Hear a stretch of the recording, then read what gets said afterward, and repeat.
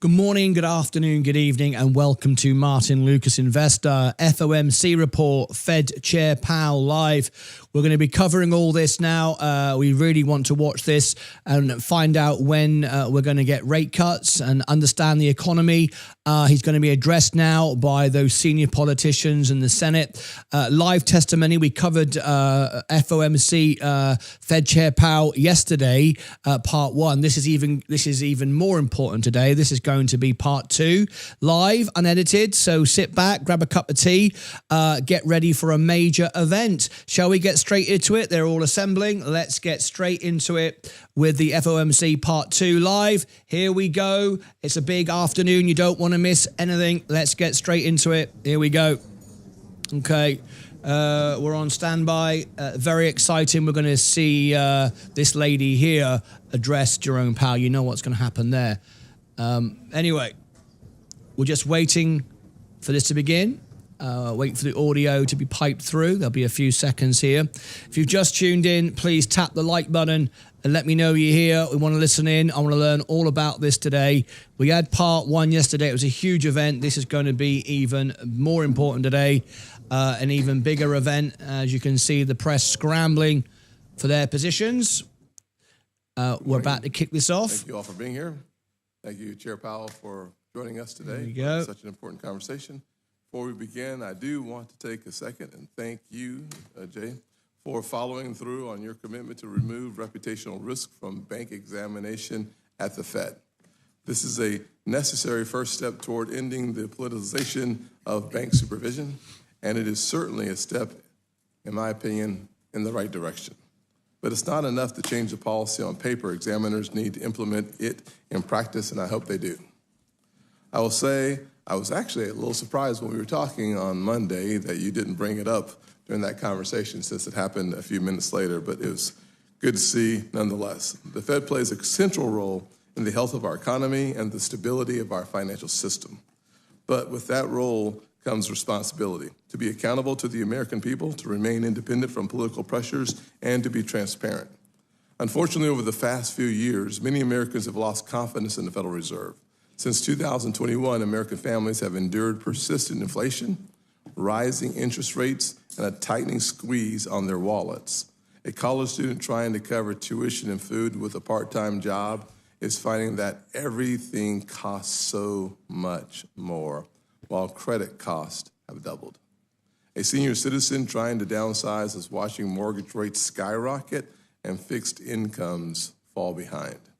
Yet during this time of hardship, the Fed has spent billions on lavish renovations to its DC offices.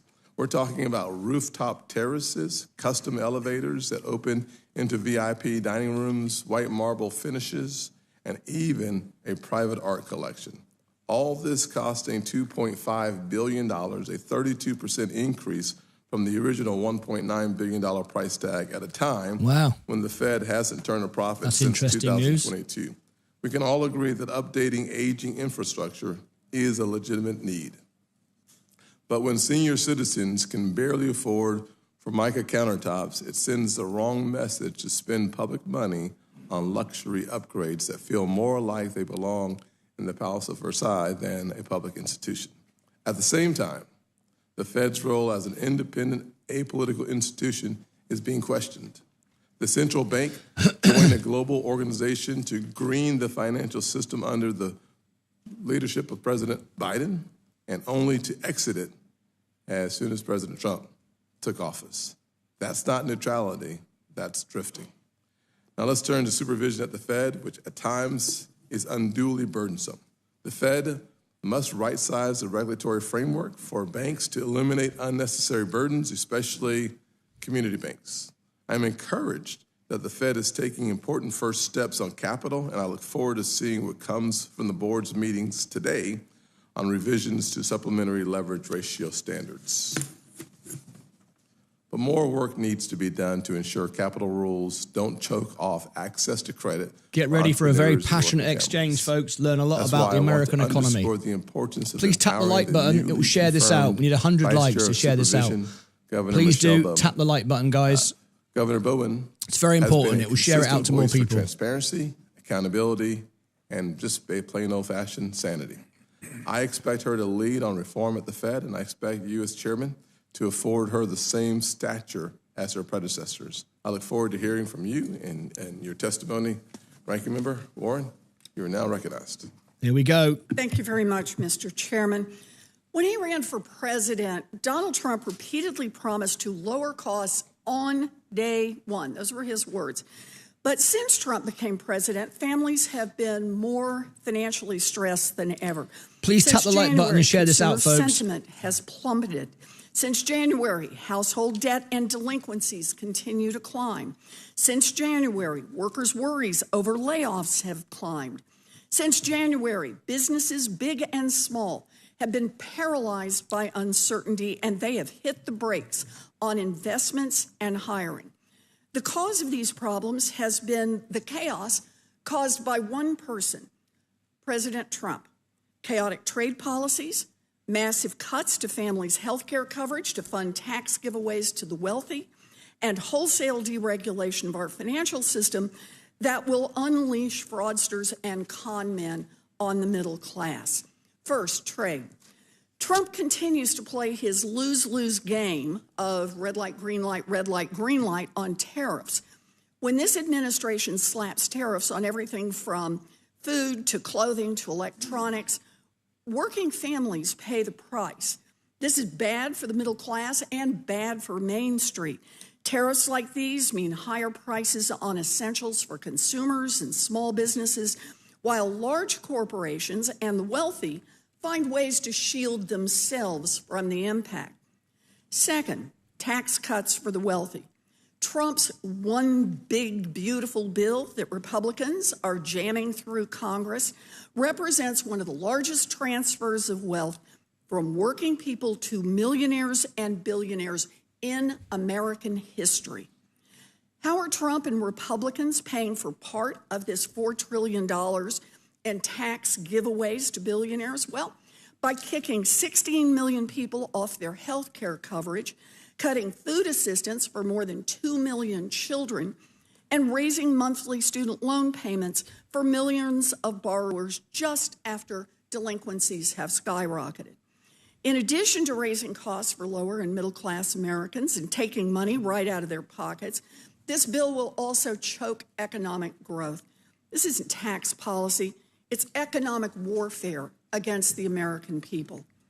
And even when they throw 16 million people off their health care, the Republicans still can't pay for the lavish tax giveaways to billionaires. So instead of just saying that billionaires and billionaire corporations should just pay a little more in taxes, they put the costs of those billionaire Please tap the like button. This will share it out to more people. Thank you. Card, the national debt. Really appreciate it. The Republicans plan to run up the national debt by another $4.2 trillion and expect our children and our grandchildren to pay for it. And finally, deregulation. This administration is systematically dismantling the safeguards that policymakers put in place after the 2008 financial crash to prevent Wall Street from creating another crisis. Less than 2 weeks ago, the Fed board decided to lift Wells Fargo's asset cap. You couldn't even wait until Wells managed to make it one whole year without being caught in a major financial scandal. In just the past 6 months, Wells has been caught and confessed to cheating its customers, cheating its investors, and cheating its workers, the trifecta.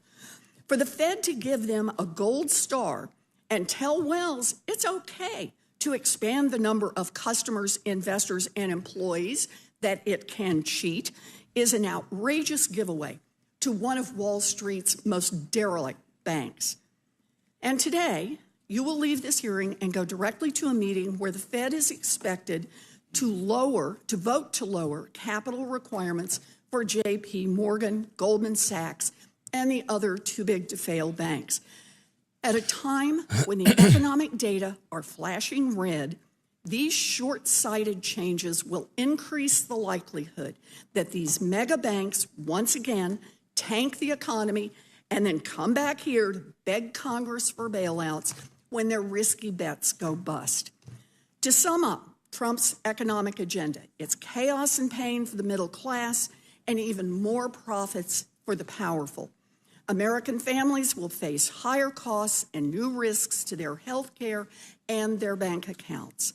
Unemployment will tick up, and our economic growth will slow. And please tap the like button, consider subscribing. It will help the channel enormously. Thank you. Economic projections indicate. I hope my Republican colleagues will wake up to the chaos around us. It falls to Congress to stop Trump's trade war and kill this big, ugly bill. And Chair Powell, it falls to you and the Fed board not to pile additional risk onto Trump's existing chaos by dismantling the safeguards that protect American families from another Wall Street meltdown. Thank you, Mr. Chairman. Thank you, Senator Warren. Today we'll hear from the Chair of the Federal Reserve, Jerome Powell, on the semi-annual monetary policy report to Congress. Chair Powell, thank you for your testimony today, and you have 5 minutes. Thank you. Chairman Scott, Ranking Member Warren, and other members of the committee, I appreciate the opportunity to present the Federal Reserve's semi-annual monetary policy report. The Federal Reserve remains squarely focused on achieving our dual mandate goals of maximum employment and stable prices for the benefit of the American people. Despite elevated uncertainty, the economy is in a solid position. The unemployment rate remains low, and the labor market is at or near maximum employment. Inflation has come down a great deal, but has been running somewhat above our 2% longer-run objective, and we are attentive to the risks to both sides of our dual mandate. I will review the current economic situation before turning to monetary policy. Incoming data suggests that the economy remains solid. Following growth of 2.5% last year, GDP was reported to have edged down in the first quarter, reflecting swings in net exports that were driven by businesses bringing in imports ahead of potential tariffs.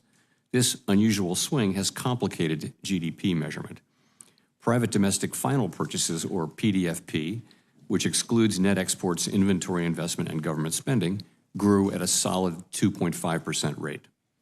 Within PDFP, growth of consumer spending moderated, while investment in equipment and intangibles rebounded from weakness in the fourth quarter.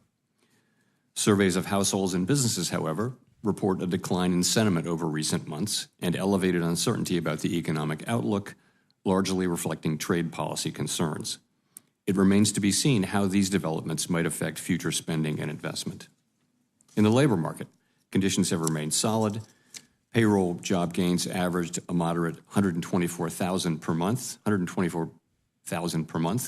in the first 5 months of the year. The unemployment rate at 4.2% in May remains low and has stayed in a narrow range for the past year. Wage growth has continued to moderate while still outpacing inflation. Overall, a wide set of indicators suggests that conditions in the labor market are broadly in balance and consistent with maximum employment. The labor market is not a source of significant inflationary pressures. The strong labor market conditions in recent years have helped narrow long-standing disparities in employment and earnings across demographic groups.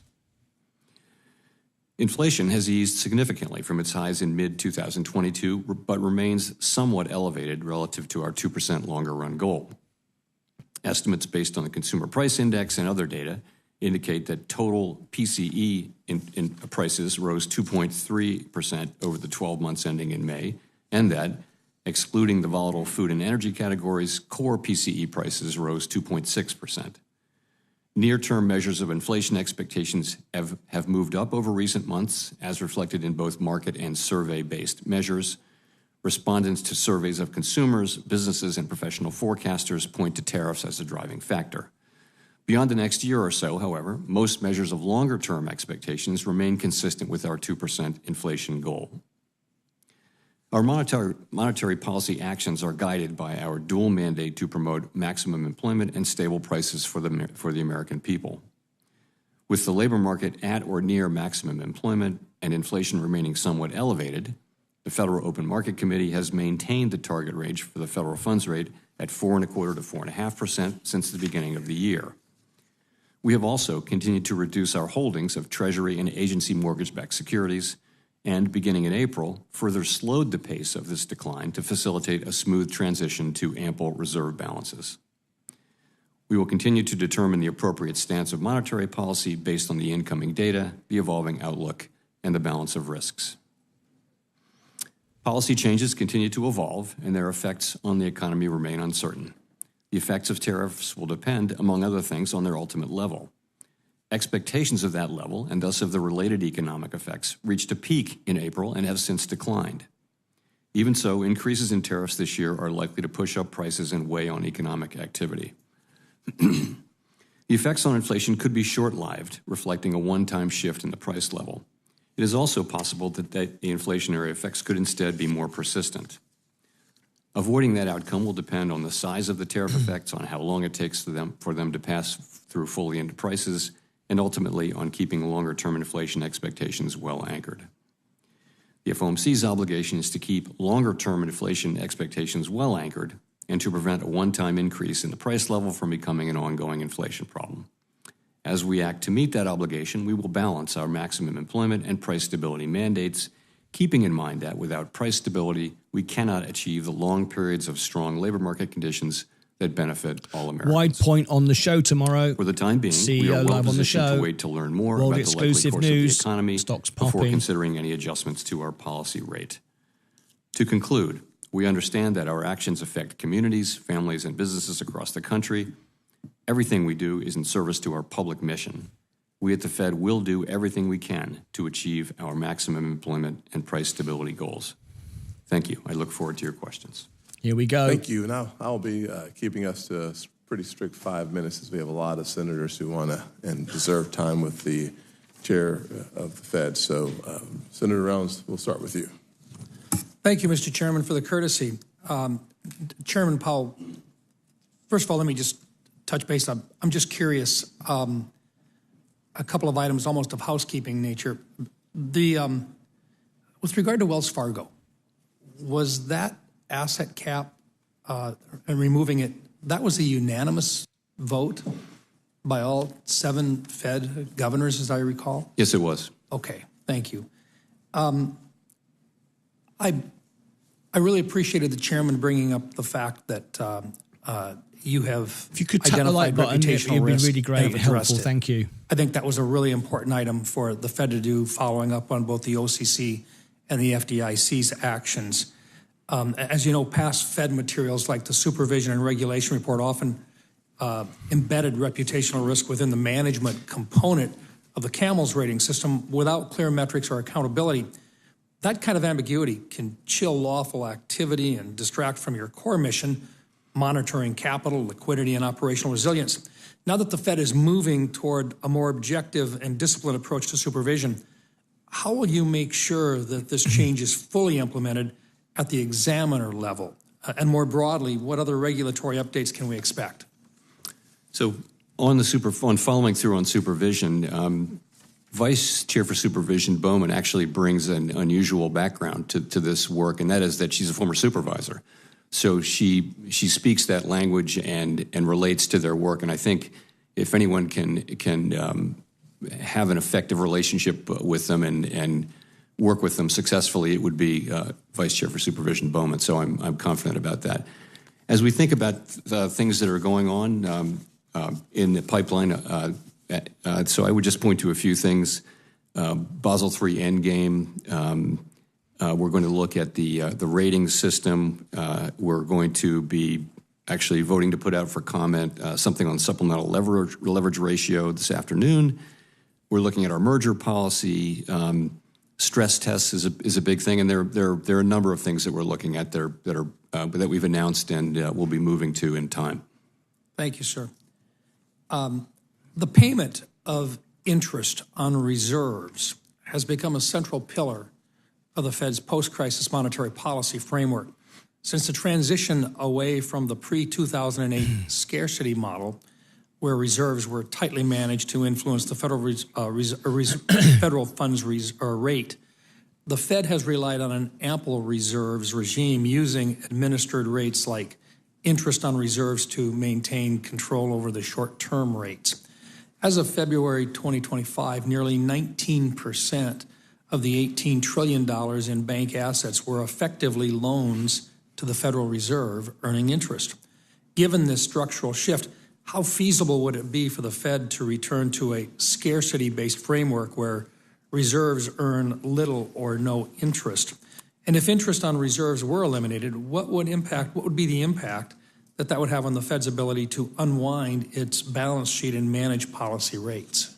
So we're in an ample reserve framework now, and that's a good thing. That's a result of the global financial crisis and the desire to have lots and lots of liquidity and large liquidity requirements for our largest banks in particular. So that's a good thing, and that enables banks to keep lending through stress and that kind of thing. If you were to want to go back to a scarce reserves, it would be a long and bumpy and volatile road. I wouldn't recommend that we undertake that road. It would not save any money. There's an illusion that it would save money. That is not the case. And it would also not make credit more available. This, in effect, I would say having a lot of liquidity in the system, which is what goes with ample reserves, make sure that banks will be able to continue to lend. So we think it works. And I think unwinding it is a policy choice which could be executed, but it would take years to execute, and it would be challenging and quite volatile. Thank you. I've just got about 35 seconds left or so, but I did want to touch on one item that the chairman mentioned it, and I think it's important. I know that you didn't mention it in your opening statement, but would you talk a little bit about just exactly what's going on with your building when you have that type of an overrun on the prices and you're talking about billions of dollars in costs? I think it's appropriate for you to be able to explain to the committee exactly what's going on. Would you take a few minutes, please, and explain what's going on with the value of that building and why the costs seem to be so exorbitant? I'd be glad to if I can have that time. So please. Thank you for the letter we received late yesterday. We will provide a much more detailed response, but just generally, I would just say we do take seriously our responsibility as stewards of the public's money. And the other thing I would start with is no one in office wants to do a major renovation of a historic building during their term in office. You much prefer to leave that to your successors. And this is a great example why, let alone two historic buildings that needed a lot of work. But we decided to take it on because, honestly, when I was the administrative governor before I became chair, I came to understand how badly the Eccles building really needed a serious renovation. Never had one. It was not really safe, and it was not waterproof and that kind of thing. So we took it on. I would also say that the media reports that you accurately quoted, they're misleading and inaccurate in many, many respects. And I would just point to, there's no VPI dining room. There's no new marble. We took down the old marble. We're putting it back up. We'll have to use new marble where some of the old marble broke, but there's no new, there are no special elevators.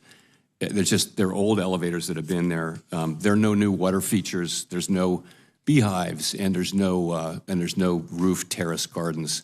Other than that, so all of the sort of inflammatory things that the media carried are either not in the current plan or just inaccurate. What about that? But notwithstanding that, the cost overruns are what they are. So let me just say on that. Well, let's we're well over. Markets are going up. Mark.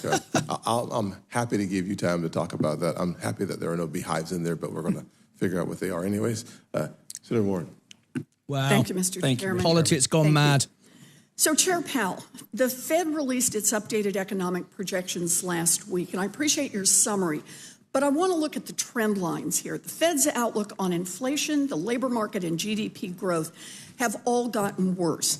Compared to your economic projections in December, the latest numbers show that the Fed is now projecting higher inflation, from 2.5% in December now to 3.1%. Higher unemployment from 4.3% to 4.5%. Lower economic growth from 2.1% projected just 6 months ago to 1.4% that you're now projecting. Chair Powell, what has changed in the last 6 months that has caused the Fed to forecast substantially higher inflation, somewhat higher unemployment, and lower economic growth than you did in December? So some of it is just taking signal from data reports that we've seen. Some of it is people working in the possible effects in the short term of tariffs. We have no view on the wisdom or the longer term effects of trade policy. It's not our job. And by the way, I should add, our forecasts are generally, and in this case, are very, very similar to what outside forecasters I understand are that. I'm just using you as the gold standard here. I know it's consistent. But you mentioned tariffs as one of the things that has changed over the last 6 months. Donald Trump has become president and the economy has headed down. Not only does the Fed data now show slower growth and higher prices this year, it sees slower growth and higher prices over the next 2 years as well. No, that's not true. And the Fed sees no longer-term boost to the economy or drop in inflation. In other words, that's not true either. No upside to Trump's chaotic tariff war or his other economic policies. So let's talk for just a minute about what's under the hood of the Fed's economic forecast. Chair Powell, I know a lot of different factors influence the trajectory of interest rates. Is one of those factors how quickly the federal debt grows relative to the growth in the economy? Not directly, no. We don't look at that as a factor that helps us set monetary policy. So you're not watching the ratio between the amount of the federal debt and the growth in the economy? It's not how fast relative. the debt is growing and how fast the economy is growing? I think I have quotes from you saying last year, quote, we don't need to pay the debt down. We don't need to balance the budget. We just need the economy to grow faster That's out of than the context. debt. Are you saying something different from that now? No, when asked and pressed, I pretty much always say the same thing as my predecessors, which is that we're on an unsustainable path. I would not say, though, that we do. I will say this: we do not look at federal financial policy and deficits as something that affects our month-to-month monetary policy decisions. I'm trying to get the overall projection of what happens You're talking nonsense. in the economy. So, for Uneducated example, nonsense. I think you have made the point that if we spend on things like childcare that can boost labor participation and GDP, that may be a time when you offset the debt that you incur to do that. But if there aren't investments like that and we are simply running up the debt, what's the impact of increasing the national debt? So I understand that you don't comment understand on fiscal at all. policy, but it does affect your job, which is keeping inflation under control and also maximizing employment. If certain policies would materially drive up the national debt and increase the debt to GDP ratio over time, could that make it more likely that we would see inflation, all else being equal? I mean, theoretically, sure, fiscal policy can add to inflation, but that's, again, that's really not something we comment on. We try to stay away from fiscal policy. I understand you don't comment on it, but I do appreciate your acknowledgement of the math here. You know, the Joint Committee on Taxation projects the one big, beautiful bill would increase federal deficits by $4.2 trillion. According to analysis by the Congressional Budget Office and the Yale Budget Lab, the bill raises the debt to GDP by 24 percentage points. It slows economic growth, it increases inflation, and it reduces real wages. So two of Trump's signature policies, his tariffs and his tax bill, will increase costs for American families. When America borrows money, it doesn't work like that. It should be for investments that Americans need, like investments in childcare or housing or healthcare that would actually boost economic growth and lower costs. America should not take away healthcare from millions of people who need it and then borrow trillions of dollars just so that a handful of billionaires and giant That's not what's happening at all. That doesn't make sense. Thank you, Mr. Chairman. Yes, ma'am. That was a political load of nonsense. Chair, banks are facing a thought we were record having a number of business regulations. discussion. Small community banks are especially burdened by compliance costs. Bank capital requirements should also be appropriately calibrated so banks are not forced to park capital on the sidelines, limiting access to capital for Americans and small businesses. I was pleased to see that the Fed is looking to reform the supplementary leverage ratio. The SLR is supposed to act as a backstop to risk-based capital requirements, but too often the SLR acts as a binding requirement for U.S. banks. Would you agree that adjusting the SLR would free up capital for banks to invest more in treasury markets and other low-risk assets that would be beneficial to families and businesses across the country? I would agree, yes.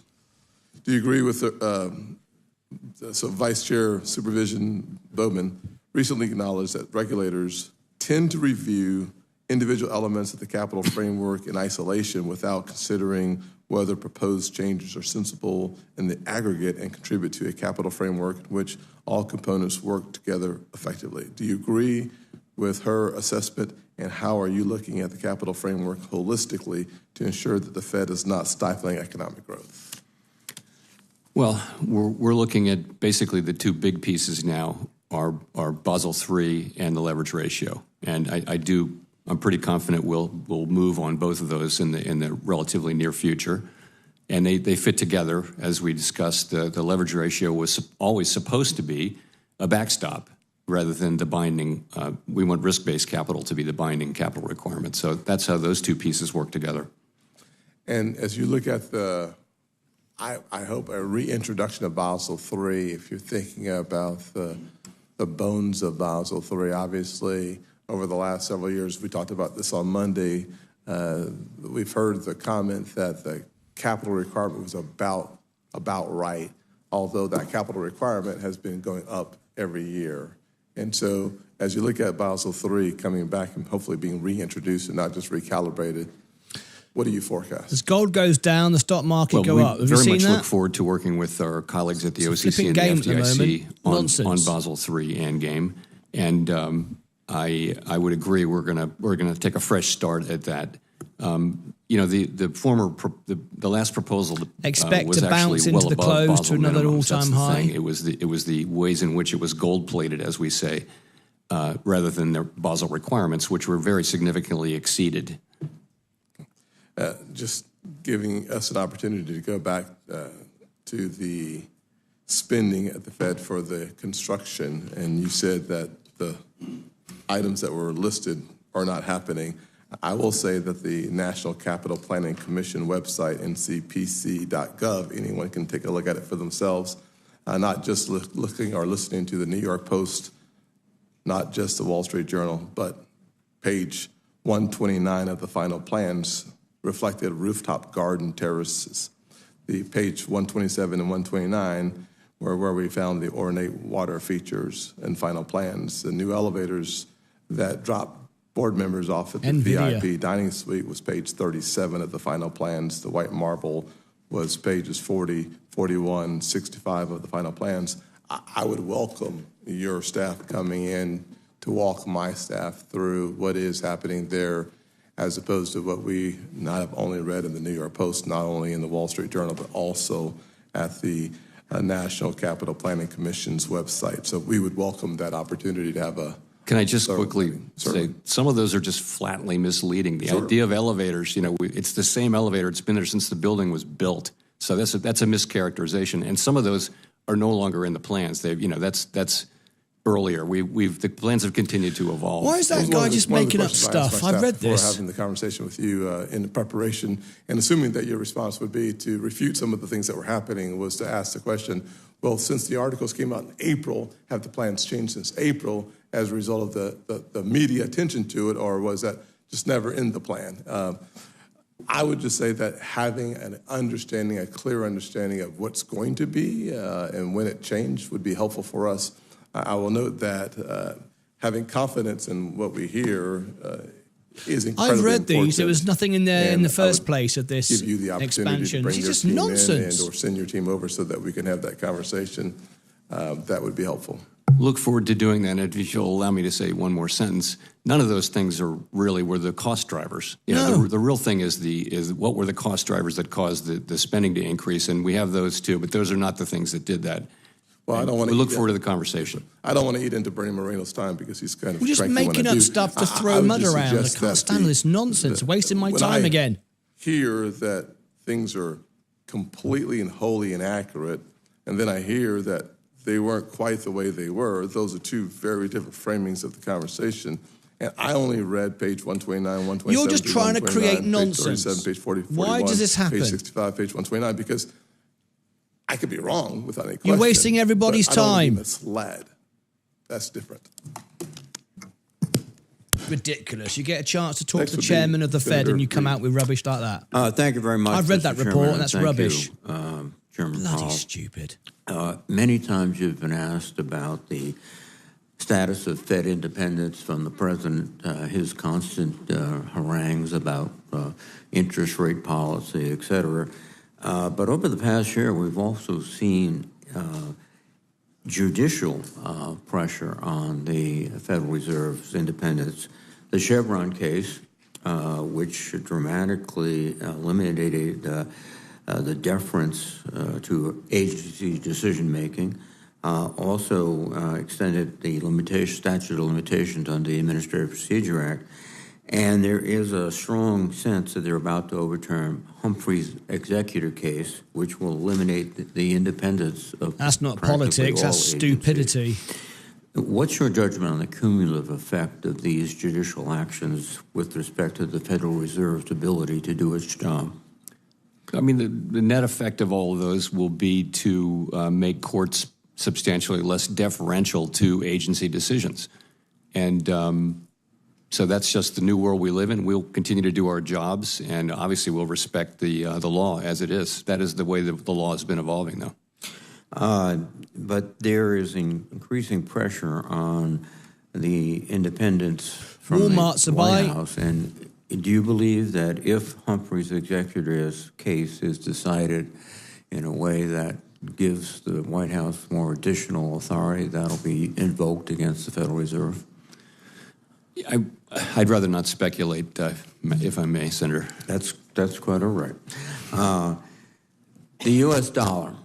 I remember when the phrase was "sound as a dollar." That phrase is getting less used these days. In fact, Bloomberg reported last week that foreign companies are demanding to be paid not in U.S. dollars, but in euros or Chinese renminbi. First, what benefits does a strong dollar have for us? And Wide Point live on the show tomorrow. The stock's been going up all day. How will we suffer if the dollar Happens is every time. no longer considered Live CEO to be world exclusive the tomorrow, currency members of only. world record? Right, so there are enormous benefits to having the dollar be the most important reserve currency in the world. It remains such, and for very long standing and continuing reasons, which is, our rule of law, our democratic institutions, our commitment to price stability, our open capital markets. All of those things remain intact. And I think being the reserve currency doesn't last forever, but it's quite a durable equilibrium. And I suspect that we will be the world's reserve currency for a long time to come. But you're seeing indications that confidence in our currency is eroding in some places. Cheers. I wouldn't say that. I think it's this is a very fundamental kind of foundational aspect of the global financial system is the role of the dollar. And markets move around. Markets are digesting information that's sometimes very challenging to digest. I'd be very reluctant to come to any longer run conclusions about things that fundamental this quickly. Well, I would suggest, and I know you will, you'll keep your eye on it going forward. One of the things you've made very clear is that income inequality and lower rates of upward economic mobility are two of our biggest challenges. And you've also indicated that this is probably beyond the ambit of the Fed in terms of dealing with this. These are more legislative issues. And I would concur.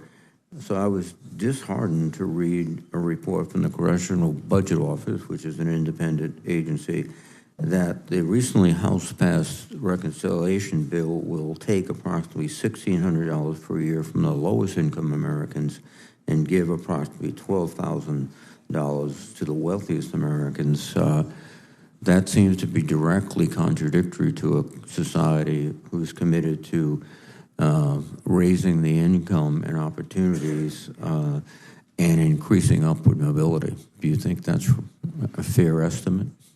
I don't know, and I'd be very reluctant to comment on the reconciliation bill, even indirectly. Well, your wisdom and sagacity has preserved you, and I hope it continues to do so. I must commend you finally by 2 or 3 years ago, everyone around here was predicting or guessing how deep the recession would be. And because of your leadership at the Fed and other policies, we've avoided a recession. In fact, until recently, we've been growing faster than every other economy in the year, and you deserve credit for that. Thank you. And just to reiterate my opening comments for those who may not have been here when I made the comments that Chair Powell has a hard out today. Therefore, I'm going to do my best to keep us at 5 minutes. Senator Kennedy. Thank you, Mr. Chairman. Thank you, Mr. Chairman. Mr. Chairman, did I understand you to say that the reconciliation bill is the most extraordinary legislation you've ever seen? Did I hear that correctly? There may have been some lost in translation there. I was a little late. Tell me what tell me what the bond market's telling you. Bond market's fine now, functioning well. It's pricing, Exactly. It's reacting He's trying to economic suggest the bond news. market is There's about to adequate explode. liquidity. Rates have come down pretty significantly from Stock where they market's not were going to a couple months crash. Don't ago. try and So predict that. I think it's. I think inflation expectations have come down a bit from April. Yes. And in general, the bond market is Bond is fine. is functioning well. Okay. Yes. Explain to me why we have seen in the last few months weakness in the dollar. As part of the cycle. That's a great question. And of course, the Treasury Department is responsible for the role of the dollar. So I don't know. I think I would go back to the thought that markets have been digesting an unusually challenging set of circumstances, and have reacted the way they've reacted. The dollar's kind of stabilized now. In fact, it's moved Just back part of up the here cycle. in the last couple of weeks a bit. He knows it. And, there are plenty of people who are still writing that the dollar is still overvalued. We don't have a view on that, of course, but I wouldn't really have an opinion on exactly why it is where it is.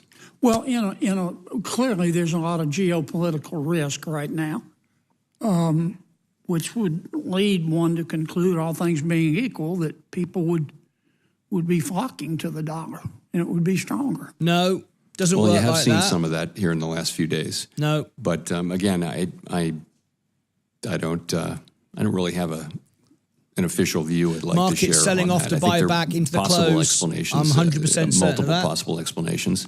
Again, Just one of watch which me is live. that some people still feel the dollar is highly valued. Yeah. But we'll see. Yeah. I want to talk for a few minutes about tariffs and inflation. What does history tell us about tariffs and its impact on inflation or deflation? It's So transitory. the thing is, we've been through a long period in which tariffs were going down. Remember, since World War II, really, it's been a process of lowering tariffs globally. So there just isn't a lot of modern learning on that. I think people look at the incidence of tariffs during the president's first term, but those were like 1/6 the size of what's people are estimating now. And they do find some effects on inflation. But remember, in 2019, when those tariffs were put into place, the economy was slowing. We actually cut rates 3 times. Inflation was running at 1.5%. So you it was a can't very use different those time. numbers. This is different. I think one of the reasons why it's so challenging is that there really isn't a modern precedent. And I think we have to be humble about our estimates. And we are very open to the possibility that transmission through into inflation will be less than we think, or maybe more than we think, which is why we're in a position of wanting to take our time and make a smart decision as we see how this unfolds. Well, obviously the size of the tariffs makes a difference, does it not? It does. And we don't know yet the We don't. size of the tariffs. We don't. And we don't have a view on any of the merits at all. That's not our job. Our job is inflation, as you know, and maximum employment. Will it also matter? Let's assume that there is upward price pressure. Would it matter how much businesses decide to pass on Yes, versus hugely. just eat? Hugely. Does that make sense? Yes, that matters. That And is I've what spoken matters. to The question is CVS who's going to pay and, for the tariffs. Originally, it's the Walmart, importer, and but they're it gets absorbing passed it. along through the distribution chain I've to spoken some directly extent to to the them. consumer. The ultimate question of it is how much of it does show up in inflation. Correct. And honestly, it's very hard to predict that in advance. So we're watching to see, what shows up in measured inflation. If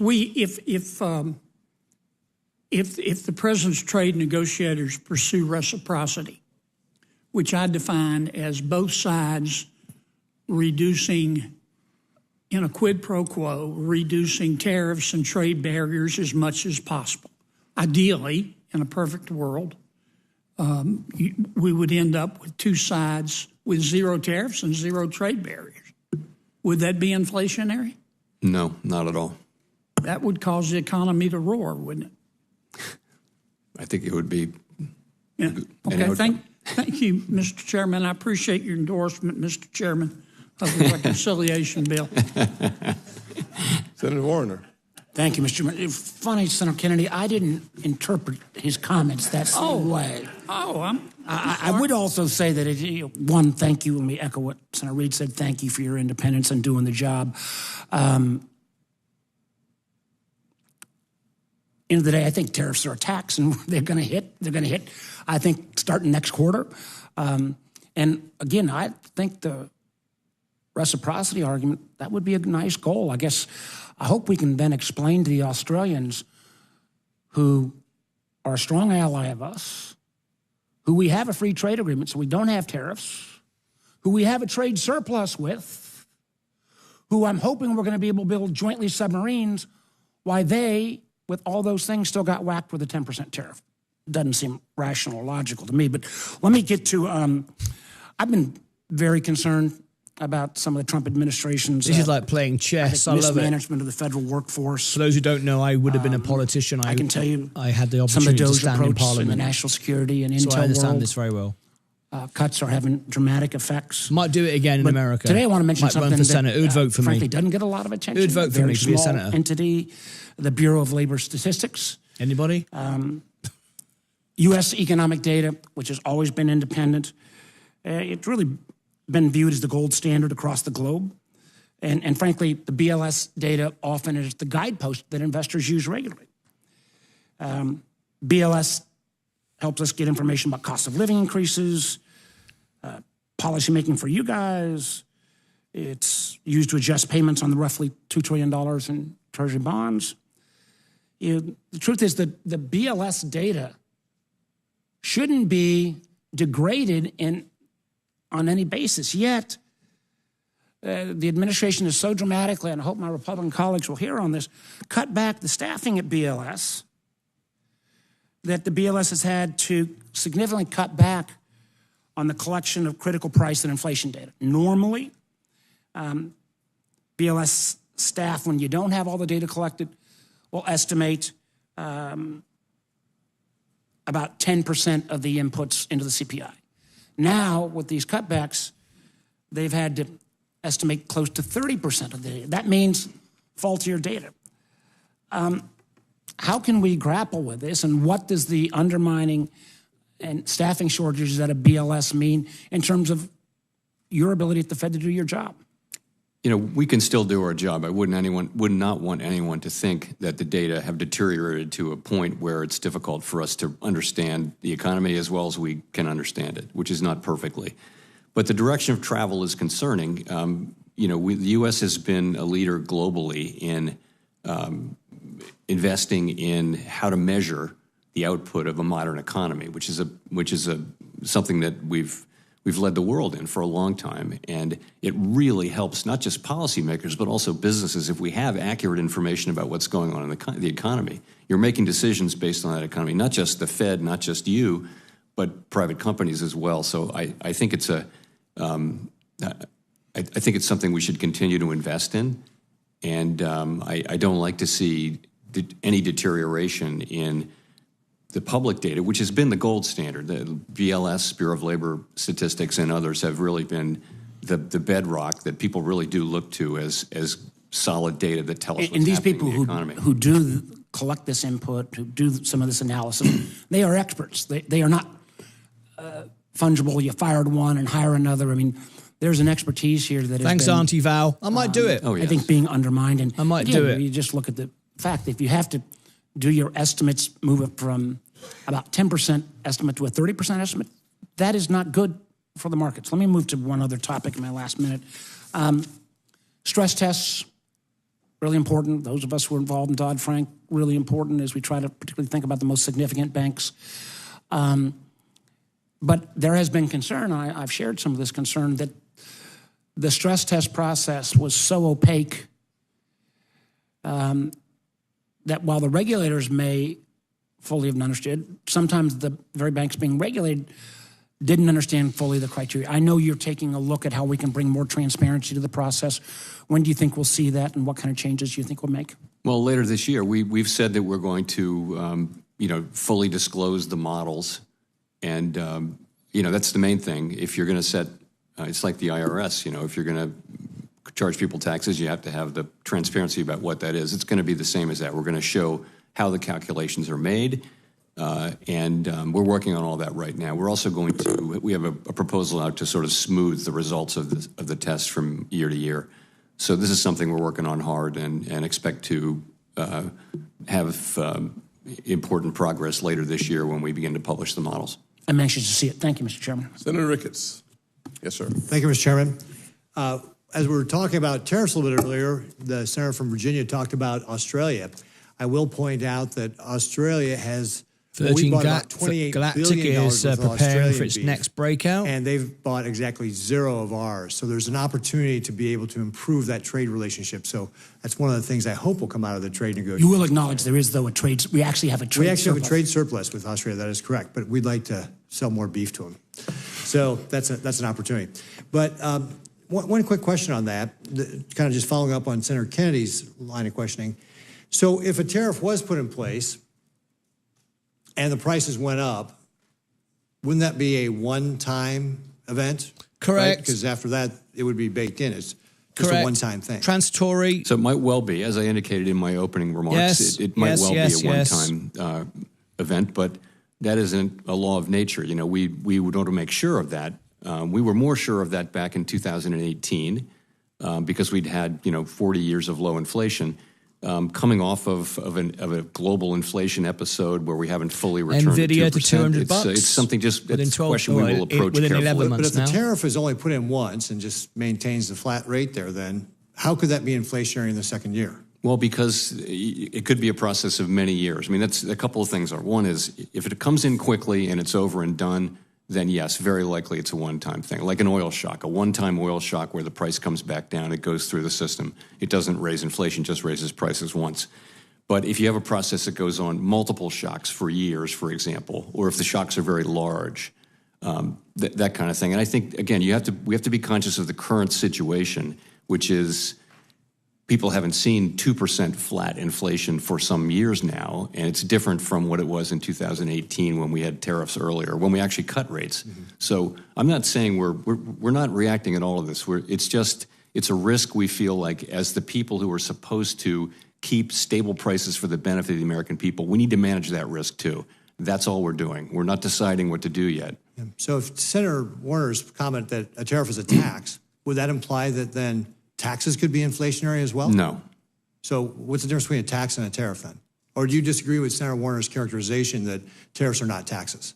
No. I wouldn't disagree with that, but it's not the language I use. Look, this is, as I say, one time could be the base case, but in a situation like this where the process could go on for a long time, where the effects could be large or small, it's just something you want to approach carefully in a world where inflation is not back to 2%. And that's our job. If we make a mistake here, people will pay the cost for a long time. And so we're just approaching the question carefully. That's all we're doing. You know that, a majority of my committee has said that they do expect to cut rates between now and the end of the year. I'm expecting an all-time high into the close. It's not that we're, taking a strong view that it will be inflation and not a one-time cost increase. It's just that we're going to take a careful approach to that very critical question. Yeah. Well, let me switch gears on you a little bit. Communist China is our single greatest threat to America's national security and financial independence. Now more than ever, the U.S. must ensure the security of our financial system against Communist China's malign influence. And in 2022, Senate Homeland Security and Government Affairs Committee released a report identifying efforts by Communist China operatives to infiltrate the Federal Reserve System. The report contained real-life examples of Communist China's attempts and tactics used to target Federal Reserve officials. In late January, a former senior advisor to the Fed Reserve, was arrested on charges that he conspired to steal Federal Reserve trade secrets to benefit and advance Communist China's interests. This Wall Street Journal article from May 2025 details the potential ramifications of his actions. The kind of data and trade secrets that this Fed Reserve employee shared could allow Communist China to manipulate the U.S. market and gain advanced knowledge of changes to the federal funds rate. It could provide Communist China with an advantage when selling or buying U.S. bonds and securities. Chairman, has the Fed Reserve made any changes to strengthen its internal counterintelligence and security protocols since the development of these incidents? So that's an incident, and I would say we take it very seriously. We have quite elaborate and serious and strict provisions around staff access to information, serious protections for confidential information. We have background checks. We have annual training. We have many of those things. I don't know that we've made any fundamental changes, but we're certainly, very sorry to see something like this having taken place. We're certainly looking at the protections we have in place. Great. Well, I have another question, and we'll just submit as a QFR, but I know the chairman said you've got a heart out, so I'll go ahead and yield back my time. Thank you, Mr. Chairman. Thank you. Senator Van Hollen. Thank you, Mr. Chairman and Chairman Powell. Good to see you. I want to start by acknowledging the continued uptake of the FedNow real payment system. I know I've raised the development and rollout of that system with you in many, many hearings over many years. We're now about 2 years after launch. I want to continue to work with you and your colleagues to encourage expanded adoption of the capability and capacity so that customers have real-time access to their money. So I just ask that we continue to work on that together. You agree? I do. I thought you might. Thank you. So I want to ask you about the student loan situation in the country. And you've talked about this in the past, and you've talked about how it can be a drag on the economy, especially when it gets to be very high in terms of balances that cannot be paid. According to the New York Fed, student loan balances grew by $16 billion to reach $1.63 trillion in the first quarter of this year. Data shows an uptick in the student loan delinquency rate overall, the age of delinquent borrowers, and the number of newly delinquent borrowers. The Department of Education, meanwhile, restarted debt collection activities last month, and starting in July, nearly 2 million borrowers could see their wages being garnished. Meanwhile, here in the Senate, President Trump and Republican senators are working to pass this piece of legislation that would limit affordable loan repayment options and make it harder for borrowers to responsibly repay their debt and get back on a path toward financial health. So, Mr. Chairman, you said before in your testimonies that student loan debt can negatively impact borrowers' ability to fully participate in our economy, and that it can weigh down on the economy overall. Is that still your view? Yes, it is. And could you just share your assessment, just from a factual perspective, about how this problem seems to be growing at this point in time, and what would happen if we allow all of these borrowers to default? So the point I was making, I try hard not to comment on things that aren't Fed policy, but I broke that rule in this case many years ago, so I'll just say what I said then, which is, you can make all kinds of investments, and you can discharge if you can't pay back the loan, you can discharge it in bankruptcy. The one exception we make is student loans, and I ask whether that is wise national policy. People borrow to invest in their education. That we do not forgive.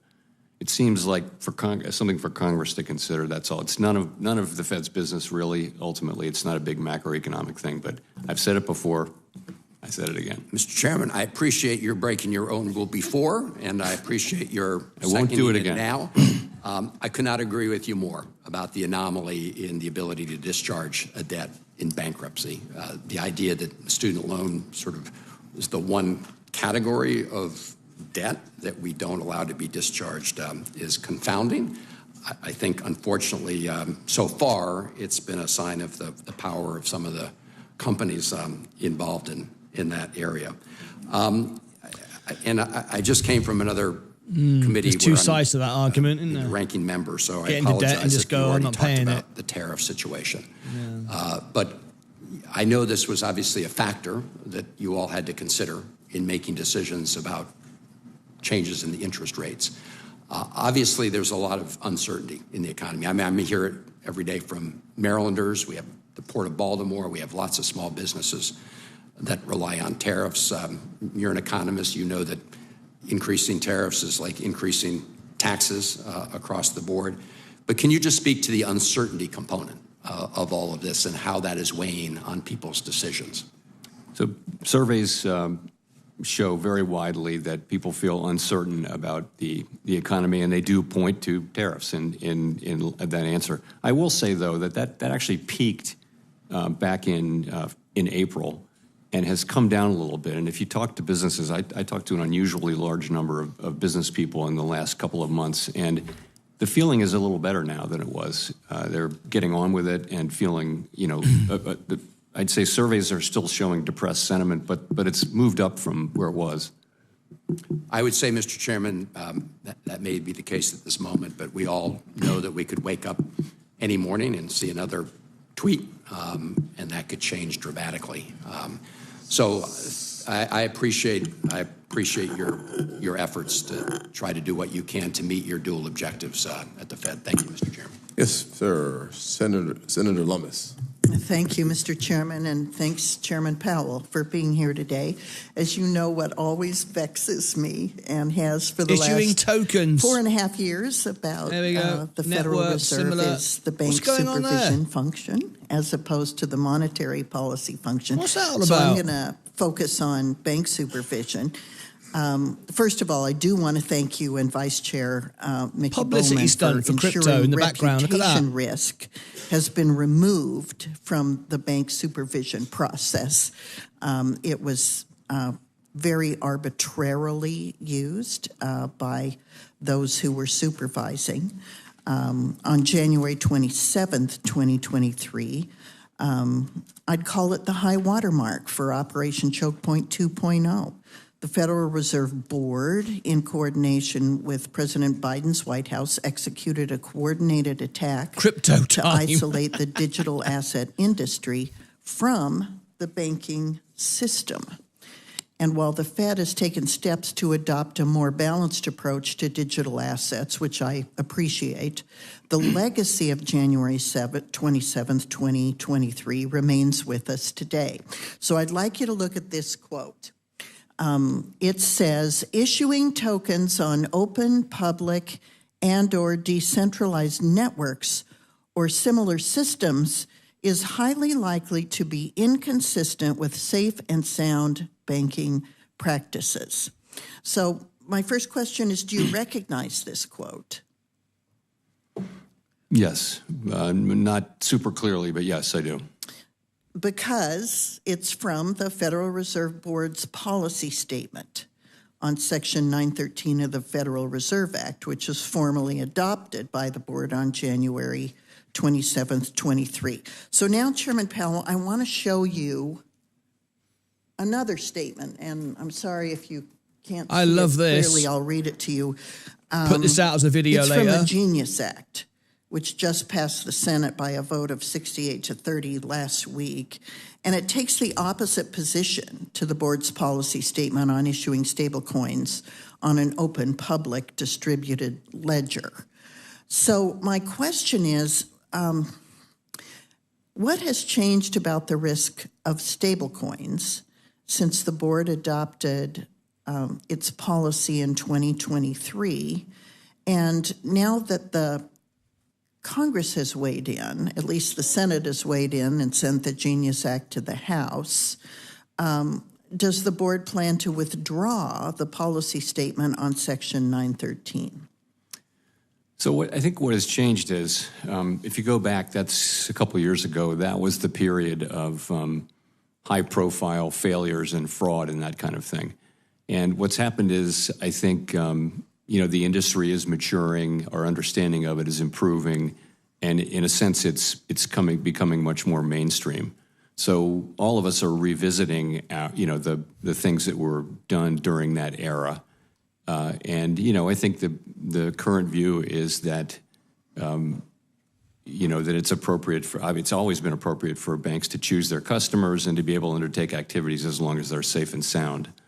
In terms of, I think I have to get back to you on 913. I think it's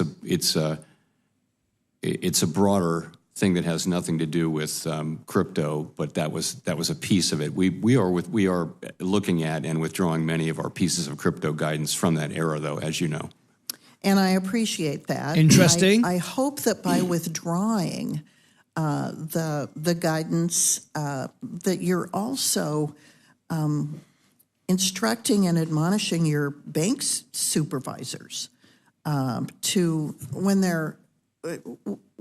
there are efforts to regulate banks that provide too much discretion to bank regulators to pick winners and losers from among the customer lists, the loan portfolios of banks. It's antithetical to the American system of banking. And I do think that there was that kind of discretion unleashed on banks, and it had a negative impact, a real chilling impact on banks as they selected and banked certain industries and then debanked other industries and other people during the last 4 years.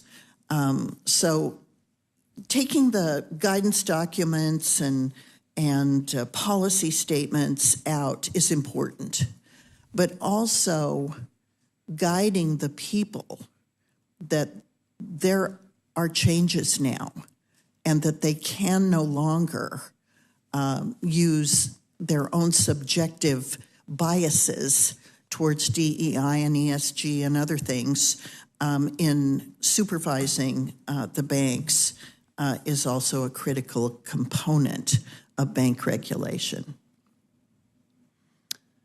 I agree completely. And as you know, Vice Chair Bowman is actually a former bank supervisor, so she's very well placed to make that happen. And I realize that she as vice chair is more directly involved in bank supervision. I hope that you will use your role to punctuate the importance of those changes within the bank supervision function at the Fed. We're going to have to move on. Thank you. I'm assuming your answer is yes. Senator Smith. Really important stuff Thank there, you, Mr. folks. Chair. I hope you digested all that.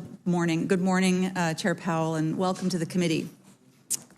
So, Chair Powell, a few months ago, you issued a warning about the trajectory of our national debt. Speaking at a New York Times event, you said the U.S. federal budget is on an unsustainable path. The debt is not only at an unsustainable level, but the path is unsustainable, and we know that we have to change that. Would you still agree that that is true? Yes, that's the one thing that I would always say, and that my predecessors have said, and that's the only thing we say about fiscal policy. Exactly. And I would agree with that. At a time when Americans are struggling to figure out how to afford their lives and have low confidence in the economy, to add to the deficit now, as the big, beautiful bill does, just strikes me as unsustainable. Now, I'm not asking you to moderate between Republican and Democratic policy differences on the big, beautiful bill, but would you agree that the big, beautiful bill adds to the deficit based on the data that you've seen? I'm just not going to comment on the reconciliation. Okay. Wide Point rallying into the world exclusive interview tomorrow, live on my show. I've got the CEO on the show. Don't miss it. It's been rallying since we announced the event. The Yale Budget Lab says that it adds to the deficit. It always the Committee does for a when Responsible CEOs come on my show. Says that it adds to the deficit. The Penn-Wharton budget model says that it adds to the deficit. And even some of my Republican colleagues, Senator Johnson, Senator Paul, say that it adds to the budget. And as Senator Johnson says, it's wrong and immoral. So I appreciate that you won't comment on any of this, but let me just ask you an economic question. Can you talk a bit about what impact a rising deficit has on our goal of lowering costs for Americans, especially in the Trump tariff environment that we are in right now? I'm sorry. What impact does a rising deficit have on our goal of lowering costs for Americans, particularly when we are in this Trump tariff environment, the unpredictability of that? So I think it's likely that when markets are pricing longer-term Treasury securities, there's something baked into that in the market's thinking about interest rates. What should be the appropriate interest rate? But it's hard to unpack that with any precision. But these are factors that have lots of interplay between one another. Yes. Yes. And Chair Powell, could you just comment briefly about the potential risks of stagflation, where we have slower growth and higher inflation? I know this is something that the Fed guards against, and could you just comment a bit on the risks of that and what it means for regular Americans trying to afford their lives? So we're not seeing that now. Yep. It isn't really the base case that that's what we're going to see. But of course, that's a very difficult thing because, a stagnant economy wants more stimulus, but an economy with more inflation wants less stimulus. So It puts the central bank in a hard place. We've warned of it, but it's honestly not something that we're facing or that we expect to face. But it's something we're monitoring is what's happening. Thank you. I want to follow up on a question I asked you the last time you were before the committee. I asked about the impact of severe weather events, otherwise known as climate change, on home insurance costs. And you testified that, I think you said, if you fast forward over 10 or 15 years, there are going to be regions of the country where you can't get a mortgage because of the impact of the challenges of insurance companies just not being able to provide that. Since February, when I asked you that question, home insurance rates have continued to climb. A recent analysis about climate risk from First Street found that financial burdens from severe weather are driving up household costs and triggering increased mortgage defaults. Now, it's at about 8% now, but they project that by 2035, 30% of all foreclosure losses would be related to climate impacts, which is pretty stunning. Now, I realize this is a complicated issue because insurance is regulated primarily at the state level, though there are exceptions. Flood insurance and terrorism insurance are exceptions. But I wonder if you would comment on this. I'm thinking a lot about what impact this has on housing costs, which is a big component of inflation and a place where housing costs are rising higher than the general inflation rate right now. Many things are driving up housing costs. That's true. It's of course mortgage rates, but it's also zoning costs and things like this for properties that are near the water. Particularly, for example, we spend some time down in Florida.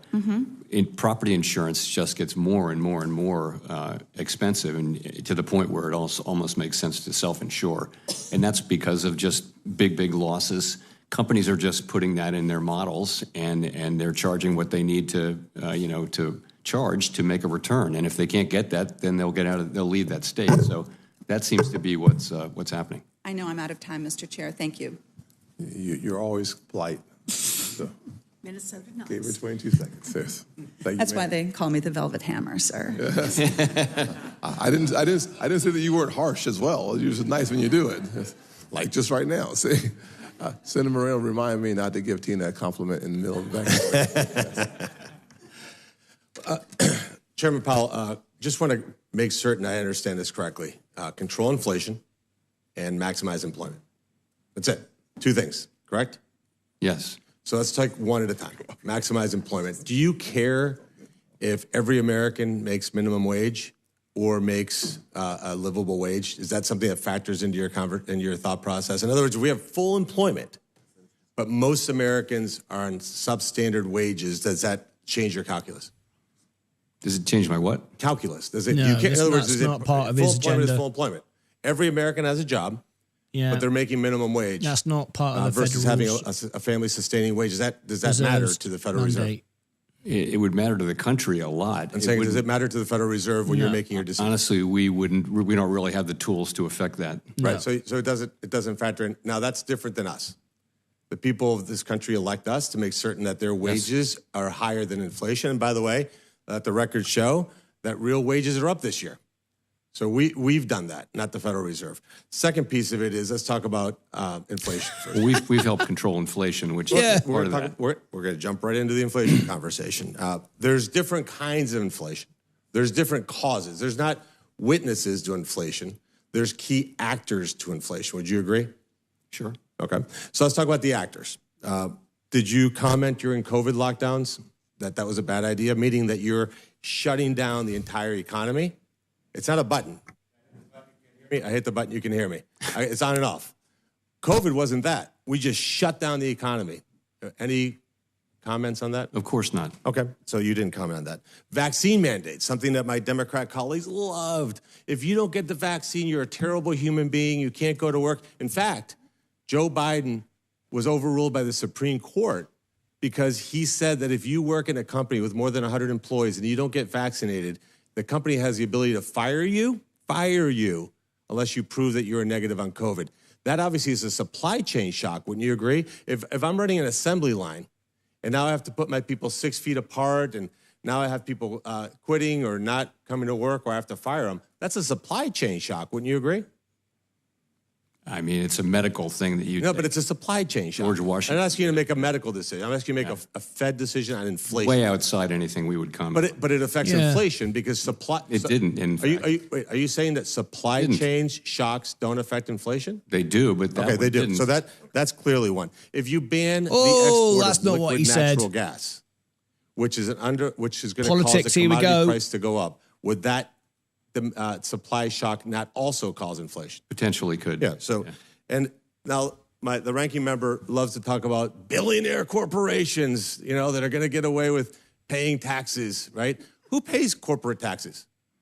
Like, who pays it? Is it like some obscure Wizard of Oz character behind the curtain that is a corporate entity that pays taxes? Who pays taxes? I mean, ultimately, it's shareholders and customers. So I'm going to read you a line. You tell me this is accurate. On taxes, it's not possible to know in advance precisely how the costs will be shared for taxes. I added Correct. that. I would agree. But it is highly likely that consumers will pay a meaningful share.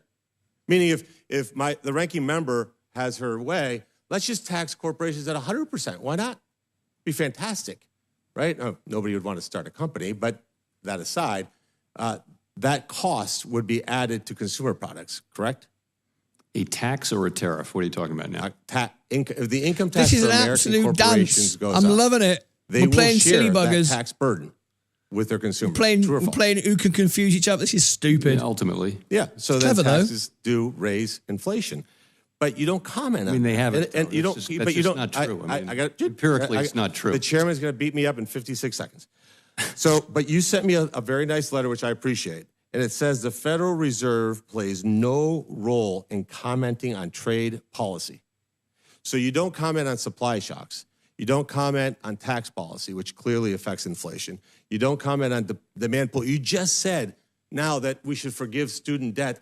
Why is a person that goes to Harvard, that gets a gender studies major, pays Harvard obscene amounts of money because professors are grossly overpaid there, is that person better than a working class Ohioan that is a plumber but can't afford a car because interest rates are too high and car prices have gone up? Why don't we forgive that person's car loan instead of forgiving their student loan? But you don't comment on that. You comment on tariffs. So I'm going to just show you. I don't comment on tariffs at all, actually. I comment on only inflation. commented on tariffs. You've I'm only not commenting on the tariffs. wisdom of tariffs. Look, the chairman's over there in the conversations. I'm going to show you a chart here. This is car prices. I'm paying attention, however. This is car prices since this year. Car prices are down. Car prices are down. Inflation in America is down. We got elected by millions of voters. You got elected by one person. He doesn't want you to be in that job. And you are costing this government $400 billion a year by refusing to lower interest rates. Nobody in this chamber has that kind of power to have a $400 billion impact on this economy, on our deficit. And I just think that you should consider whether you're really looking at this from a fiscal lens or a political lens, because you just don't like tariffs. Senator Warren. Wow, that was strong. Thank you, Chair Scott. Thank you, Chair Scott, and thank you, Chair Powell. How about Good that? to see you. The United States national debt currently exceeds $36 trillion. Last year, we paid nearly $1 trillion in interest on the debt alone, more than the federal government spent on educating and feeding our children. Chair Powell, how does the Fed consider rising national debt levels during discussions about adjusting interest rates? We really don't. We take fiscal policy as completely exogenous, and we look at the data that's coming in, but we don't. We're never going to take into account budget deficits and things like that. Well, here is my concern. Maybe Congress should be thinking about it. The world is losing faith in America's ability to repay our debt. We have seen a sell-off in the bond market. The United States dollar has lost more than 10% of its value against the euro and pound, and is down against nearly every single major currency in the world. Back in May, Moody's downgraded the U.S. government's credit rating because of growing debt and sinking confidence in lawmakers' willingness to address this issue. Historically, high debt pushes up interest Told rates. you we get drama, folks. Slowing economic growth and tap the setting like up button, a share this out. Come on, everyone, tap the like button and consider subscribing. Rates and debt promised you drama, you just got it. Chair Powell, how does the size and the trajectory of the national debt affect the Federal Reserve's ability to manage inflation in good economic times and spur investment and hiring in slower economic times? I'm happy to say that today, those things do not affect our ability to do our job. The concern really is that if we don't do something, then there will come a time at which it will be a problem, not for us, but for the country. But that, at this time, it does not interfere in any way with our ability to do that. Is a realistic concern in the future, given the rate of increasing debt. And it's something I'm concerned about, and maybe because it's in the future, maybe that's why, folks who have power, who sit in these jobs, aren't as concerned about it as perhaps the Congress should be. I'm concerned about it as a father of a 6-year-old and an 8-year-old. I'm concerned that my Republican colleagues are planning to ram forward a bill that, according to the Congressional Budget Office, will increase the deficit by $4.2 trillion. So I want us to think about that. We're taking food out of the mouths of hungry children. This bill could cut as many as 16 million Americans off of health care. When we think about Medicaid, 71% of the Medicaid recipients in Georgia are children. So we're taking their health care, and then we're saying to these children that you'll have to deal with these trillions of dollars in debt one day. $4.2 trillion increase. Senate Republicans are trying to use a budget gimmick to claim the bill only costs a fraction of that by simply not counting things they don't want to count. If they don't like the math, they just change the formula. But the markets and those investing in our country don't care about these budget tricks. And I don't think it will help my 6-year-old and my 8-year-old when the bill comes due on this. They know the truth, and they will react based on the truth. The big ugly bill will put the United States on a disastrous fiscal path, and it will be catastrophic for our economy. Even worse, the big ugly bill is cutting people off of their health care, and for what purpose? To give tax cuts to the wealthiest. So this is an interesting moment for me, for someone who didn't know I'd end up in politics, or just paid attention to politics over the years. They're getting ready to create a whole lot of pain for a lot of people. And the question is, for what purpose? To give billionaires a tax cut. I think we ought to work together to prioritize extending tax cuts for the working class. We shouldn't be cutting their health care. We ought to save the country trillions of dollars. I love the way everybody always attacks billionaires. I want to be a billionaire. To the richest Americans. And absolutely. By the end of the decade, I'll be a millionaire live on this show. And still protect so there you go. Working families. Because I've worked for it. From a tax hike. I believe in tax cuts. I think I'm a working class man, did it all for myself. Ought to receive them. And we ought not be burdening our children with all of this debt. With that, I yield, and the chairman should take note that the Baptist preacher is done with 3 seconds left. And the people said amen. Okay. Senator Hagerty. Thank you, Chairman Scott and Ranking Member Warren, for holding this meeting. And Chairman Powell, it's good to see you here again. Chairman Powell, I want to talk with you about inflationary and deflationary trends in our economy and how they impact your thinking. I understand, based on your testimony and recent statements, that you're acutely sensitive to the inflationary risks of our administration's trade policy. And though I note that it's not the Fed's responsibility that guy's got something on his head, or to directly offset, he's got some sort of chip on his head. See that? I look at that. I look at your perspective, but I also look at many of the other developments in our country that I think present the opposite risk, which is a disinflation risk. And let me dig into this a bit. We're witnessing artificial intelligence adoption at breakneck speed. That's going to bring about productivity gains. It's interesting. In nearly every aspect of our economy. He's got some sort of device attached onto his head. Can you see that? Bill. That tax bill is going to encourage capital expenditures and long overdue Anybody know what that upgrades to is? our manufacturing capacity. Again, increasing productivity. And if you think about the concerted effort that's being undertaken by our federal government right now to reduce waste and bloated, unproductive government payroll. But it's actually built into his head. I've never seen that before. Disinflationary productivity gains. So given the competing sources of uncertainty that we're talking about, it feels to me like the Fed's far more focused on tariffs and the inflationary impact of tariffs than on the deflationary impact of the points I just mentioned. So if uncertainty around tariffs is the primary reason that impacts your thoughts, I mean, how do you counter? How do you Neuralink? That's what I was thinking. A Neuralink. These disinflationary trends that I just mentioned. So we do look at the overall picture, and that's actually what's been happening. Is services inflation's been coming down, and that's been covering the what we see so far, small increases in goods inflation. I would also mention a factor that you didn't mention on your list, which is regulation, which is an area which could also be over time disinflationary. Yeah. So we get that. I mean, I try to say that it's the broad sweep of policies and the broader economy that matters for inflation. I get asked about tariffs a lot, and that's the one where all forecasters are expecting, a significant increase between now and the end of this year. We don't know how big it's going to be. We don't know when it's going to come, but it's just something that we're waiting to see more information on so we can make a better decision on interest rates. That's all it is. Well, I hear the discussion about not knowing the magnitude and the timing of the trade talks and the resulting tariffs that will ensue. It does seem to me that there's a bias toward viewing this as more inflationary than deflationary. And I'd like to ask you this. If Ambassador Greer is successful at bringing the trade deals together soon and alleviating that uncertainty, what would that do to your perspective on rates? Would that put you in a position to think more aggressively about lowering rates?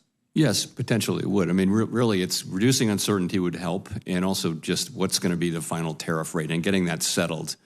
And I think that's the path we're on. I think that's welcome news. I think the markets will welcome that as well, because I do believe that we're on the path, as you're about to say, of having some significant resolution in trade uncertainty. We've lived in an unbalanced world for years, where the United States has had the lowest tariff barriers in the world, and other nations have taken advantage of that. Jameson Greer and this team, Scott Bessent and his team, the president, everyone is making a concerted effort to fix this. So I'm looking forward to that. One other area I wanted to touch on, because it's touching close to home, and that is legislation that this committee has just passed out and that we've just passed in the Senate. That's to do with the Genius Act. We just passed it last week, and it provides an urgently needed regulatory framework for payment stablecoins, and it requires that they're backed one-to-one by cash or short-dated U.S. Treasuries. Over the last 5 years, the total value of outstanding stablecoins has increased from approximately $4 billion to over $2 billion today. One market participant has predicted that if a framework like the Genius Act is adopted, total issuance of dollar-pegged stablecoins could reach nearly $4 trillion by the end of the decade. So I wanted to get your perspective again, Mr. Chairman, of what impact would this new source of demand for bills have on the yield curve, and in particular, what impact would it have on short-term rates?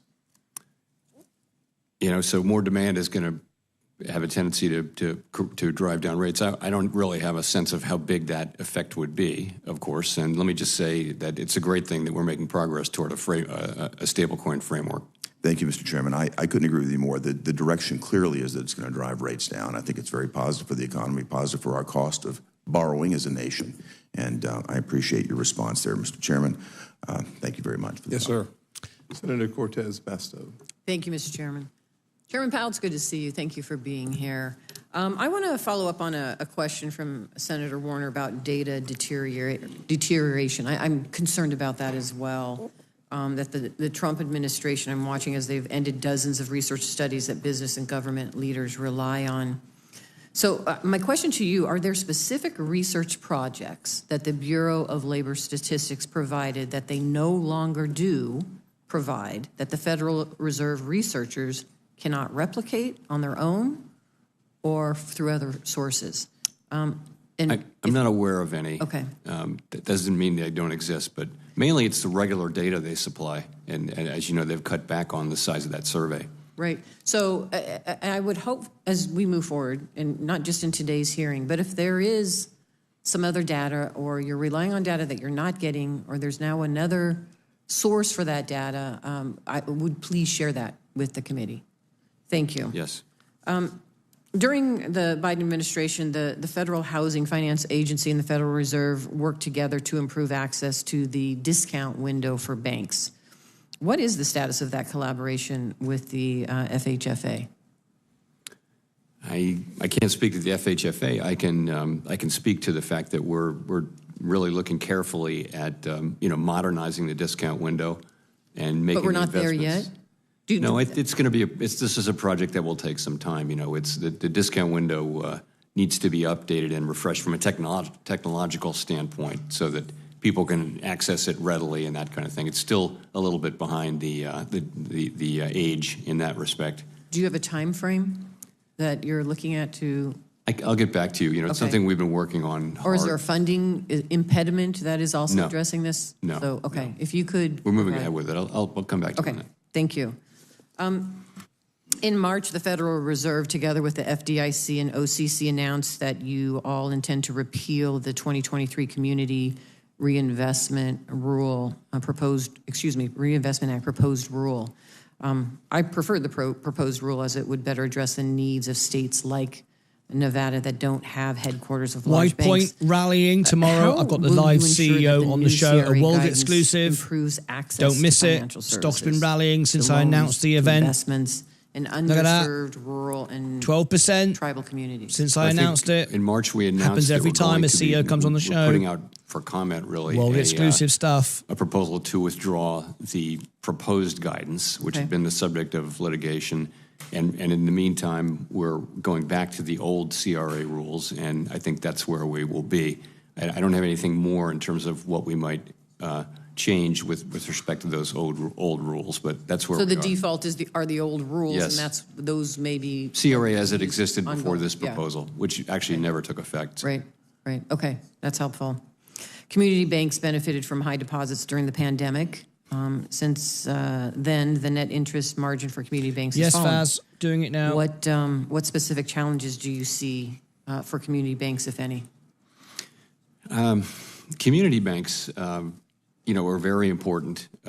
We want a banking system that has all different sizes and shapes of banks, and community banks are absolutely critical. They know what's going on in communities and in a way that the big banks can't possibly. So they're a critical part of our infrastructure, and I think they've been under pressure because, frankly, regulatory costs have gone, fixed costs of regulation have gone up. We try not to contribute to that. Vaz, The number call of in at banks the has end been of this going in down half pretty an hour. steadily, and that's I'll not make something time we're for trying you. to foster, but it's a sort of long-run trend of really the last 30 years. Even if I don't have it. So we try not to add to what is a secular trend because we think they're important. Thank you. Thank you for being here. Appreciate it. Thanks. Ms. Chairwoman, I yield my time. Who's up next? Senator Britt. Thank you very much, Madam Vice Chair. Chair Powell, thank you for being here with us today. I want to start just by echoing the comments of Senator Cortez Masto when it comes to community banks. Obviously believe that community banks and credit unions, financial institutions that serve everyday Americans and main streets across the great state of Alabama and our country are so critically important to people being able to actually achieve the American dream. And want to make sure, I know we've talked about this the last few times that you've been in front of us. We've talked about the rewrite of Basel III. We've talked about long-term debt. We've talked about Reg II. We talked about a ton of things and talked about my concern that no one was looking at the cumulative impact of those things and the trickle-down effect. I just want to get a commitment from you that as you are reviewing rulemaking across the board, that you will consider and make sure to make the perspective of the smallest U.S. banks and non-financial industries like the ag sector who did not maybe have a seat at the table in previous administrations, but give them a seat at the table and make sure that you're thinking about the impact on those individuals and the people they serve. I'm happy to make that commitment. Thank you so much, Chair Powell. I also want to talk to you about an issue that has been brought up briefly today by another colleague of mine, but that is about childcare. So when we look at the childcare crisis in this country, we know that our economy loses about $122 billion a year because of affordability and accessibility, reliability, if you will, of childcare. It is said that anyone who has a child between the ages 0 and 5 actually spends 22% of their income on childcare. We have done the studies and looked at the numbers, and 59% of stay-at-home and or part-time working parents say that they would like to re-enter the workforce, but that affordability or accessibility is an impediment to do that. As we are looking to build back America, as we are looking to create opportunity and bring those things into fruition, would you agree that taking a look and being able to address, not asking you to comment on any specific proposal, but addressing some of the shortfalls related to accessibility and affordability of childcare would have a positive long-term impact on the economy? So I think there's quite a bit of research showing exactly that, and we really saw it during the pandemic. As I think you know and have pointed out, it's not an issue that we play a role on, but clearly it would contribute. Childcare would contribute to participation in the labor force by many. Absolutely. And as Alabama looks, we look at our labor participation rate. It is 5 points lower than the national average. We continue to look to ways to get people re-engaged in the workforce and know that addressing this head on will help us be able to achieve that. So thank you so much, Chair Powell. I look forward to continuing to work to get that done. So there has been some angst vocalized about the reconciliation bill and the president's trade policies. And from my perspective, much of that skepticism is both unfair and premature. Market resiliency and recent economic data actually continues to reflect confidence in the U.S. economy. Look at the recent Treasury auction, which was notably successful and saw stronger than expected demands for 30-year bonds and stable, even slightly declining yields. To me, this demonstrates that investors still view the U.S. debt as an attractive asset, regardless of the ongoing policy discussions and debates and forging a pathway forward. And those fundamentals of the economy, actually remain quite strong. Chair Powell, would you agree that the components of our economy actually remain quite strong? And how does the Fed consider this type of strong auction performance in the context of your market expectations and monetary policy discussions? As you point out, the Treasury market is working fine just now. Liquidity is adequate, and bond prices are responding to economic events, and so bond market's in good shape. In terms of the strength of the economy, I would strongly agree. The labor market's in a solid place. The economy's growing. Inflation is in a pretty good place, come much closer to 2%. So it's a very solid economy. We are watching the labor market very closely, as we always do. And a couple of things in particular. One is just a very low hiring rate, which goes with a low layoff rate. But if we were to start to see layoffs, we would see unemployment go up quickly, and so we're watching that carefully. But we really the labor market has remained solid, and I would agree with your overall characterization. Thank you. Appreciate you being here today. Thank you, ma'am. Senator Kim. Yeah, thank you, Chairman. Thank you for coming before us today. You've often said in the past that when it comes to monetary policy that it works with a lag, right? That this is something that you're having to try to assess the data that's before you. Right. I'm thinking about this because we have the Federal Open Market Committee, FOMC 5-year review, and you were talking about tariffs and the uncertainty of this moment. So I guess I just wanted to ask you, how do you balance sort of assessing between more of the backwards-looking data that you're able to, look at more tangibly in that way, but also addressing sort of forward-looking models to try to understand where things are heading? That's really the challenge that all forecasters have, and really monetary policy needs to be forward-looking. At the same time, we need to be humble about our how hard it is to forecast. So, particularly at times of high uncertainty, which I would say I would include now, you really want to look at the real data and take signal from that, and not be too brave about what your forecast might be, because it's going to be highly uncertain. So you're saying that in times of greater uncertainty, in some ways that makes you more interested in the backwards-looking data to sort of guide you? Well, I'd almost flip it around. Yes, but I'd almost flip it around and say at a time like that, you don't want to be giving a lot of forward guidance, and you don't want to be acting as though you have a lot of certainty about the path forward.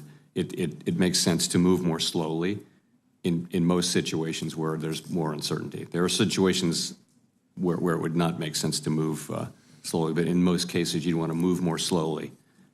Yeah, that's interesting. I mean, I talked to some of my constituents back home. There's this one conversation I had that has really stuck with me, where, a woman was telling me that, there's so much uncertainty right now in the world and certainly in her life that she says it's hard for her to even breathe sometimes. She just feels this kind of weight upon her chest. And I've thought about that a lot, because I try to think through what can we do to try to alleviate that concern, alleviate that anxiety for people. But you can see it. I mean, right now, whether it's about what's unfolding in the Middle East and the fragility of what comes next. When I look at this reconciliation bill before us in the Senate, I do worry not just about the deficit, as some of my colleagues have mentioned, but about the potential of significant job loss that we're seeing, whether in the healthcare industry, whether in the energy industries. And certainly when it comes to tariffs, as you said, trying to think through what comes next in terms of whether deals are struck and at what levels. Are you taking into account that by sort of an issue-based level, or are you looking at sort of the global instability in terms of the different crises that are out there? Is that factoring into how you're thinking about when we're talking about legislation here? I know you're not going to go into the policy per se, but if there's a potential for significant job disruption, is that something that you're looking into as you're forecasting? Yes. We obviously pay great attention to global events, and in an effort to understand what's going on in the economy globally, because that does matter for our economy. So we pay close attention to all of those things and track them. Ultimately, though, we're looking at the U.S. economy and what are the fundamental drivers here, and then making a judgment based on all of that. And mainly, this is a big economy, and we're geographically separated from most of the other big economies in the world. So we have a smaller external sector than most of the all the European economies, for example. So we're really looking at the U.S. and what's happening here. I wanted to ask you, because, in central banks in other countries, including Bank of England and European Central Bank, they've begun modeling the potential macroeconomic effects of artificial intelligence. They're thinking about how they can use AI to be able to do some of the forecasting, to think through what comes next. I guess I wanted to get a sense of what the Federal Reserve is thinking in terms of similar work in the AI space. We have lots of people doing work on AI, and more than that, even monitoring research that's going on everywhere in the world. And, speaking of uncertainty, it's very clear that it has the potential to make really dramatic changes in our economy, in our workplace, in the jobs of workers, in the way companies work, and all of those things. But it honestly, there's a tremendous uncertainty about the timing of that and what the ultimate consequences will be and what the medium-term consequences will be. I was wondering if the Fed is evaluating AI credit models and how that could potentially deepen disparity in credit access or violate fair lending standards. Is that something that you've looked into at this point? And yes, absolutely. Is the Fed looking to potentially affirm some industry standards on this? It's something we've been aware of for a long time. There's a lot of research that's been done. Before generative AI came along, it's also just machine learning and technology generally. There are implicit biases that can appear. It's something we're very well aware of, and we do work with people to make sure that doesn't happen. Okay. Thank you. I yield back. Thank you. Senator Banks. Thank you, Mr. Chairman. Chair Powell, can you talk about how our interest rates compare to other first-class countries around the world? At the higher end. And how does that affect the United States? Well, I mean, I think that reflects a couple things. One is just that the U.S. economy has outperformed, has been stronger than others. And I mean, I don't want to pick on any other nations, but many other nations have had much lower growth, now have lower inflation, and are, have pretty low growth, whereas the U.S. economy has really been the outstanding performer and remains that to this day. That implies somewhat higher rates. So you say it's higher than most of first-class countries. Can you talk about historically where we've matched up with other countries? Yeah, I mean, so let's just go back to when the pandemic hit, for example. We were at, we had very low rates during that era, but they were by far the highest in the developed world because the U.S. economy was the strongest. The European Union had negative rates. I think the Bank of England was at 75 basis points. I think we were at 2.4%, so we were meaningfully higher. And again, it was a time when we were our growth was higher, and their growth was lower, and their inflation was lower. Our inflation was fine, probably about the same as ours. So I think we've generally had a little bit higher rates than those countries because they have slower growth, older populations, lower productivity, those kind of things. We have the strongest economy in the world. Globally gone up as well? Sorry? Have interest rates in those countries globally gone up as well? Well, they went up. The US? All of those countries had their rates go up quite a bit during the global pandemic inflation, right? And as you know, many of them have been cutting their rates, and we had been too, and we'll at some point resume that. But we're 100 basis points lower than we were. I think if you take the EU and the Bank of England, they've both cut a little more than that.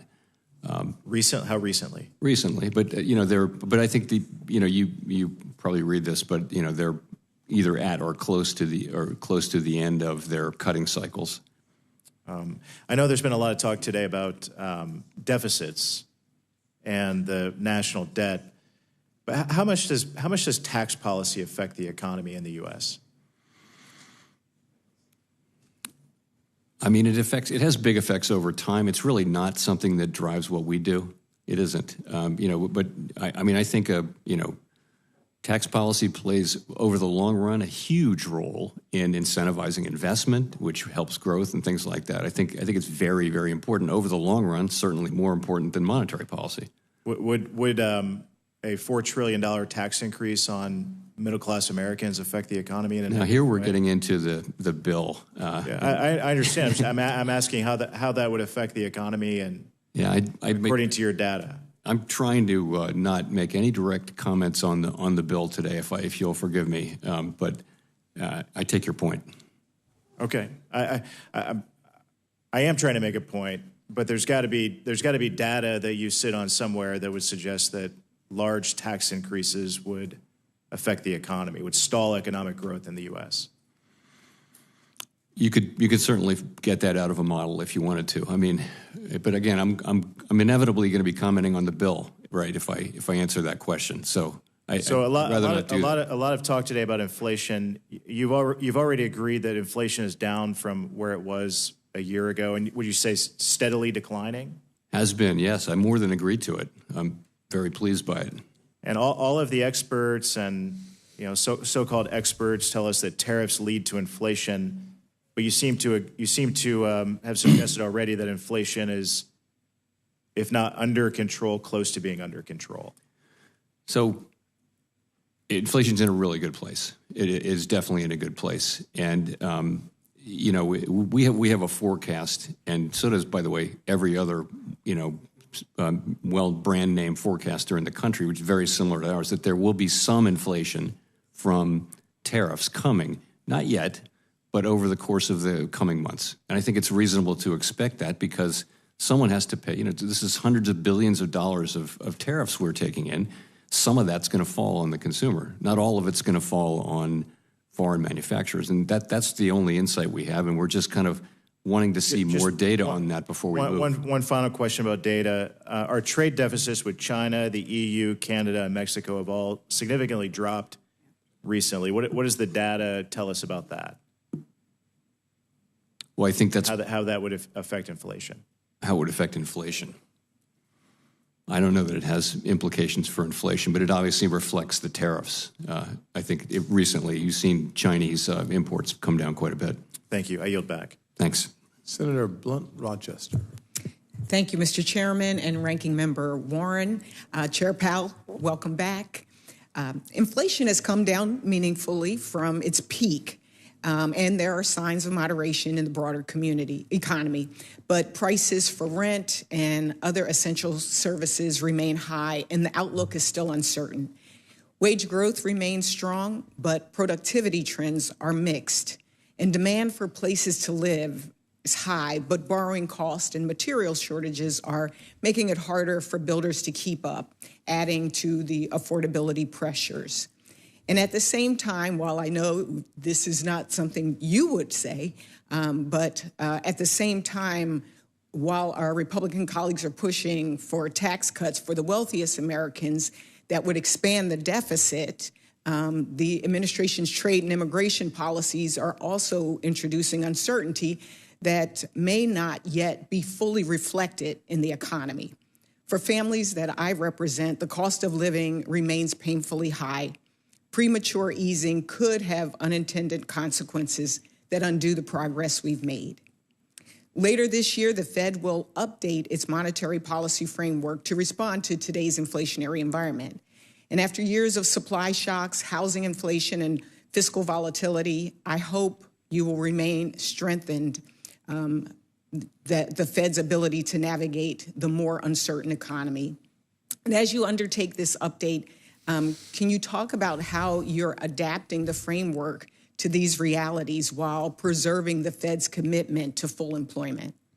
I'd be glad to. So we made changes in the year 2020 to our framework, and those were meant to take on board the special issues that a central bank faces during the era of extremely low interest rates, where rates were never very far from zero.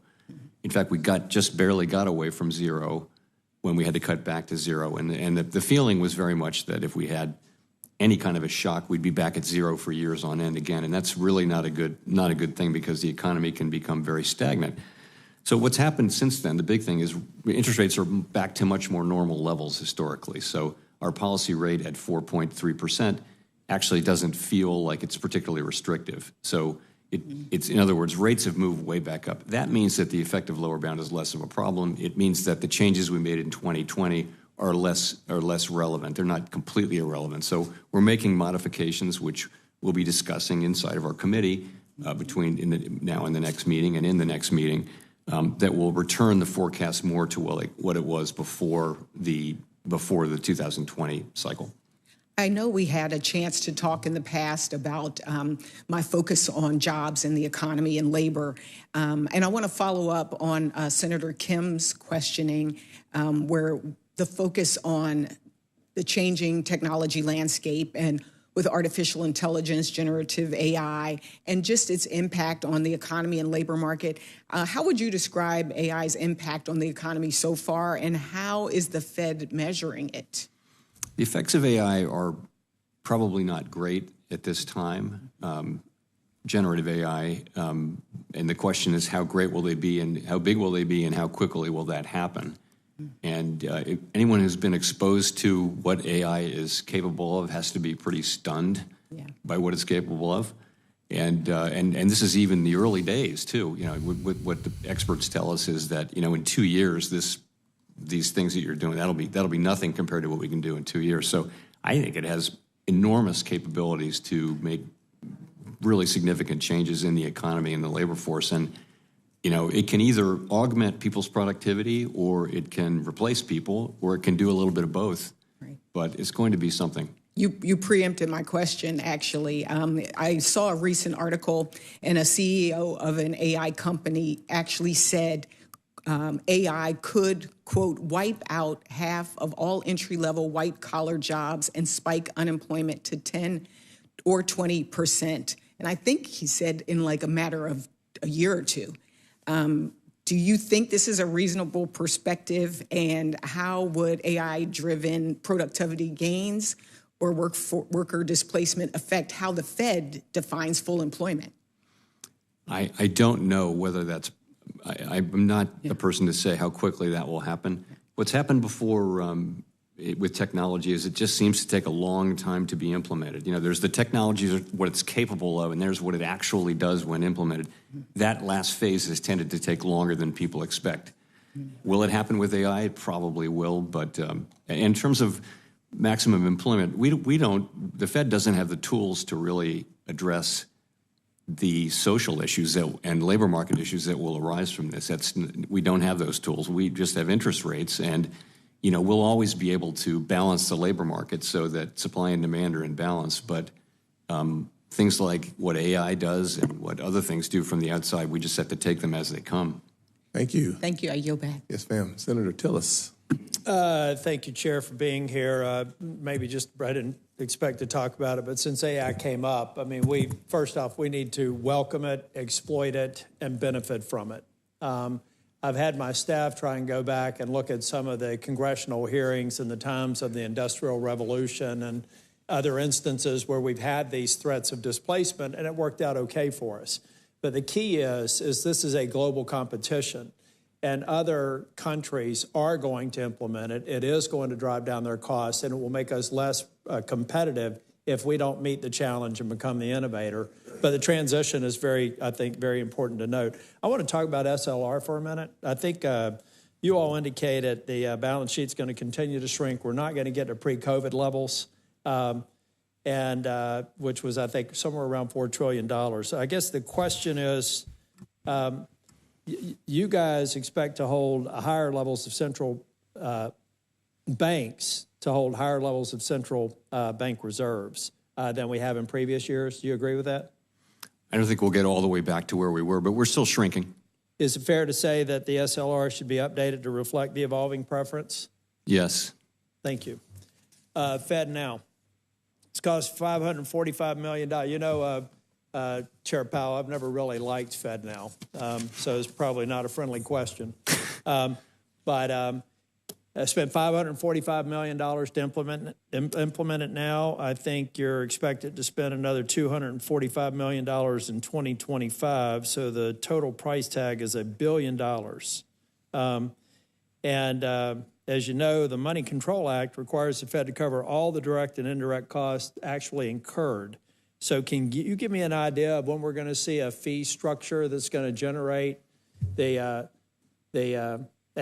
actually pay for this implementation, including the expected ongoing operational cost? So you're right. That is our obligation under the law, is to have it be self-funding, and we have a period during which that's supposed to happen. Yeah. Uptake has been steady but not rapid, and usage. Is it your sense that you're going to be able to get to that, and that the fee structure that you're going to need based on that take rate is going to be achievable? I think it's probably still achievable. I am not 100% clear that we're going to achieve it very soon. That's what I'm concerned, and I wonder if that pricing is there given private sector options, if you're ever going to be able to get there. So just an editorial comment. One thing I did want to mention, I'm excited to see some of my colleagues on the other side of the dais concerned about the debt. Because last time I checked, over the 4 years that President Biden was in office, we had the American Rescue Plan that cost us $2 trillion. We had the Inflation Reduction Act that cost us $1 trillion. And we had the PACT Act that many of my colleagues, I was one of 9 Republicans that didn't vote for it, that also cost us $1 trillion. So I'm excited to see that my colleagues on the other side of the aisle want to get serious about spending within our means. I did have a question, I think, for my staff wanted to ask about, sorry, I just want to get my notes right. I actually wanted to go, I don't have it before me, but what's the current status in your view on Wells Fargo's capital requirements? On their capital requirement? Well, I think you mean on the growth cap? Yeah. Yeah. So we voted unanimously to remove that after they after many years of having it in place, they did satisfy the requirements we'd put in place, and we removed the cap along with the other agencies. And you think your fact-based decision, you stand by it? I do. Very good. Last thing is Walmart. I've got other questions I'll submit for the record, Chair, but Walmart on April 9th, I think, withdrew their forward guidance. And they indicated the reason that they were doing that is there was uncertainty, and it seems to have been timed somewhat with the uncertainty around trade. So I would just suggest for my colleagues, I don't know if you can respond to this or not. I won't ask you a tax question, but I really want to. But I know what your answer is going to be. You're a good dancer. I think that it is fair to say that if there is going to be a correlation to increasing prices, and Walmart having made the decision to withdraw their guidance is probably the best testament that they know that they may have to deal with cost and maybe inflationary uncertainties. Would you characterize that as maybe a likely reason that they withdrew their guidance? It might be. You know, I saw that they had. I didn't have a chance to go back and check why. Well, if you tease through the language, it seems almost certain that they think that some of their input costs were going to go up, and they need to manage their margins. So I'm just telling my colleagues, you know, we just need to be realistic that if you have a major household name withdrawing guidance because of uncertainty, they've got a lot of experts that probably are suggesting there may be some inflationary risk. We haven't realized it yet, but I think we all need to keep our eyes open and not look past it so that we can management if it comes to pass. I don't think that there should be a problem. I've spoken to Walmart. Thank you. Now, the last thing... They're swallowing that. That I just want to mention to drop the market to buy it back. You can't respond to this, but I will tell you, if the Democrats succeed in preventing us from avoiding the biggest tax hike in the history of this country, it is going to cause great damage to the people who can least afford it. You don't get to respond to this one, but folks... Senator also Brooks is next. Oh, I'm sorry. I didn't realize she was here. Yes. I'm sorry. We were but we need to open that. We need to be open. We need to understand that you will have something to fix if we fail to continue the tax cuts. Thank you, sir. Senator also Brooks. Thank you so much. First to Chair Scott and Ranking Member Warren, thank you so much for hosting today's hearing. We thank you also, Chairman Powell, for your tremendous service to our country. I very much enjoyed the meeting that we had earlier this year and look forward to working with you. Many of my colleagues today have been listening to this hearing, have rightly discussed concerns regarding how tariffs are affecting consumers and businesses. And I'd like to highlight a specific business in Maryland that encapsulates the harm that I believe this administration is inflicting, but also the resilience of a proud Maryland small business. Bay Dog is a successful pet brand based on Kent Island, one founded by Barton O'Brien, who's a Marine veteran who served 3 combat tours overseas. Mr. O'Brien has calculated that if he were to make his products in the United States, he would have to raise his prices 400% just to break even. The tariffs, he believes, are a burdensome tax that could put companies like his out of business. But the damage doesn't stop there. Bay Dog is sold in thousands of other brick and mortar stores across the country, all locally owned small businesses who similarly have to raise prices or lose sales to pay the president's tax. Mr. O'Brien started planning for this last summer when President Trump started talking about tariffs during the campaign. He stockpiled inventory and has committed to keeping his prices stable this year. I made my prediction that we would rally into the close. I am pretty confident of that, so I'm going to turn the studio green. Mr. O'Brien has calculated that he won't have to just raise prices. He'll likely have to cut his staff to stay in business. So, Chair Powell, there are 34 million small businesses Let's see if I'm right. in America, 1 for every 10 people. And if small businesses like Bay Dog have to lay off staff or go out of business altogether, what will that do to unemployment in this country, and what effect will that have on the broader economy? I mean, just mechanically, I don't want to comment on particular tariff policies, but sure, if companies go out of business, then that'll hurt employment and activity. And what we will see is, of course, and we have so many small businesses, what we're facing now is that very prospect, is that we're going to have so many. And we believe that, you know, the inflation caused by these tariffs will really have a very negative impact. And if this is the case, what would this mean for American workers? Well, the other thing is I think the tariffs are still in motion.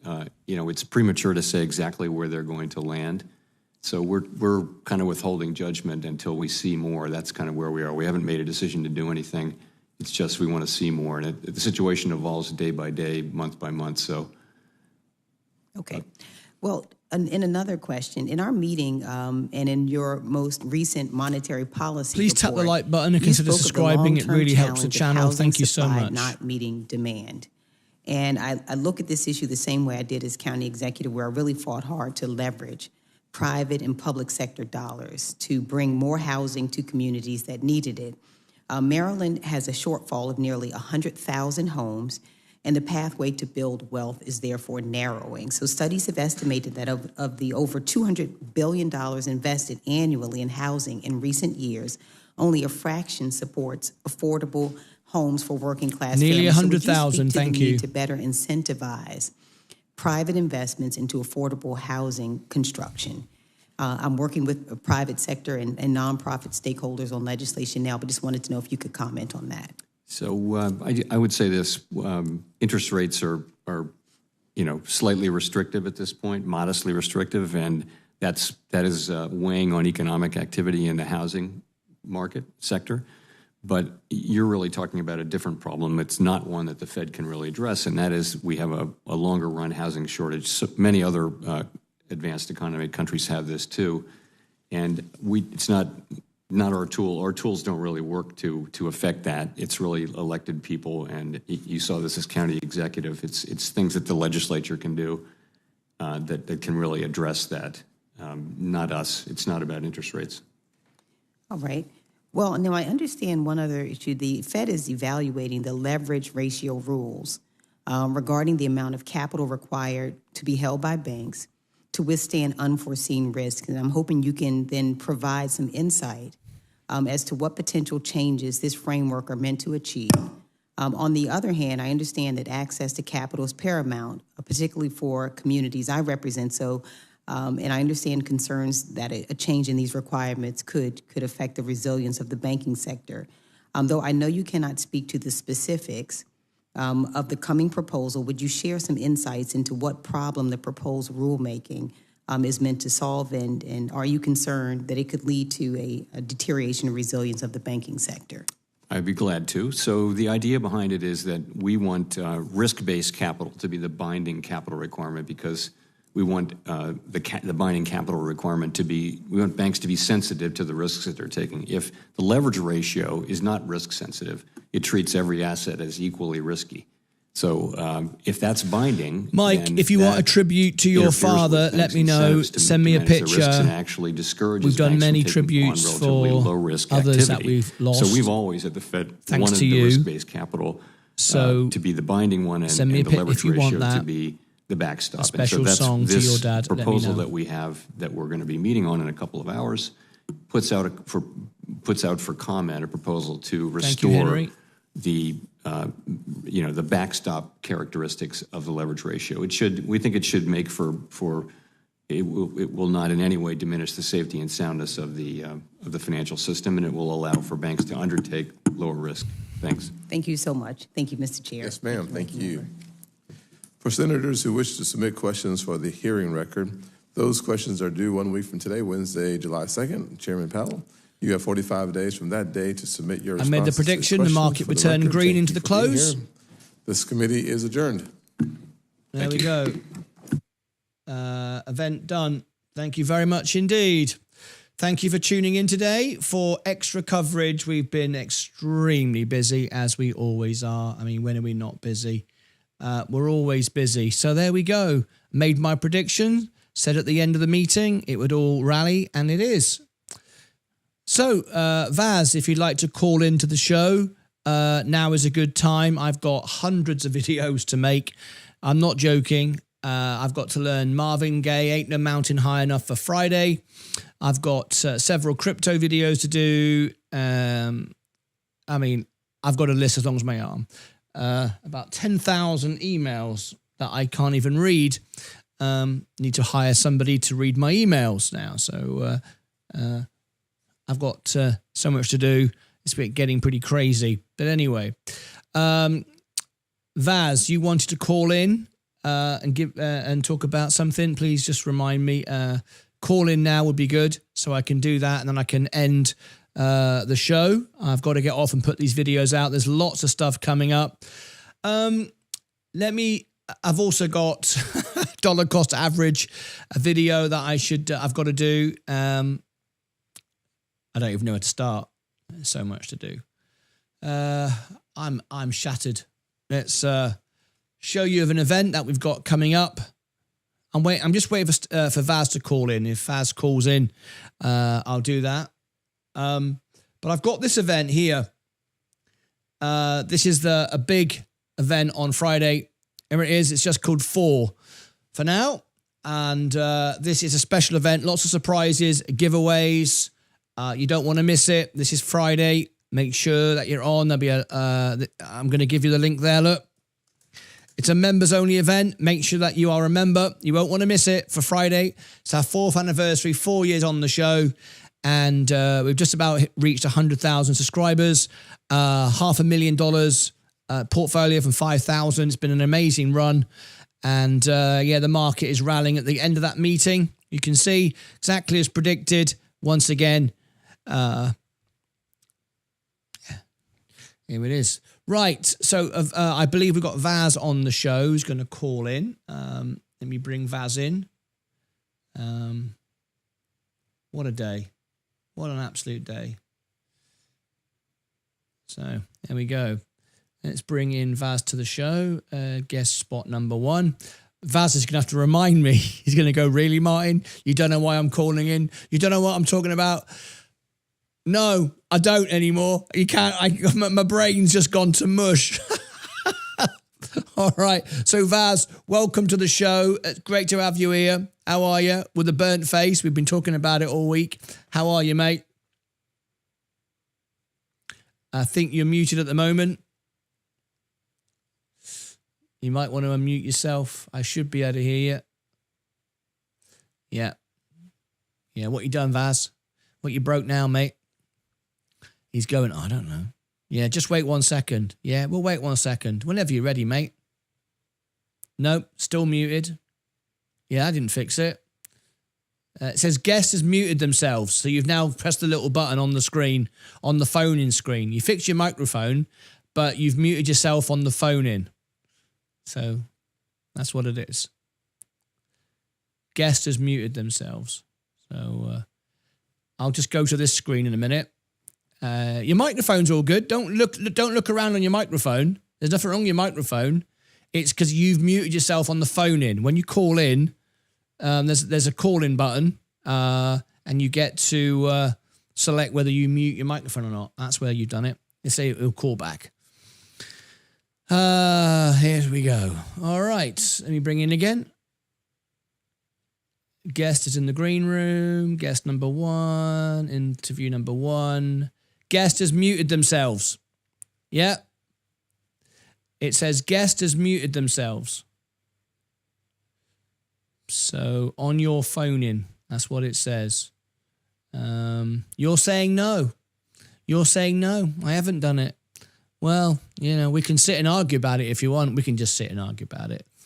Might as well. It will provide an entertaining video. Of course, I'm going to win the argument because I'm the only person speaking.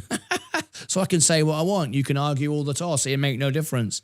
All it tells me is guest has muted themselves. Yep, no, nothing.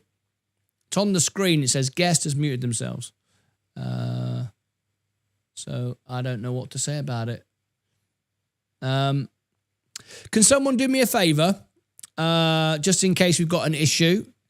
Can someone call in? One of my members, just call in, please, on that link. Let me just see if the link is working. I don't see any reason why not. It won't make any difference, Vaz, if you unplug in or check in your microphone. It's the software that's calling in on is saying muted. I'm just going to see if someone else can call in. We'll do a little test. If someone can call in, please, on that link. And I'll see if it's the eCam software. So if we got Saab, you're normally helpful in situations like this. Can you just call in for me, mate? and I want to just check if the Ecamm Live software is fine, because it's not Vaz's microphone or anything like that. It's purely and simply the Ecamm software. Oh, there we go. Saab's doing it now. You do realise, Saab, Vaz, if Saab makes this work, then you're in trouble, because if it works for him and not for you, that means you broke it. So let's have a look. Guest spot in number 1. Can we hear you, Saab? Yeah, you can, I think. I know, we can. So there you go. It isn't the software. It's Vaz. It's Vaz. Hey, he's got his XRP mug. I like it. Thanks for tuning in and fixing it. So we know, no worries, mate. So it's not the software. I'll let you get back to drinking your tea. Thank you, Saab, for the help. So there you go, Vaz. It is you calling in. Simon, thank you for calling in as doing that as well. Here, Simon wants to prove Vaz wrong as well. There you go. Let's bring Vaz in. Saab, Simon. Hello, Saab. Talk to me. Is it working for you? Hello, can you hear me? I can hear you. Beautiful. There you go. It's working for you too. Thank you, Simon, for calling in, testing it. Is there something you wanted to say? You good? Happy Wednesday. We like it. Lovely. There we go. There's Simon calling in, and now Vaz is going, really? You're making me look really silly now. I can see Vaz. Vaz is like rubbing his face going, I'm the expert. It says guest has muted themselves. Oh, he decided to turn it off. He thought, bugger this. If you are calling in, you have to let me know you're calling in. Vaz is calling back. Let me put him on here. Guest spot. It says guest has muted themselves. Yep. It's your software. Essentially what you've got, the software that you're calling in on the browser, you may have actually muted the microphone or turned off, disallowed it. So you need to check your... Are you calling in through Chrome? Google? Right. So go into the settings at the top of Google and see if the microphone is enabled. You may have disabled the microphone. Do you know how to do that? If you look in Google Chrome settings, no, I ain't got a clue. No, don't know. If you go into Google Chrome settings, so essentially you click the 3 dots at the side of Chrome, top right-hand corner. It's got settings, and then you go into, I think is it system? No, not system. One of these, not about Chrome, not about Chrome. I think it's privacy and security.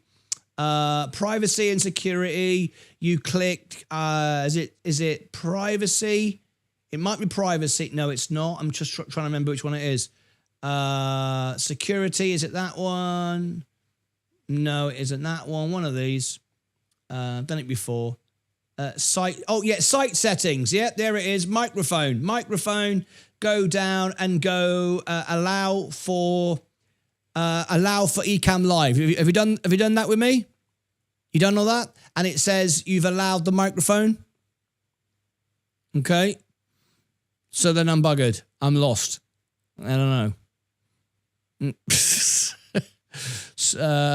Assign. Yeah, there's nothing I can do. Yeah, no. It says you've muted yourself. All right.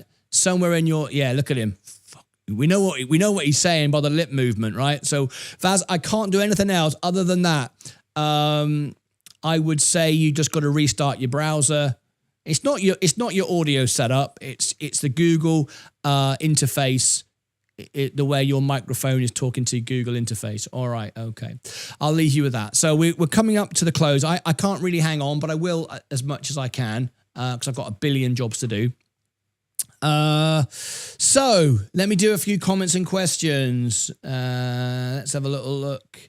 Secret agent. Another thing you could try, Vaz, is to change the microphone, which microphone it's choosing. So that might refresh it and turn it on. Vaz, secret agent. Yes, Vaz has caught the sun. Oh my God, has he caught the sun? Yes, he was out in the heat. We all talked about it the other day. Get your headphones, Vaz. LOL. Yes, Din. You have to allow connection.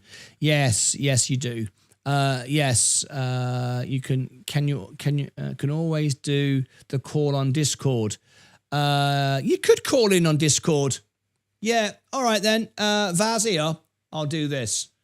He's got good old Yestin. He always solves the problem. I'll do that. It's not going to be the same, but I'll do it anyway. Let me do this. Where is... There we go. We're trying to make it work properly.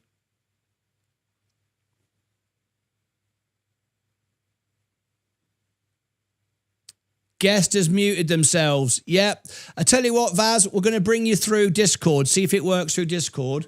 So I'm going to start a conversation. Vaz, there we go. Open you up there. Look. And I'm going to call you through here. Start a video call. All right. I'm going to go. In fact, it won't work the same, will it?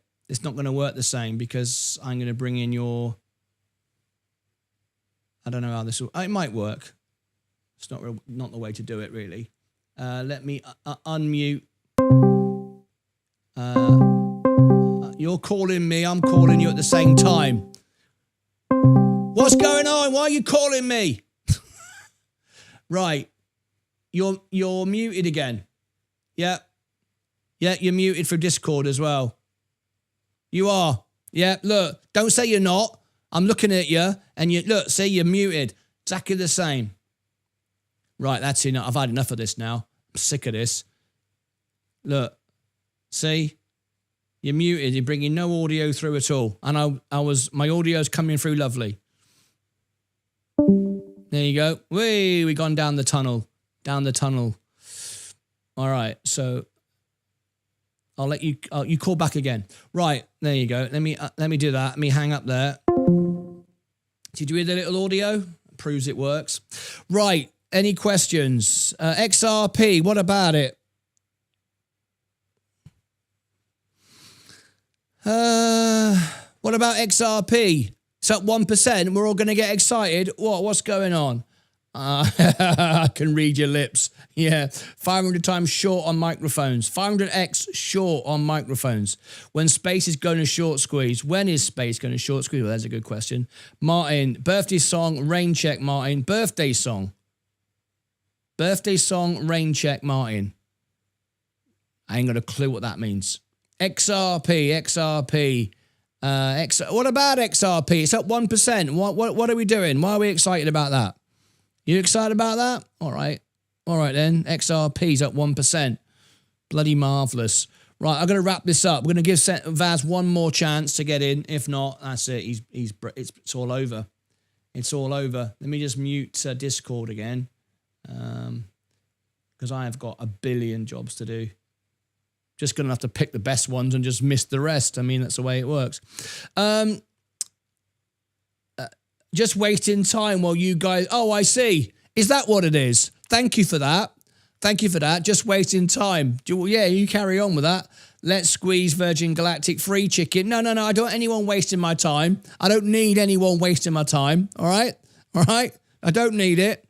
I'm going to click this button here because I've got to get ready to end this. I've got so much more to do. I'm going to restream what you've missed today. Next. It's already there. Customization. It's normally there. Yes. Buy more Virgin Galactic. Oh, hello. What's happened to me? What happened to my keyboard? Just jumped out of the flipping thing. How did that happen? Got a monster in here or something like that, have I? So next, put that in there. Pin message. Okay, Vaz, are you ready? Here we go. Last chance. This is it now, Vaz. This is your last chance. It works or it don't. If it don't work now, that's it. You've lost your chips. Guest has muted themselves.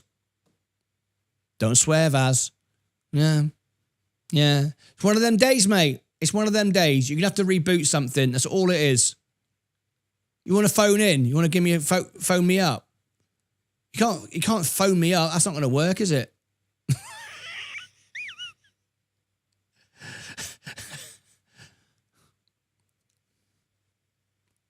Yeah. I can't really wait, Vaz, I'm afraid, mate. I've got about 50 videos to make tonight. So we'll just, sorry, mate. Sorry. He's got his best black tie on and everything. He's ready to go. I know he's frustrated. He wants to get something out. He's annoyed. But I think it's a reboot for you, mate. It's a reboot for you. No idea what it is. So there we go. Poor old Vaz. He's annoyed. He's got some great news he wants to share with you. But it will wait, mate. Don't worry. It'll wait.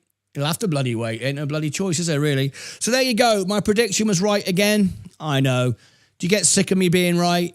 I said to you after the meeting it would rally into the close, and it did.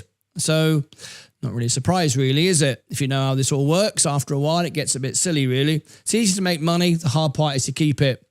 That's all there is to it. So, final questions. If you've got a question, or does anybody want to call in just to annoy Vaz? Does anybody want to call in? I'm going to give just a minute. Let's pump space. What's going on, Virgin? Let me show you. Let me show you the stocks. Let's have a quick run through. We're going up again. That's nice. It's nice. We like it. The S&P 500 is up. Virgin Galactic is it's approaching barcoding. Not technically, this is not a good sign actually, but it's a consolidation area as well though. So it's very interesting. Palantir, you want a pump event? You want a Virgin Galactic pump event? Remember, when I do Virgin Galactic pump events, there is a reason to do it. There's no reason. We can't just tell the community to start buying for no reason. I know everyone's going, well, why not? Why not? Why can't we do that? Because there's no reason for it to go up today, all right? Amazon down, Apple still holding up. Next year Energy going sideways. Enphase Energy, my top tip of the year. Coca-Cola down. Great time to buy Coca-Cola again, by the way. J&J on the way up. Oil, it's hardly moving at all. Tesla, awful. As I'm still here, Vaz, if you're still here, you got a chance to try again. If you want to try again, I'm still here. Obviously, I'm still here. Vaz, you want to call again? I'm still here. Is he in the chat? Is he in the chat? Let's have a look. Vaz, is he in the chat? Whoops, I can't even spell Vaz now. Yes, he is. If you are here, Vaz, you want to try again, feel free. I'm still here. I know I said I'm going to go, but obviously I'm still here. You know, we can all see that.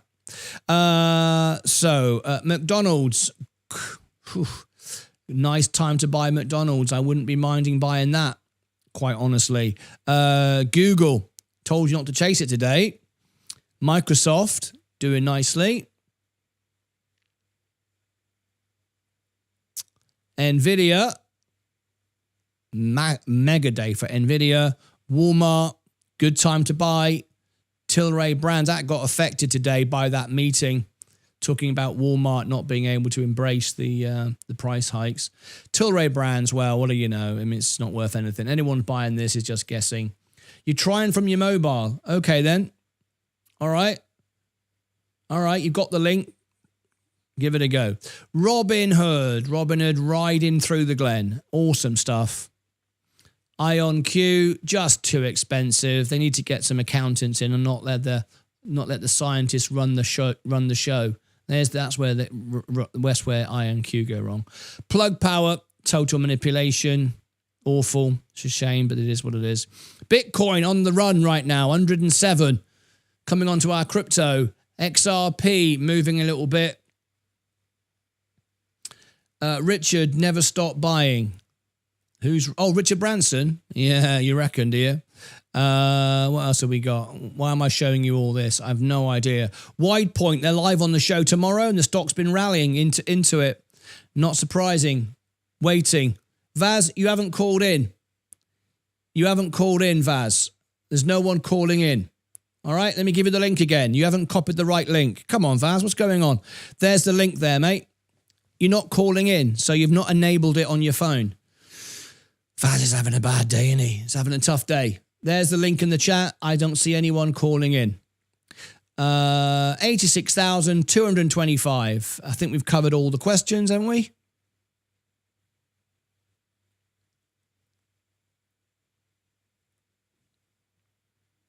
There we go. Hymns dropping again. I warned everyone today. We had a few clowns coming in telling me, Martyn, hymns is great, buy hymns. And I told people, do not buy hymns. But they don't listen. Let's see what happens now. Let's see what happens now. You ready, Vaz? This is going to be good. I'm going to zoom in. I'm going to do that. Here we go. Will it work on his phone? I can hear Martyn. Hello, mate. How are you? I don't know what's going on. No, I don't know what's going on either, mate. It's good to have you on the show. Let me just zoom in because we'll do. Do you want to do it from here? Yeah, we'll have to. Yeah, it doesn't sound quite as good and doesn't look as good, but it works. It's better than nothing, isn't it? I've got someone trying to call in. I have to know who you are. If you want to call in, you've got to be a member. But someone's trying to call in, and there's absolutely no point because there just isn't a point.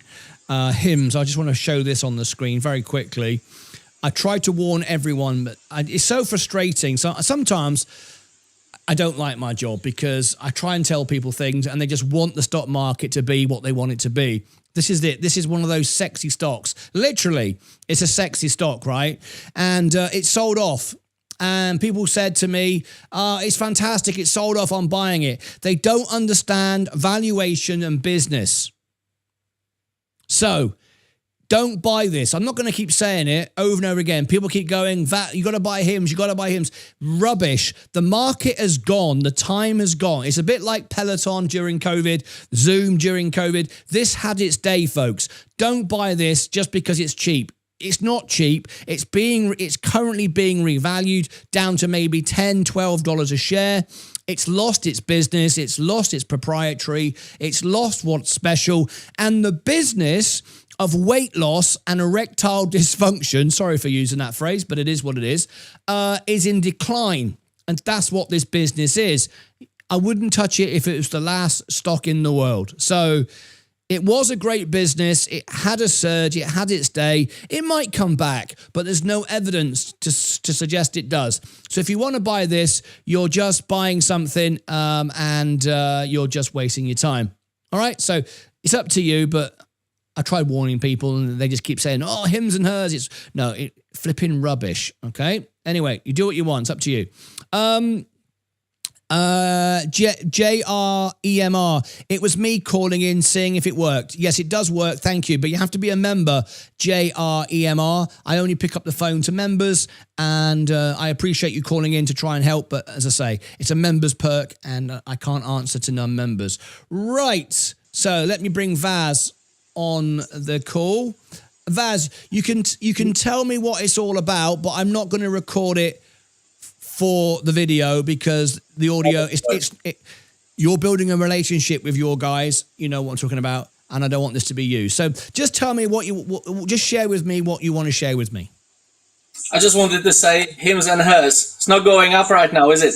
If you pardon the pun. Very, very good. No, it's a complete and utter waste of time. I wouldn't be buying it if it was the last stock in the world. Anyway, Vaz, what have you got for me? Just an update from the Paris Air Show. If you join me on Saturday, I will talk about it, but I can't show you any videos because I've got some technical issues. What is that? Is that like the microphone issue? Similar? Yeah, a bit. Yeah. That's what happens. That's what happens when you unplug everything, which has been working for ages. Then you unplug it and plug it back in again. Tell me, mate. There's no way I would ever take this studio apart. There's areas of the studio I can't even get to and clean. It's like a old theatre. If you look behind the scenes, it's a mess. You just leave it alone because if you ever unplug it, it ain't ever going to work again. Yeah, I know that one. So yeah, I'm right with you there, mate. So on Saturday, I'll be talking about the Paris Air Show. I can't show you any videos because my main memory card has given up. I'm talking to someone who can possibly recover the files. If not, I've got about 5 minutes I can show you from the whole show. So hopefully, fingers crossed. Fingers crossed. It's not cheap, but they are picking up the cards tomorrow, and they will be on it. They'll be on it next week. So hopefully, following Saturday, I can bring you some exclusive footage because I do have exclusive footage. I managed to get behind the scenes. I managed to walk around a couple of aircrafts and have a peek in. Yeah. So that's the Paris Air Show. Hopefully that will work out. And I believe you've been talking to some people in the eVTOL sector as well, right? Yes, I have been talking to some big animals. I don't want to say who, but it's one of the market leaders and it's one of their directors. Great. Yeah, it's just happened. Yeah. So we might see some more eVTOL companies on the show. Wonderful. And also one of the companies we already had on the show, they are keen to come back eventually. So just a little teaser as well. Fantastic. It's your first chance you've been on the show since Paris. We've had our meetings, off air, but now publicly, I want to thank you. I know I put a post on the socials. Everybody read it, but you funded yourself. You took yourself there, first time on location. You went through the whole thing. And it was a huge challenge. People don't know how difficult it is. You left England, went to Paris, got the equipment a few days before, put it all together. It's a very difficult situation. You had some issues with the cellular coverage, but you delivered it. It was great. People really appreciated it, mate. You brought us great content. And I know you were frustrated by the cellular connections, but you still delivered it, and everyone really appreciates everything that you did. Thank you, Martyn. The only thing I can say, the next one will be much better. Of course, you learned. Yeah, exactly. And you made lots of friends, lots of contacts, and you've learned so many valuable lessons, which will take you on forward to the bigger and better on the next one.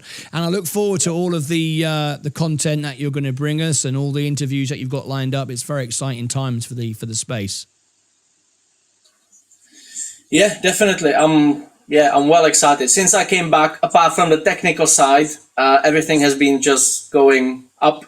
The only way is up. Yeah, and let me tell you, folks, how much dedication this took, because Vaz put together a rig which was heavy, and he's holding it out in front of himself like for an hour and a half, 2 hours, walking around in the heat. But he didn't do it. He didn't do it in a white shirt. He did it in a black shirt to look professional. He was baking, and he's literally took off the top of his flipping head. Literally, should have wore a cap, but there you go. That's experience. Literally burned his head off to deliver the product to you and the content. So thank you again, Vaz, from all of us. Can you give me any final thoughts? Because I've got to wrap up today's show. Yeah, just join me on Saturday. I'll bring you some insights. I'll bring you some news from the air show itself. A lot was happening. Airbus, the homegrown company, they stole the show. They got so many orders. They got orders for hundreds of aircraft, for jet aircraft, obviously. But yeah, there was a lot. Hopefully, I can bring you the videos. I'm very hopeful. If not, you just have to take my word for it. That'll do. Draw a few pictures, mate. Draw a few pictures. Send them in on a postcard. I love it. Okay. Vaz, thank you for your time. Appreciate it. And you might want to reboot your system. Cheers. Thank you very much. There's Vaz. Make sure that you tune into Vaz on Saturday for his show on Saturday. It's Saturday morning, same time as my opening bell show every morning, 7:30 a.m. Central, 8:30 a.m. Eastern, 1:30 UK time. Vaz will be live on Saturday morning. Now then, I'm going to end the show slightly ahead of the normal time, purely because I have so much content to get out, so much work to do. Just to let you know that the new training video is out. It's just been published. Every single week, we publish a training video with one-on-one support, so you can learn how to read chart. It's a free service. We don't sell training videos like other people. We don't need to. I make money. You see my portfolio. I've started with $5,000. I've now got 462 grand, nearly $500,000 now. So I don't sell training programs, and maybe I should, because clearly we know what we're doing and more people would buy our training programs because we actually make money, but we don't do that. Because we make money, we give it to you. So our next training video is out. It's on Discord. There is Discord. Discord is $2.99. We've made it as cheap as possible. We could charge $50 a month just for Discord. We'd charge $2.99 for all the services, and I'm giving the training course for free in this to celebrate our 4th anniversary on Friday. And approaching 100,000 subscribers. So one final look at the markets. Let's go down and have a look at where we are. We went green into the close. We're just dropping off again, but I'm still very optimistic that will end on the bell in the green. I'm not really bothered either way, but we're all-time highs anyway. The S&P just trimming. Virgin Galactic, be very careful. It's barcoding. That is a 50-50 flip between it goes up from here or down. I wouldn't want to buy it on a barcode line like this. Palantir is just bonkers. It's like 1,100 times earnings. Why anyone would buy it, I have no idea. Gold is going up again. That's going up when the markets go down. All it is a flip-flop. It's absolutely ridiculous the way people take their money from gold. Oh, gold's brilliant. It's a bit like Cathy Wood. I can't stand the woman. This morning, just a few days ago, telling everyone we should buy Circle. The moment we bought Circle, she dumped it on everybody and went back down again. Absolutely bonkers. The same people telling you to buy Hims and Hers. But I'm not. I'm telling you don't. It doesn't make any fundamental sense. But does anyone care about fundamentals anymore? No, doesn't seem like it. Apple, we had a bit of a pop this morning because Apple putting cameras on the front of Formula One cars. Nonsense. Doesn't even make them any money, but there you go. Next Era Energy. It's a great stock. I love this one. Enphase Energy, my best tip of the year. Enphase Energy just keeps getting better. You've got a great opportunity here. Coca-Cola, well, Coca-Cola is expensive. Not a bad time to buy it now, though. It's gone down in price, but the valuation's gone up. J&J, it's great. I love it. Oil going down. There's no fear in the Middle East right now. So we like a bit of that. Let me just tweak that a little bit. There you go. I'm just making a few tweaks. Tesla, terrible news for Tesla today. Cars going down the wrong way, breaking speed limits. I warn people, do not buy into this event. It's not looking good for Tesla. No one listens. They overbuy Tesla all the time, and then they get punished with everyone dumping it. Oh, buy Tesla. The same people then dump it. It's a great business, but Elon Musk is just overstretching everything, and now Google is taking all the business with Waymo and Uber. It's quite clear to see. McDonald's is on sale. Look at Google today. Took all the money from Tesla today. Waymo.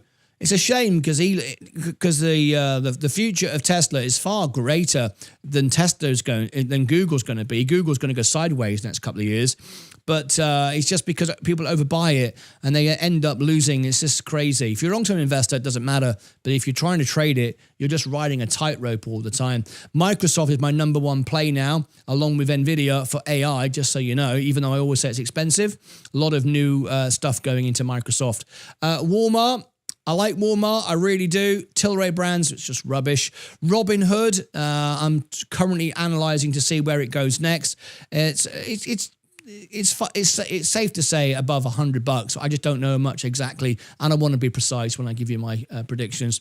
I'm not just guessing this stuff. All right, so you got IonQ, you've got Rocket Lab. That's it. That's going down because it's just too expensive. Plug Power, well, it's total manipulation.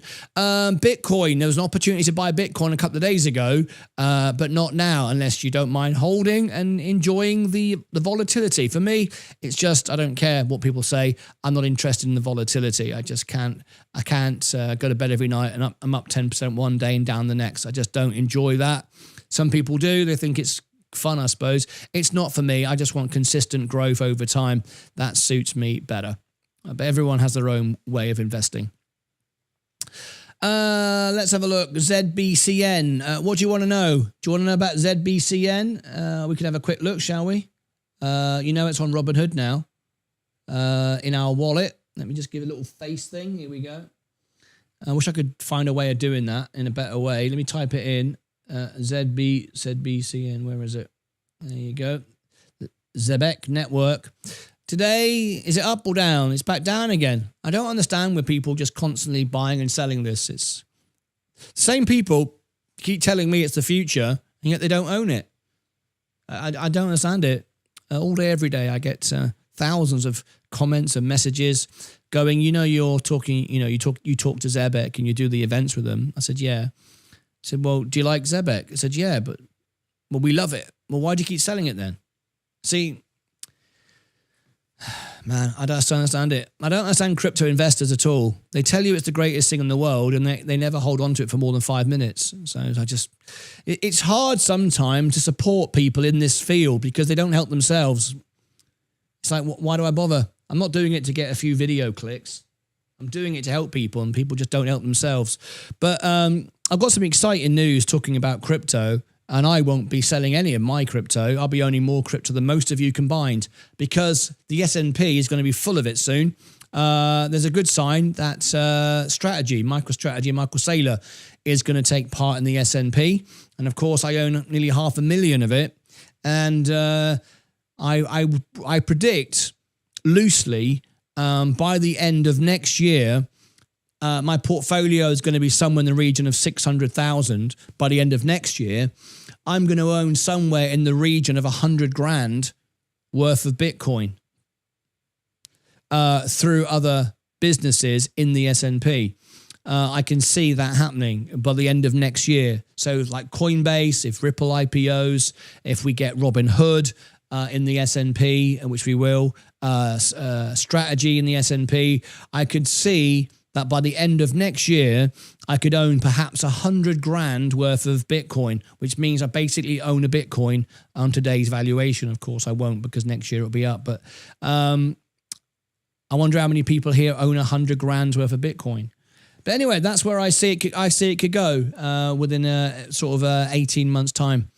So just stop trading it and telling everybody you're a bull, and actually you're just full of bull nonsense. If I'm honest, it gets a bit frustrating, because I want to actually build stuff. I just like building things, and I get crypto projects come to me every day, going, there's 30, and the highest was 30 grand. There's 30 grand. Would you sponsor and promote or could we sponsor you? Can you promote our favorite crypto? And it's always no. I don't care how much money you offer me, because you won't. You'll pay me $30,000. I'll have a set of videos to make. I'll make all the videos telling everybody how great it is. I don't believe a word of it, because I wouldn't do it. I wouldn't do it unless I believed it, and they would pay me to talk rubbish. So I'm not going to do that. And then all you're going to do is you're going to get me to promote it for you. Then you're going to dump it on everybody. So it's going to go back down again. I'm going to look like an idiot. I'm not doing it. So you don't believe in it yourself. That's why you pay people to promote it. I've never heard of not one person has ever offered me 1 penny to promote the S&P. I wonder why that is. They don't need to, that's why. It's like my best friend, one of my mates, Ed, millions of shares of everything. He's a multi-millionaire. He bought everything when it was pennies, Apple and Google. And he pays Fisher thousands of dollars to tell him what to buy, when basically he owns the S&P. No one ever pays you. No one ever does the best things, because they don't make any money. The things that's right, no one does. The things that are wrong, everyone does. All right? The best thing to do is own the S&P and do nothing else. That's it. That's the truth, right? Because you will own the future innovation. You'll own all of Bitcoin, and you won't have to sell it. You won't have to pay any taxes, and you don't have to pay anyone to tell you that. But people think they can outperform, and you can't. I mean, if you just buy with conviction, Sensei's given me the content to make this video, and I should probably make it. Should I make it now? Should I make it now? Oh my God. Should I make it now? Sensei's given me the best information to back up my dollar cost averaging. Should I do it now?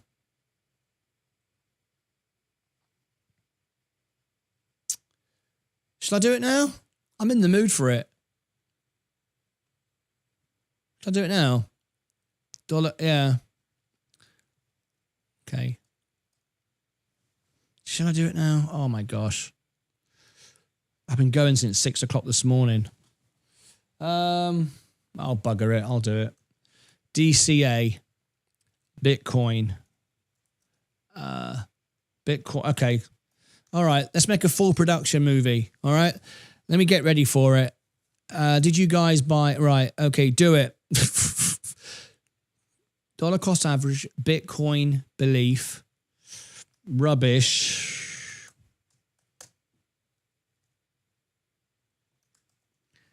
Crypto. Crypto sponsorship. Okay, production. Let me have a quick look. I'll do this then. So let me just edit this.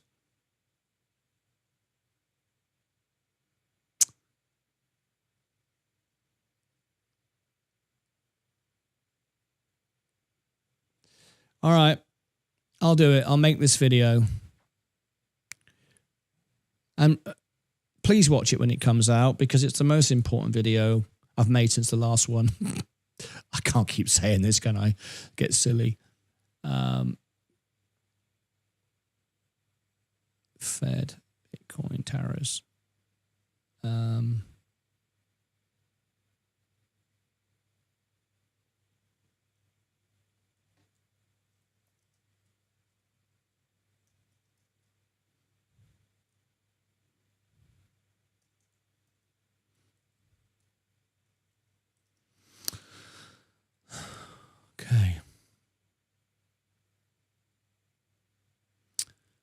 Okay.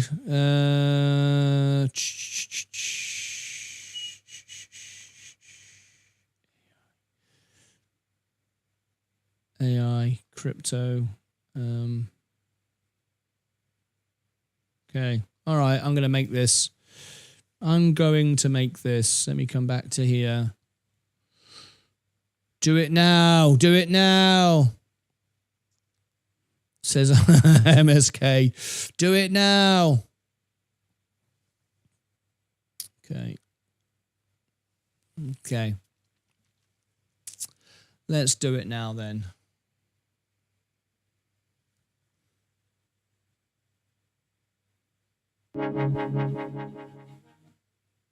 Which one shall I use? I'll use this one.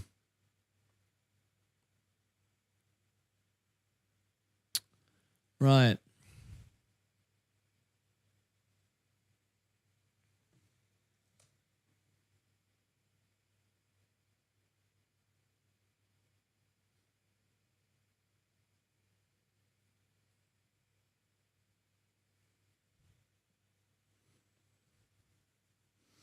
Okay, here we go.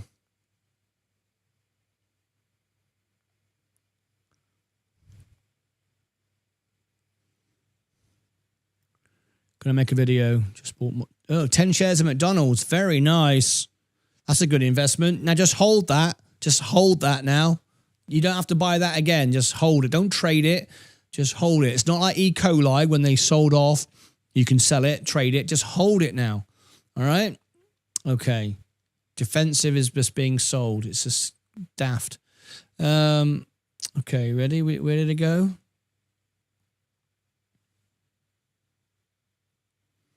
I think we'll do this now.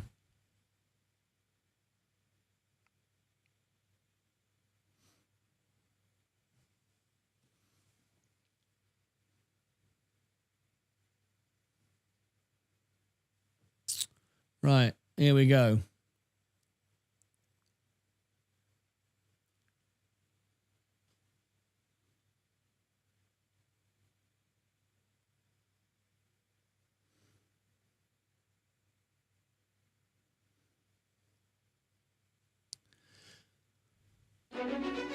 Give me 5 minutes. I will prove to you that dollar cost averaging is rubbish. And I have the analysis and charts and technicals to back it up. And I will prove to you there's a better way. Trust me, I've done it. 4 years ago, I started on this journey. Everyone told me, crash, boom, blood on the streets. You're going to lose all your money. You're going to go down. You're going to keep going down. The money printer, all of this stuff. You're going to take some money. You're going to lose money. You don't know what you're talking about. It's all over the place. Just realised something. That was rubbish. That was rubbish. Hang on, let me start again. I'm trying to do it live. Flipping heck. Let me start again. That's rubbish. Take 2. I told you it's a long bloody day. Try that again. You ready? Try that again. This is take 2. This is a live show, folks. It's a live show trying to make a full production movie with multiple slides and scenes and special effects and deliver the information in a concise way, and I completely messed it up. This is why I wanted to make it off air, but who cares? I'll do it again, shall I? Shall I do it again? Okay, let's go again. Bloody hell. I knew I shouldn't have done this. It's been a long day. Give me 5 minutes. I will prove to you that dollar cost averaging is rubbish. Absolutely rubbish. And I can prove it. I started 4 years ago, in fact, with $5,000, and I'm now approaching 470,000. I'm at 460 something. This year, I will get to $500,000. I don't short the market. I don't own options. I simply buy with conviction when everybody is selling out. Now, everybody on YouTube, those flipping clowns who like making silly videos, I do them live. You're watching a video now, but I made this live, unedited as it happens. We'll say, buy the dip, going to the moon. These are the things that they talk about. It's absolute flipping nonsense. All of it is rubbish. How many times will people tell you, hold on to your money, buy the dip, it's going to the moon? Silly phrases that mean absolutely nothing. I don't want to go to the moon. I want to stand on the moon. And I'm going to prove to you that my strategy works better than all the flipping nonsense that you hear every single day. This is my real money. I started with $5,000 4 years ago, come June the 27th, Friday. It's our 4th anniversary. I earned no money on YouTube for 18 months, zero. So for the first year and a half, I earned sod all. This is my real money, all my real money. I put all my money on the line, nothing in the bank, nothing in cash, all in, 100%. Used all my cash, all my bank, all my margin, refinance. I've now got 421 individual holdings, 40,000 in my IRA, all from $5,000. Don't tell me that my strategy doesn't work. Are you still paying attention? I'm going to prove to you dollar cost averaging is rubbish, and I have the analysis by our chart expert Sensei to back it up. Are you ready? A couple of days ago, this proves to you that how valuable this is because no one listens to it. That make any sense? Yeah, it does, because no one listens to what is important. They listen to noise. 2 days ago, I put out a video called Dollar Cost Average is Rubbish. It got watched by 487 people. One of my lowest performing videos. No one cares. It doesn't sell videos because people want to be told how to get rich in 5 minutes. They don't want to know the truth, so no one watches it. Oh well, too bad. Sensei, and you all love Sensei for his technical chart analysis, he put together this deep dive about dollar cost averaging, proving everything I've ever told you about dollar cost averaging being rubbish is in fact the best information you're ever going to get. And I predict that nobody will even watch this video. That means it's the right video. They won't watch it because it doesn't appeal to anyone. Because all you want to hear is how to get rich, not actually how to invest. I'm now going to prove to you that dollar cost averaging is rubbish. My strategy works, and I'll show you how. Please tap the like button if you've bothered to watch this video. I'm making it during a live show. I do all my videos live. None of them are done afterwards, edited and so on. They're all done live with my audience watching live for real. Please tap the like button if you get the chance to see this, and consider subscribing as well as we approach 100,000 subscribers. And tell me how many people give you a training course for free because we make money. We don't need to sell training programs. Let me show you right now. Our subscribers are now hitting 86,227. That's live as we approach 100,000. We give you a training course for free because we make money. We don't have to sell it, which makes us more valuable. We should sell it, but we don't. Let me prove to you that dollar cost averaging is rubbish and how to invest. Over 4 years, come Friday, I've proved it over and over again. I started out here 4 years ago and it looks like I had 200 grand. Of course I didn't. That's not how it works, right? That the original balance isn't there. This is since I've made money, right? And down it went, down it went. I started investing thinking I knew what I was talking about. I made thousands of mistakes. I was telling hedge fund managers that I made friends with that I knew what I was doing. I had no idea what I was doing. I was talking rubbish. I was paying attention to YouTubers when what I should have been doing is paying attention to what I knew was right. I've been running businesses all my life. I know how to make money. I know how to be successful. Everything I do, I make a success of. Not because I'm smarter than anyone else. I just know how to do it, right? I work harder than anyone else. I love to work harder than anyone else. So I need to get back to what I know rather than trying to chase stocks. Buy value. Now, doing so requires patience and discipline. It also requires making friends in high places to learn what's actually going on, not idiots on YouTube making videos. Okay? That's why they sell training programs. I give for free. So I went back to basics and I decided to get back in the S&P. And I started to do that. And up it went, up it went, up it went. Because now I'm buying undervalue at the right time. Not dollar cost averaging, I'm buying bigger and bigger and bigger with the profits I'm making when the market oversells and goes into oversold territory. And here was the best example of all of it. This was Liberation Day. Now, some people dollar cost average, they were buying here, here, here, here, here, here, here. No, every week, every month, rubbish. What I did is I was buying, yes, as long as the S&P was undervalued, not because it was cheap or down on the day, undervalued. And when it went extremely undervalued at 17 times earnings, I bought massive. Huge. I refinanced, I used all my margin, and then boom. That's why it went up so quickly, because I didn't dollar cost average. Now, I made a prediction. When everything was going down today, that on the bell would be green. We are 30 seconds from the bell ringing. The market went down when Chair Powell gave his testimony. It went down and down and down and down and down, and everyone went, oh, you're going to be wrong? Well, I've got 20 seconds to go. And I said the market would be green on the close. In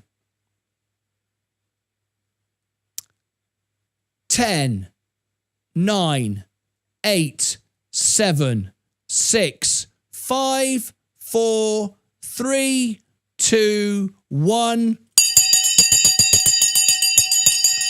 Rally into the close was my prediction. Once again, prediction delivered. Why is that? How am I right? 31 trades, 31 wins. My predictions for 18 months have been right, because now I don't listen to what people tell me on YouTube and chasing stocks. I listen to CEOs, hedge fund managers, and everybody who knows what the bloody hell they're talking about. And live on tomorrow's show, I have another one. I have the CEO from WidePoint on my show tomorrow. But let's get back to dollar cost averaging and what it's all about. There's my portfolio. Great, right? Fantastic. There's the evidence. I must have some idea what I'm talking about. But let me go over here and share this. Now, Sensei put together an impartial news item in the newsletter. If you want the newsletter, by the way, the link is in the chat. I'm going to give that to you now. And everybody watching this, it's pinned to the top of the comments and the description when this goes out. Here is the information there's a newsletter. Sensei decided, he listened to my dollar cost average video, and he decided to do his analysis on it, which I have not read yet. I do not know what this is. Sensei's just told me he's done analysis with his perspective of the stock market. And he says, Martyn, I've done some stuff for you. Show this and redo your dollar cost average video as a follow-up. He said, all I will tell you is you are right. Of course, I'm bloody right. I know I'm bloody right. He said, do it, read it, go through it and share it. So that's what I'm doing now. I'm reading it for the first time. I have no idea what this says. But this is now from a trader, a technical chart reader. I'm a fundamental investor with relationships. Combine the two, that's what this video is, okay? So I'm reading it as you're seeing it as I'm making the video. Not preparing the video, doing it in the quiet of my studio. I'm doing it live with an audience, and here we go. All right, so there we go. I've just got some rude flipping idiot. Can one of my moderators ban this idiot? He calls himself Fight the Power, Pommy Git. All right, you're very welcome. Yes, I am from England, and I appreciate you trying to be offensive towards me. But do you think I could care less? I've gone from $5,000 to nearly $500,000 with people like you coming in talking rubbish, and no one cares what you say. Your voice is useless here. So go and annoy somebody else, because I'm about to prove what I've just been saying. So let's ignore that flipping idiot and let's get to it. So dollar cost averaging, I say, is rubbish. What does Sensei say? Deeper dive. Why dollar cost averaging may be overrated. A data-driven analysis. Interesting.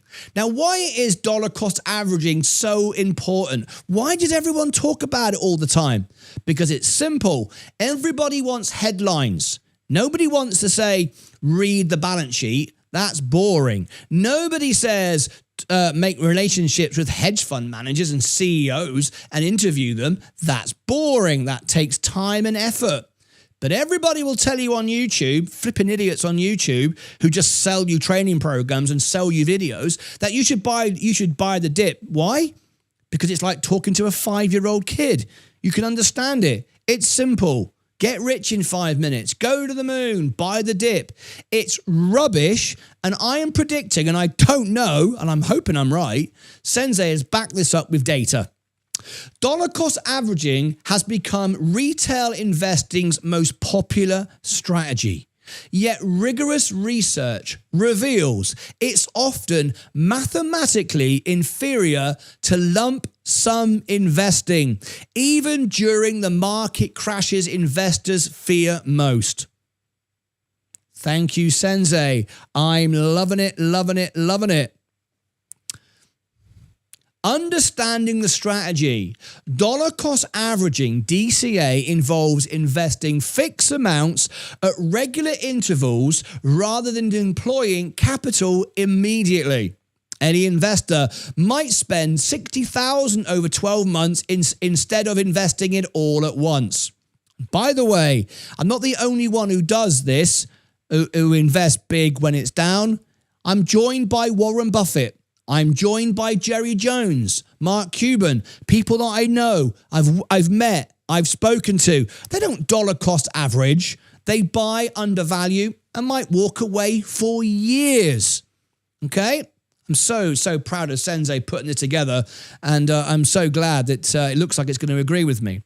Lump sum investing, LSI, deploys available capital into markets. This approach is typically used with windfall bonuses or inheritance proceeds. Not in my case, it's not. I've never inherited anything. In fact, in my entire life, the most I ever got was £1,500 when my mum died. Nothing from the government, nothing from inheritance, nothing from windfalls, nothing from bonuses. When my dad died, I got sod all. All right. So I've done it by simply working hard, simply on YouTube, after 18 months of working for free, and then trimming wherever I can, and then amplifying my gains with margin. What I have done, anyone can do, but I understand when a stock is undervalued and buy it more than anyone. A critical distinction exists between DCA and recurring lump sum investing, where investors immediately invest available salary or freelance income. Hello. Sensei's talking about me. This hybrid approach shares DCA's timing, but lacks the deliberate cash holding component. The mathematical reality, LSI wins most of the time. I would say it wins all of the time. Vanguard's comprehensive 2012 analysis across 3 major markets found lump sum investing outperformed dollar cost average approximately 67% of the time over rolling 10-year periods. Now you have to remember that this is based upon other people's actions, not mine. Not mine. I can show you that I've outperformed Warren Buffett's performance this year. I've outperformed Robin Hood's performance this year. I'm on about Robin Hood's managed account this year and the S&P. So 67% of the time, it isn't my performance. I've done 31 trades and 31 wins, and I've beaten all the major professionals. So I'm not saying I'm smart or anything. I just simply understand overselling and undervalue. It's not rocket science. In fact, it's the easiest way to analyze businesses there ever was. Anyway, updated research through 2022 confirms this pattern, with LSI beating DCA between 61% and 73%. I'm in that 73. The time across various markets. The magnitude matters too. A 2023 academic study found lump sum investing improved expected average end wealth by approximately 4% to dollar cost averaging when LSI outperforms. It does so by roughly 8%, while dollar cost averaging wins average only 4%. Historical wealth ranges for lump investing versus cost averaging over a 1-year investment. You can clearly see there that by doing lump sum investing, you are outperforming dollar cost averaging over and over again. And if you like to pause at this point in the video when you watch this later, you can study all the numbers there and you can see how dramatically that lump sum investing can outperform dollar cost averaging tenfold. And I would suggest that the numbers here are a drop in the bucket compared to what I've been able to achieve by buying with amplifying that with margin. And this also goes on to talk about, I would also like to say about people who say cash is king. Rubbish, rubbish, rubbish, rubbish. Cash is not king. You should always be fully invested, but you need to understand the value of the business, not the share price. If you don't understand the share price, if you don't understand the business, you've got no business investing. And that's where you go, well, dollar cost average, because now I can guess. Rubbish. It just makes it easier for you. The opportunity cost reality. The core issues with dollar cost averaging isn't risk management, it's opportunity cost. That's an interesting point. JP Morgan's research found that when markets experience drawdowns of 10 to 20% occurring in 13% of periods, dollar cost averaging strategies did outperform LSI. However, in the much more common scenario of negative 5% to negative 10% correction, 17% of the periods, median returns were virtually identical between strategies. The mathematical problem is stark. Assuming 10% historical equity returns, delaying investment of half a windfall for 12 months through dollar cost averaging costs approximately 5% is in expected returns on 100% investment in year 1 alone. Do you understand that? Essentially, very often when the markets go down, you have other issues like you have fear. People sell out. They'll sell out on the way down, so they'll lose money. Or they don't have money because they've been dollar cost averaging every 0.5%. They buy and they buy and they buy. I keep dollar cost averaging.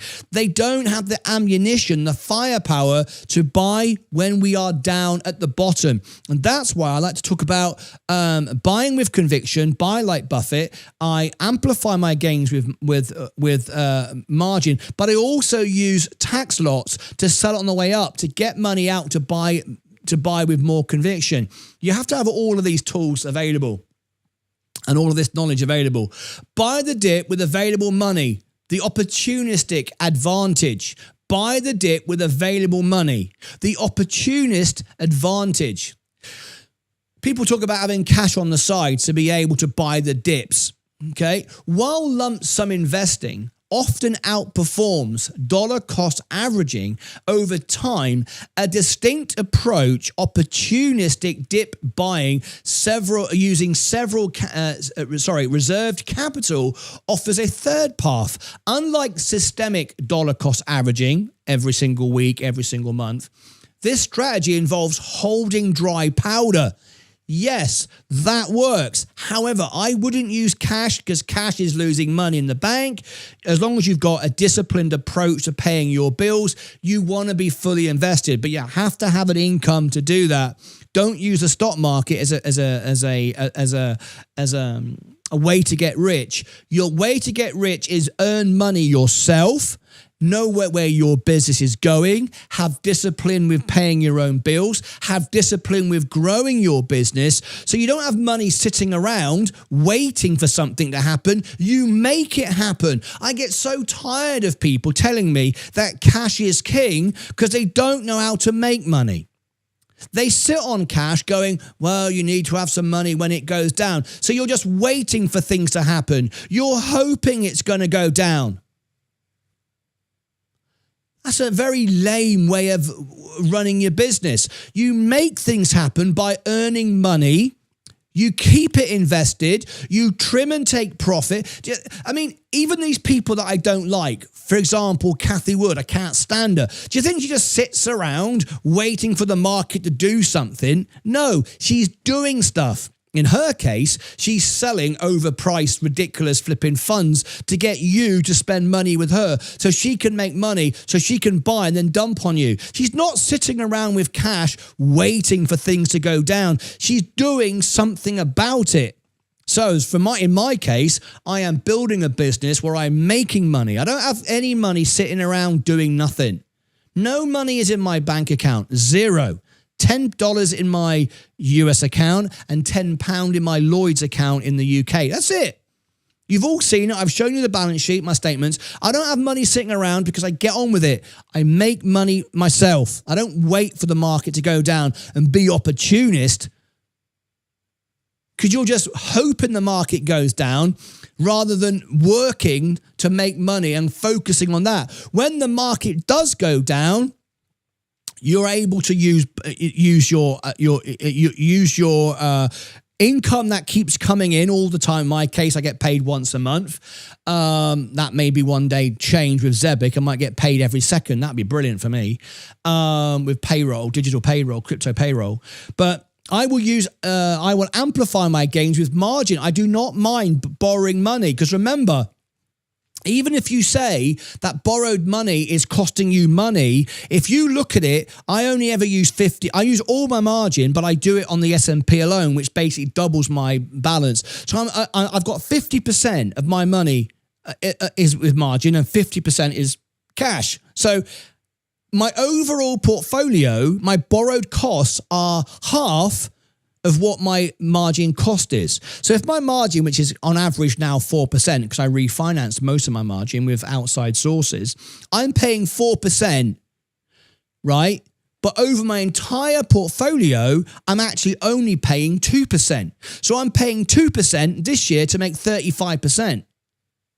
I don't mind borrowing money. In fact, I'll always borrow money. When my portfolio matures, I won't sell any of it. I will borrow against it and leave it all working for me.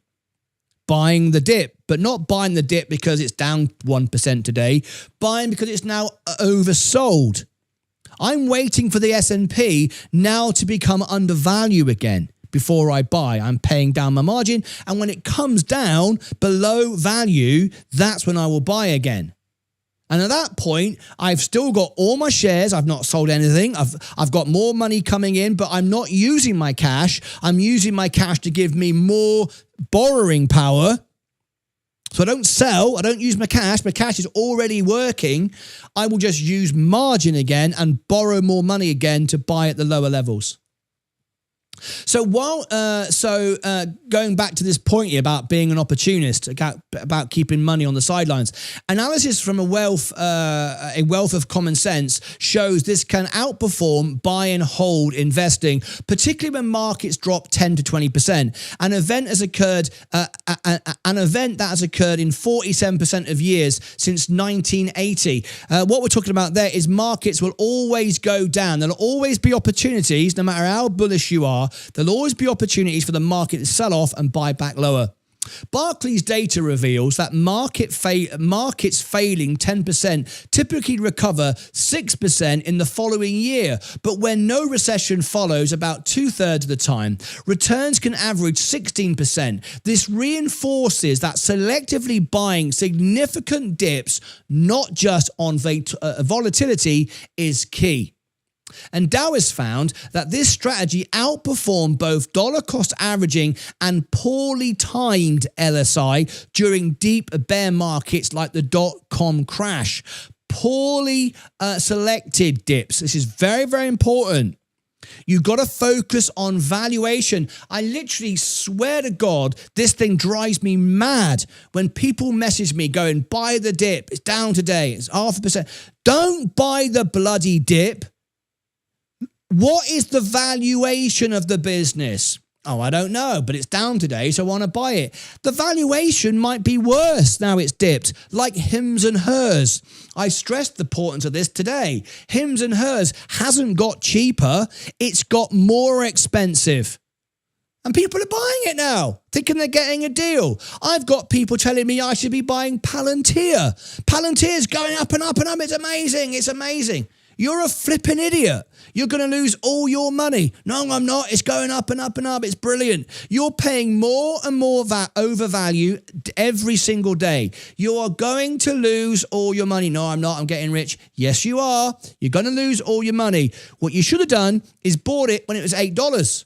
That's when I first bought Palantir at $8 when I was buying stocks. Then it was undervalued. So, oh dear, this stuff really drives me mad. Behavioral finance. Why dollar cost averaging feels right, but costs money. Oh, I love this. Sensei, you put such a great story together. This is fantastic. This is one of Sensei's best ever newsletters. I'm loving it. Speaking my language using proper analysis, backing up everything I believe in. Dollar cost average's popularity stems from loss aversion. People experience losses roughly twice as intensely as equivalent gains. Oh my God. How true is that? At the moment, I'm making money. I'm making money hand over fist. But do you know what? It doesn't have the same amount of value as when I was losing money. It should be way better. But it's not. Like I said, when I start making money, I won't do anything. Nothing happens. I'm not going to sell it. I'm not going to buy a Ferrari. It's just going to go up. People with money never talk about money. Obviously I do because it's the show, right? But people with money never talk about money. They talk about life experiences. They're just making money. Making money is easy. Like I've always said, making money is easy. Losing it is the hard part. Protecting it is the hard part. Not losing it is the hard part. Making money is easy. And when you're making money, nothing happens. It just goes up. It's why I always talk about the red days. The red days are the important days. So, we talk about dollar cost averaging. So let me explain this again. So people experiences losses roughly twice as intently as equivalent gains. This creates what researchers call regret minimization and the expense of a return optimism. The framing effect also matters. DCA allows investors to feel they're winning by purchasing shares below average prices during declines. Even when total returns lag, their psychological benefit comes from measurable financial costs. So you think you're winning by buying lower, and in fact, the valuation, the value of the business could be worse, but you feel better. Very few people, in fact, I know this because when the market went down like this, very few people were buying. When I bought And when I bought this dip here and I turned on my margin and I spoke to Bank of America and I refinanced my credit cards and got more money to pay off my Robinhood margin and on much better rates, no one was buying at that point. Why did I do it? Because we were 17 times earnings on the S&P. I couldn't care less what Donald Trump says about the tariffs. I couldn't care less. I know what the businesses are worth. I know they're oversold, and I know that the overall market is oversold, so I have to buy it. Well, people are going, oh, no, I don't want to buy it now. It's down too much, and now I've dollar cost averaged all down here. I've got no money to buy the dip anymore. When it was going down, you were dollar cost averaging. Nothing wrong with nibbling, but your major investment has to be when it's undervalued. But, of course, no one's left in the game at that point. Everyone's out. Everyone's skint. Everyone's got margin called. We saw that with the carry trade. Everyone lost all their money. They couldn't buy the dip. I came in and went, thank you very much. I'll buy all that. And that's why I'm up so much. That's why my portfolio is literally gone. My portfolio is literally gone bonkers over the last few months. It's not really a surprise, is it? Anyway, the bottom line for rational investors, the bottom line, while dollar cost averaging offers genuine psychological benefits, understand what that means. Makes you feel good. I'm dollar cost averaging. I'm buying the dip. This is what everybody on YouTube tells me. Idiots who sell videos tell you that. Warren Buffett doesn't tell you that. Jerry Jones, I did his Halloween party. He doesn't tell you that. Mark Cuban, the guy off Shark Tank, he doesn't tell you that. I don't tell you that. No one who knows what they're talking about tells you to dollar cost average. No one tells you that. It just makes you feel better. What makes you feel better is the worst thing to do. What you need to do is what doesn't feel good. It's why we exercise. We know it doesn't feel good, but we know it feels good afterwards. We know what we have to do to get to where we need to be. Discipline. Nobody wants to get up in the morning and go for a walk. Nobody wants to refinance and buy when everybody's telling you down the pub it's the worst time. But the people down the pub are down the pub telling you what to do. I'm in the office reading the balance sheet when everybody else is going, oh, I wouldn't buy it. Oh, I wouldn't buy the market. It's rubbish. I'm not in the pub at that point. I'm in the office. I'm in the studio working out the numbers. So while dollar cost averaging offers genuine psychological benefits and can outperform during specific volatile periods, these scenarios represent a minority of outcomes. Even in bear markets, dollar cost averaging theoretical stronghold lump sum investing still outperforms more often than not. The evidence consistently demonstrates that immediate capital deployment maximizes expected returns, with historical data showing that even poorly timed lump sums often generate strong-term outcomes. It's why we often say about this, Warren Buffett will say this, if you only ever invested, you only ever bought a handful of stocks in your entire life, you would spend a lot more time thinking about it, and you would wait, and you would wait, and you would wait. And when it was the right time, you would go, and you would go big. That's the thing. Because you don't understand what you own, you nibble away and you just guess. Over time, you'll be all right. Over time, you'll be up and you'll congratulate yourself going, look at me, I'm smart. Over time, I made some money. Over time, you will make money. Yes, you will.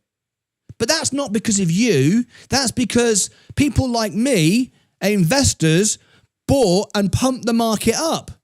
The market itself does that all the time. It buys the market at the appropriate time. There is trillions of dollars waiting on the sidelines for the go sign to buy. They still haven't done it. Even though we're rallying at the moment and it looks pretty good, there's trillions of dollars. The real money is waiting.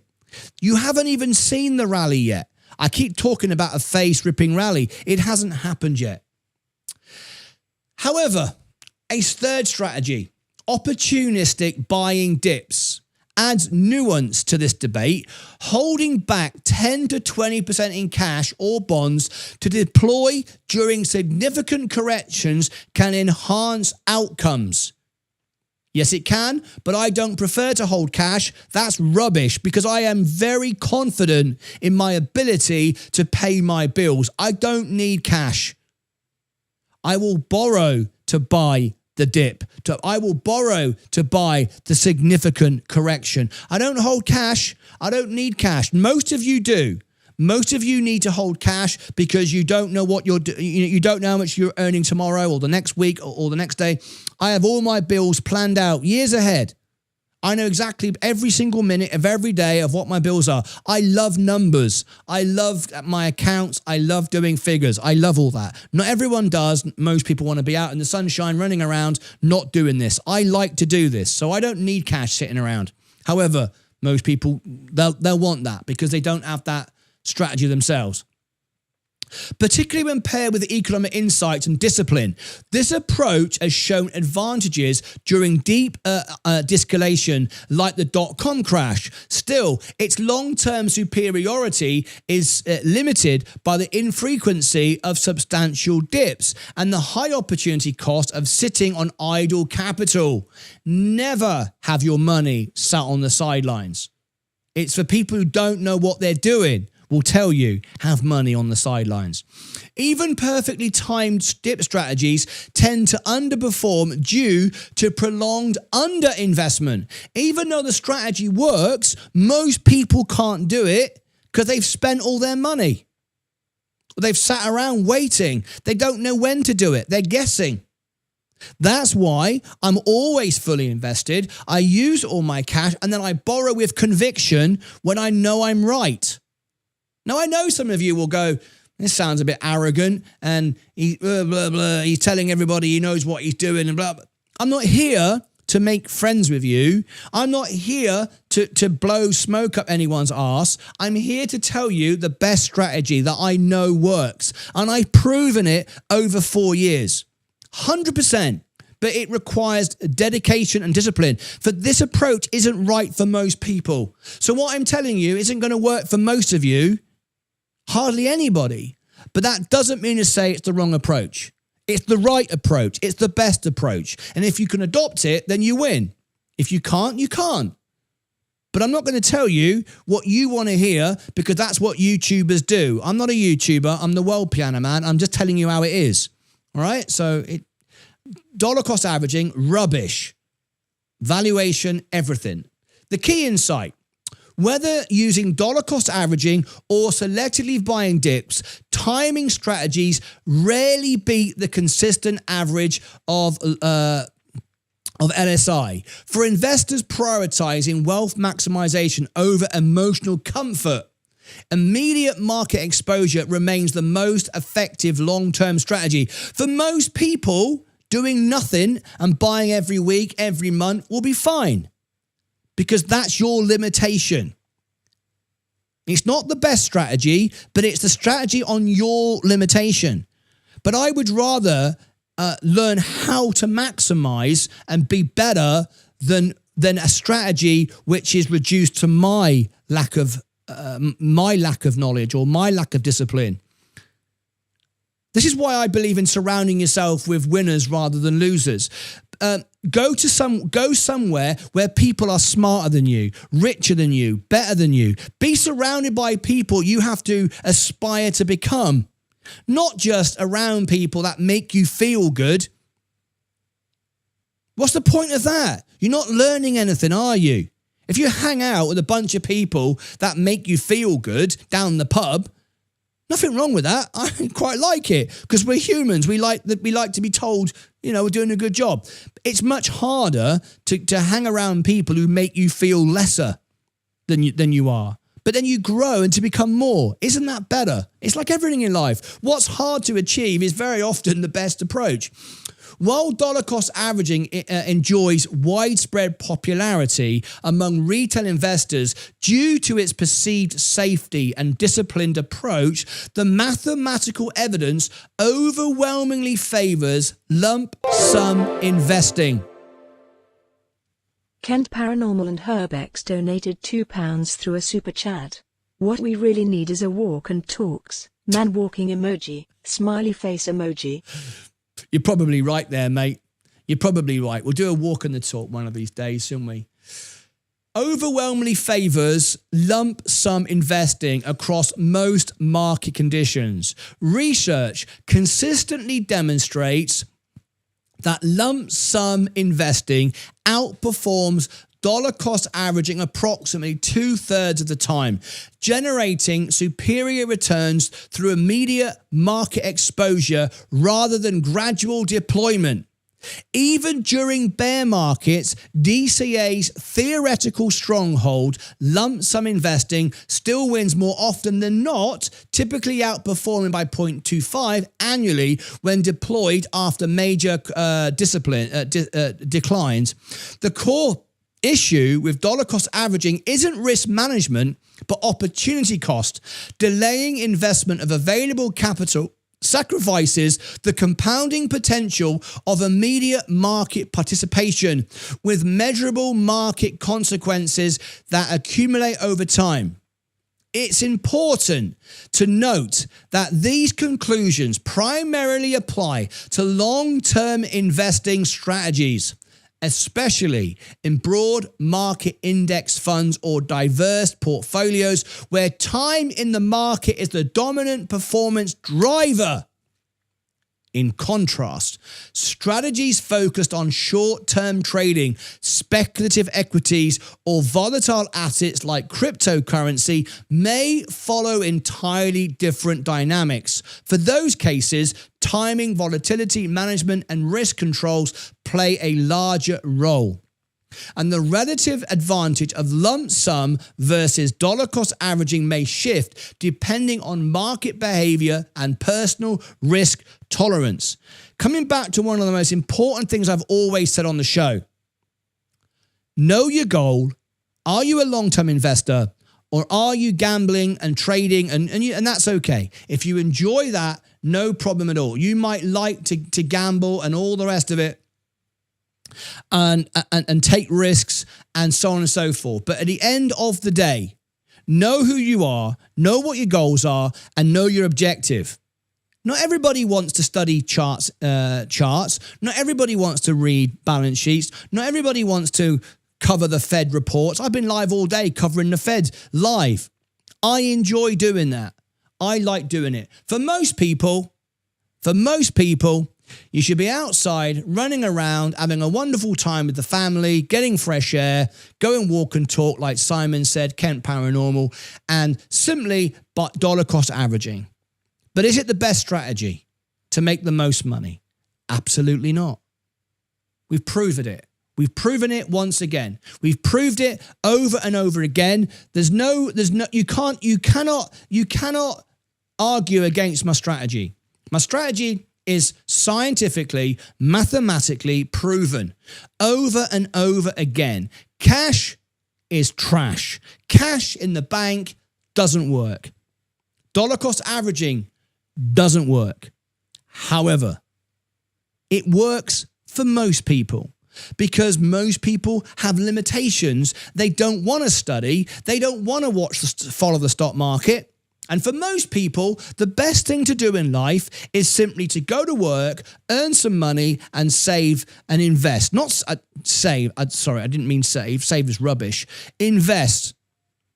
Rich people invest everything and spend what's left. Poor people spend everything and invest what's left. They do the opposite. If you work and earn money, no matter how much money you earn or how little money you earn, if from a young age you invest wisely in a good, solid business or a good, solid index, and you buy when the business is undervalued, you will win.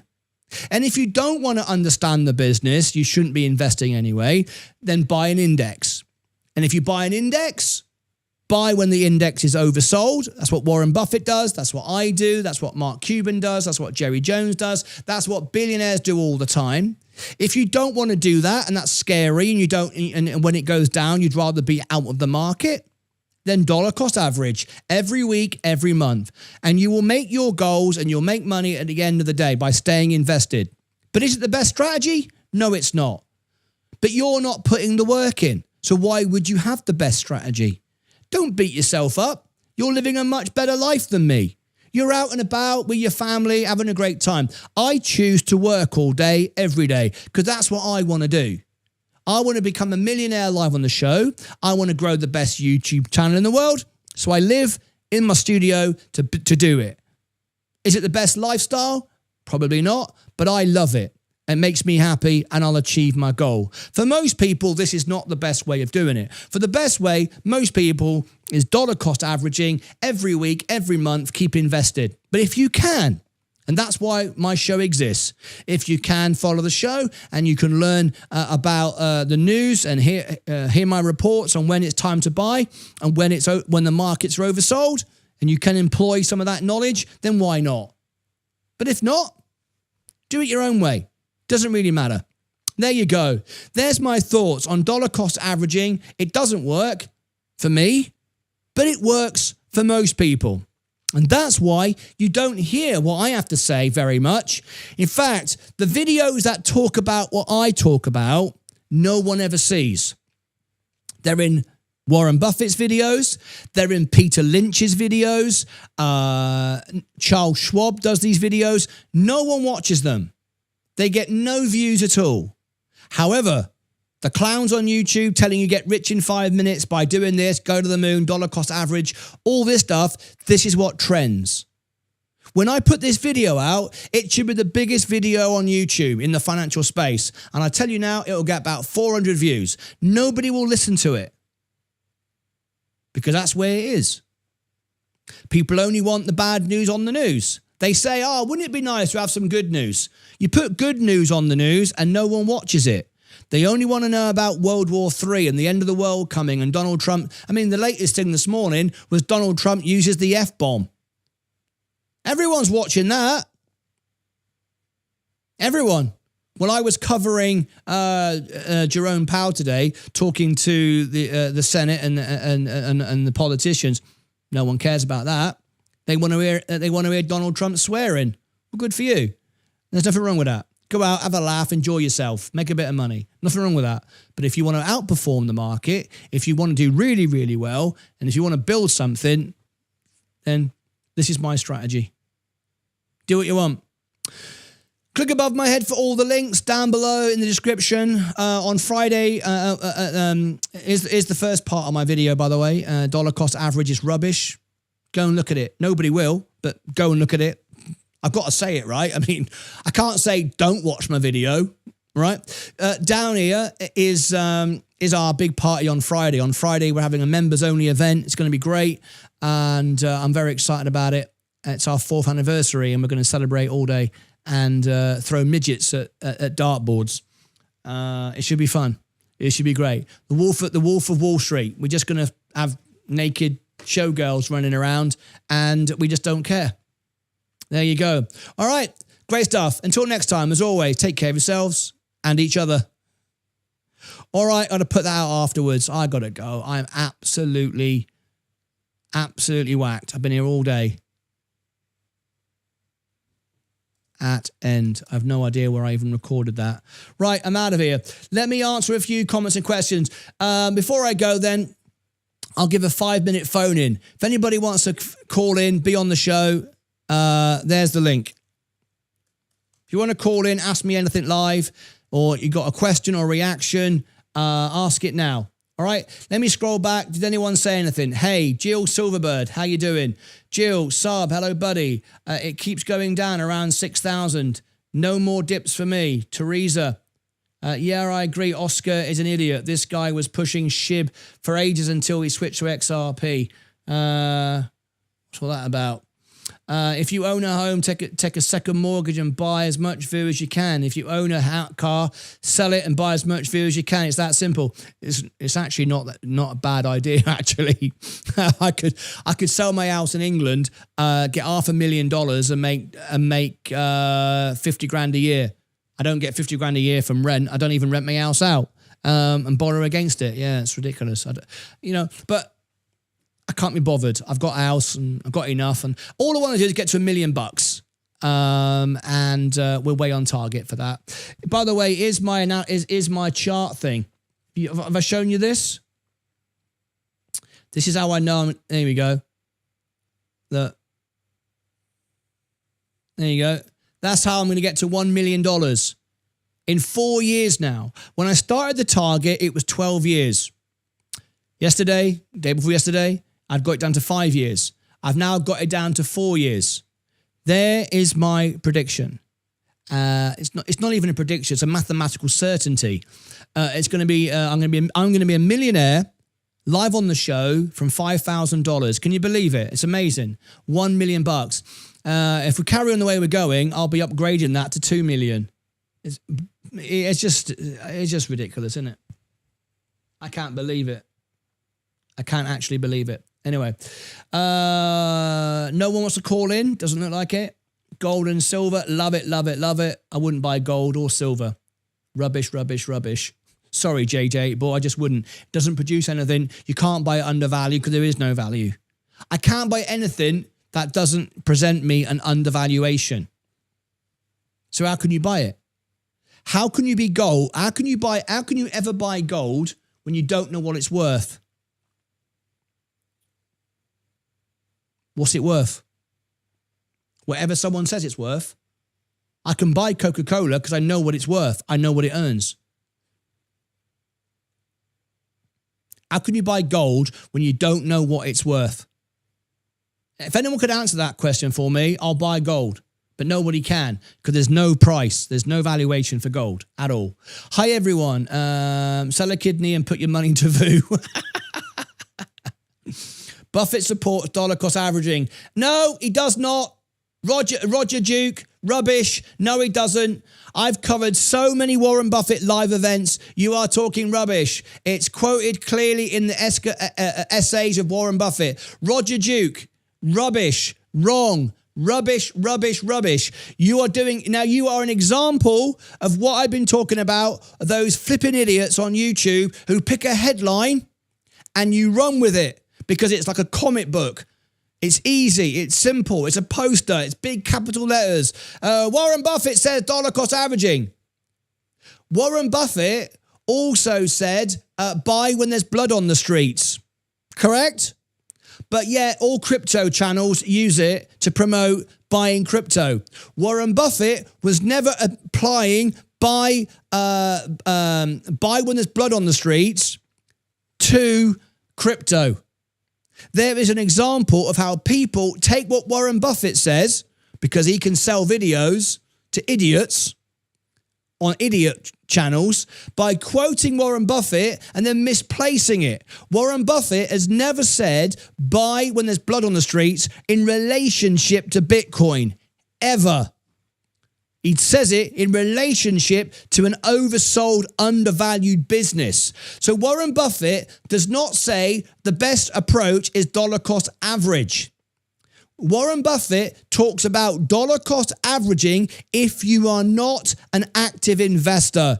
If you are a passive investor and you haven't got a clue what you're doing.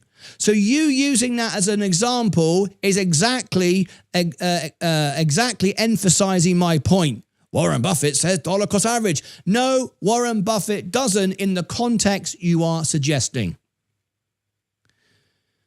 There you go. I've been dollar cost averaging to crypto for the past 3 or 4 years and I love it. Not saying it's the best way or whatever, but it works. No. JJ 8-Ball, dollar cost averaging into crypto did not work. You think it worked because the price of crypto went up. So you're saying it worked. That's like saying, you know what? It's a really good idea to breathe. It's a really good idea to breathe, you know. The best strategy to life is breathing.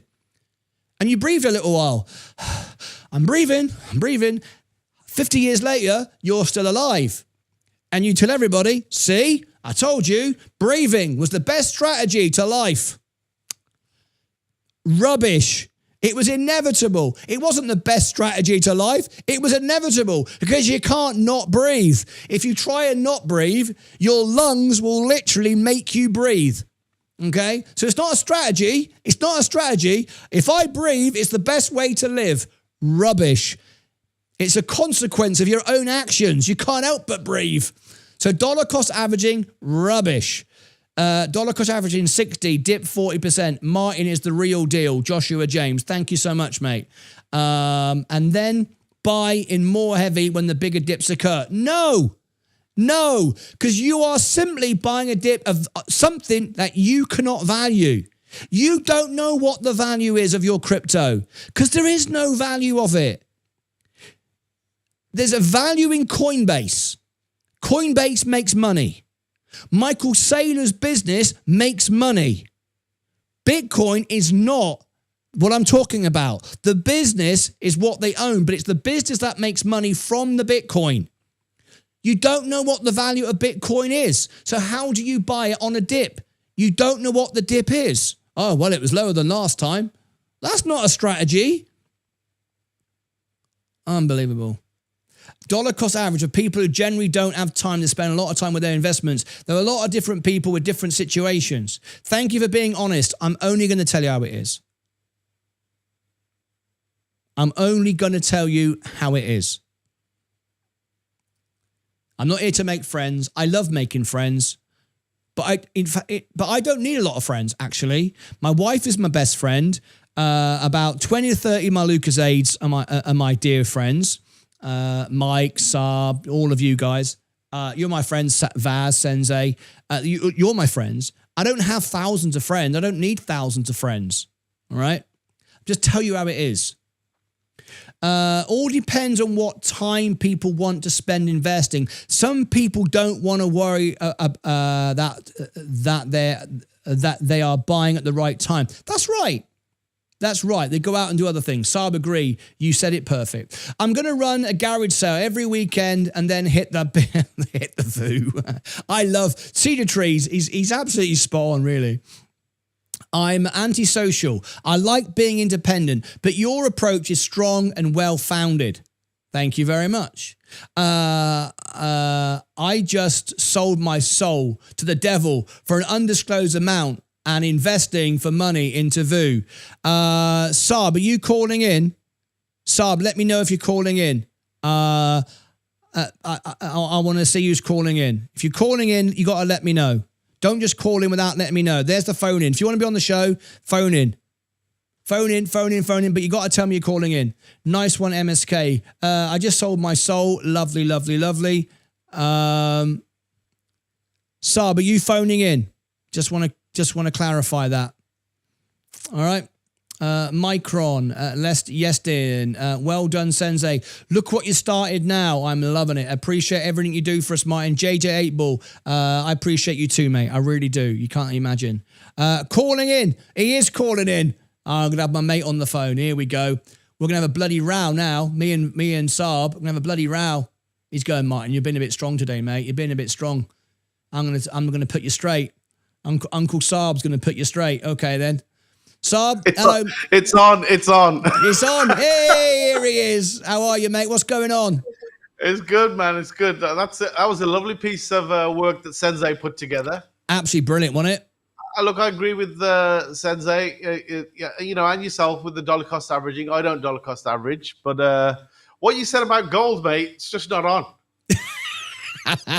Come on, then. Tell me all about it. How can you buy gold undervalue if you've no idea what the value is? Come on, answer me that. Look, gold has a value because we've given it a value for thousands of years. Whoa. Hang on. I'll correct every set. Allow me to come in. We haven't given it a value. We've given it a price. Okay. Is price value. And it's got a price based on what people have been using for thousands of years. Not just S&P started late yesterday compared to gold. It's a blink of the eye. Correct. Gold's been around for thousands of years. Culturally, it's used all over the world by lots of different cultures as a store value, right? Okay. So it has a store value, has jewelry. Jewelry is what it produces, and people aren't going to stop wearing jewelry, right? Correct. They're going to keep wearing it, and it's given as gifts or as look. People are not going to stop wearing wedding rings. No, They're not going to do it. They're gonna, Okay. It's culturally embedded in the human culture for years, thousands of years. So what you just described then was it's popular. Absolutely, it'll remain popular because this is where it's inherent in the human culture. So popular and price, got it. Where is the value though? The value we've placed on it. That's just a price. It's like money it's just a piece of paper. There's no value on money either. Exactly, but we still use it and we're still trading for dollars. We do, but where's the value? How do you give it a value? What's it worth? Because it's still being produced. That's irrespective, really, because it's being produced and people still give it a value. Okay, so what you're saying is because people use it, it's been around forever. I mean, people jump off bridges every single day. That doesn't correlate. That doesn't yes, correlate. Yes, it does. Martin. Yes, it does. No, is it a good idea jumping off a bridge just because everybody else jumps off a bridge? It doesn't make any sense. It doesn't correlate, Martin. Okay, all right. We'll agree to disagree. All right. It doesn't make a sense. Okay. Like if somebody jumps off a bridge and you're not going to copy them. It's not about copying. It's the same as the monetary value. Why? No. So why does it? So you say it's not about copying, but isn't that exactly what it is? No. Why? No, we've given it a value. It has a value because people know it has a price. Yeah. Yeah, it has a price. Okay, so how can I work out what the valuation of gold is then? We place a value on it, don't we? We place a price on it. Yes, a price, but value. Yes, we do. We do. It's both. It's the same. No, it ain't. Doesn't produce anything. It can't possibly. If you were sat down with Einstein now, smartest man in the world, and said, draw me a formula for valuation, he would say, what comes in times what goes out, there's your valuation. What comes in is nothing. What comes in is popularity, and well, we've always done it. There's no number. There's no valuation what comes in. You can't have it. There's a part of the energy, the E2 squared, whatever it is. There's a formula. Yeah. There's no formula because there's missing components. So we just say it is. We get the raw product and it's made it into something that's valuable, right? Into like jewelry, or it's used for teeth, or it's used for satellites. I get that. I get that. Okay, so all right then. It doesn't corrode. It has a value. It's a metal that doesn't corrode. Okay, so take sand. Let's forget gold. Imagine it's sand, glass. Mm-hmm. Glass is sand, right? Right. Yeah. So how do I put the valuation on sand? Well, you could turn it into glass. Right. So I lost my train of thought there. You got me there. Right? I lost my I knew what I was going to say, and I lost my train of thought.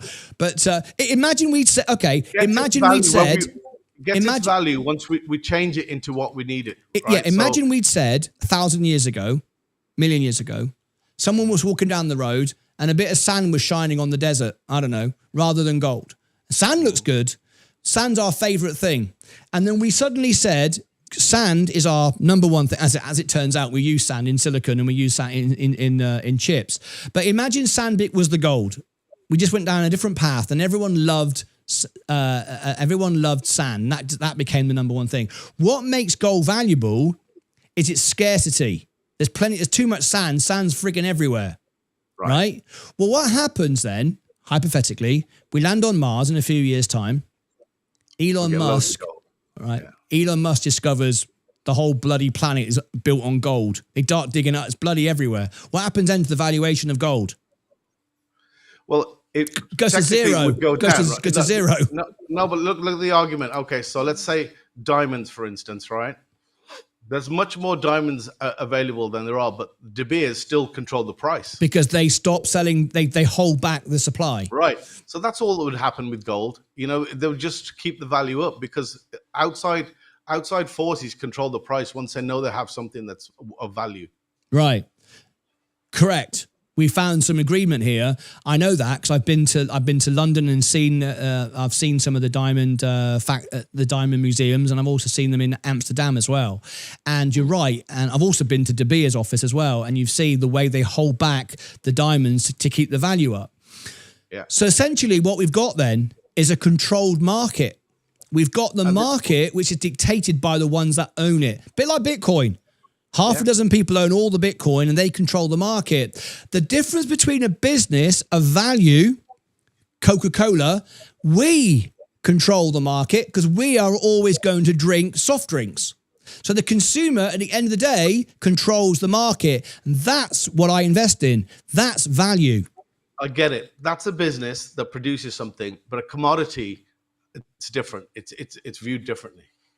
Ah, yes, a commodity that like flour or wheat or sugar, because that gets turned into something we can make profit from. Right? And that goes up in value by supply, whereas gold is different. The value of gold is not the amount of the amount of gold rings that we buy and that lovely gold necklace you're wearing. Is that gold? I guess it is, right? Yes, sir. Yes, sir. Proper thing. There you go. Proper thing. So that's a small jewelry and gold rings is I don't know what the number is, but I bet it's like 1% or nothing compared to the overall value of gold, right? It's that the fact that we hold it as an asset in reserve reserves and whatever, a gold bullion, and that's only valuable because we keep raising the price, because we raise the price because when we sell businesses that make money, like we've seen today, people sell them and then they buy gold as a safe haven. So that works purely not because of the gold's going up in value, because of our fear in the first place. Right. Yeah, and that's what gold's used like. So that. Yeah. it's not gold is worth anything. It's the fear that's worth something, because it's the fear that got you to buy. So what you end up with is it's not gold that's got any value. It's humans' fear has the value. And the trust they've put into gold, right? It's over thousands and thousands of years, right? I mean, it's used in medicine. It's used in, it's used for a whole bunch of stuff. Gold is, but it's no, I still get that. holds that I get value. that. It's I get inherent that. value. I get that. Yeah, it helps certain cancer treatments. I mean, I get that. I get gold gets used in lots of things. I mean, but I would imagine, again, I'd be interested to find out that the percentage of the gold that gets used in stuff, how it compares to the reserve bullion that we just hold that does nothing. I bet it's not even. I bet it doesn't even count on the scale. But let's look at the other story then. When all the countries are pulling back the gold now that they had in reserve, like from America, from England, they're all pulling back their gold. That's for a reason. They're doing it, and I think gold is going to be used as a reserve currency again.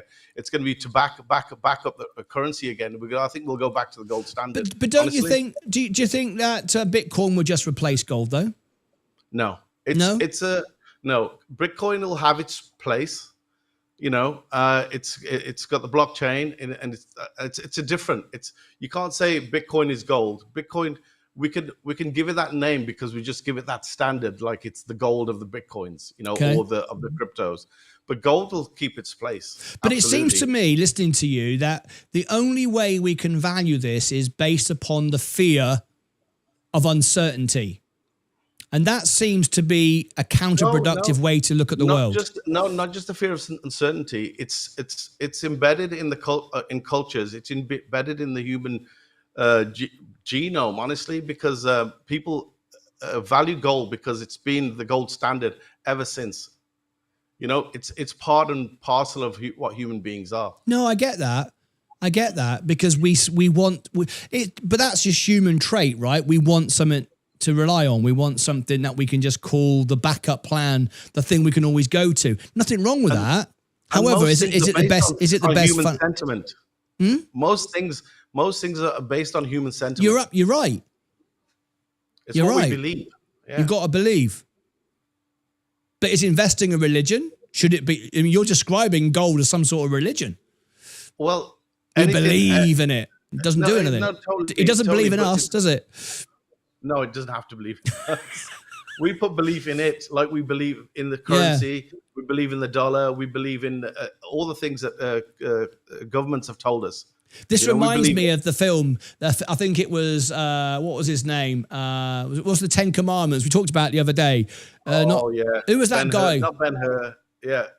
Charlton Heston. Charlton Heston goes up the mountain, up Mount Sinai to get the 10 Commandments, whatever. And he comes down and everyone's making gold there's a golden calf and a golden bull, and they're making all these gold things to worship because they got bored with God. God let them down, so God buggered off because Charlton Heston has been gone too long. So forget God, let's build some gold calves. And everyone started worshipping the gold until they didn't. And then he came down and smashed it all up and told him it was all a load of rubbish. And then he went, oh yeah, sorry about that. We're back with God again now. But I mean, human beings flip-flop on this whole idea of gold, I don't know.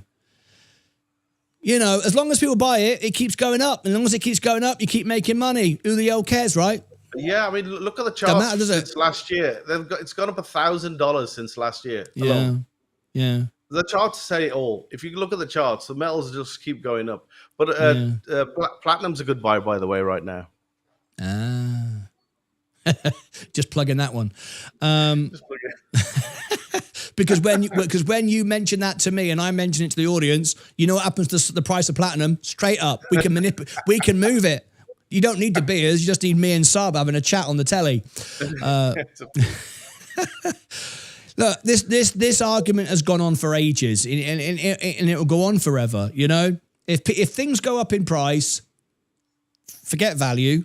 If it goes up in price, people go, it was a good investment, and I'm smart, and I knew what I was doing, because humans do that, right? I bought this. Don't tell me I'm wrong when they're sitting there with 300% up going, see, told you. Palantir, it was okay to buy at 120, now it's 150. You're an idiot. You can't convince people of that. Of course, they'll always go, you're wrong. But I look at the world slightly differently. I look at the world as if I could live forever, even though I can't. I love building things, and I like doing what I know is right, not what is popular or what is been done by everybody else and just what we've always done. I look at buying a business because the business, the input, the mathematical equation, you put in this, it makes that. If it's under that price, it's an investment and it comes out the other end. Boom. Simple. That's what I do. I agree There's none of that in gold. Yeah, no, I agree with you. But if you just look at the charts over the last however long with gold, it just shows you where it's going. Oh, it's just like looking at the S&P chart for the last 50 years. It's not hard. It's just very simple. You look at the S&P chart for the last 50 years and you go, that makes sense. Oh yeah, but because of the businesses that performed well within it.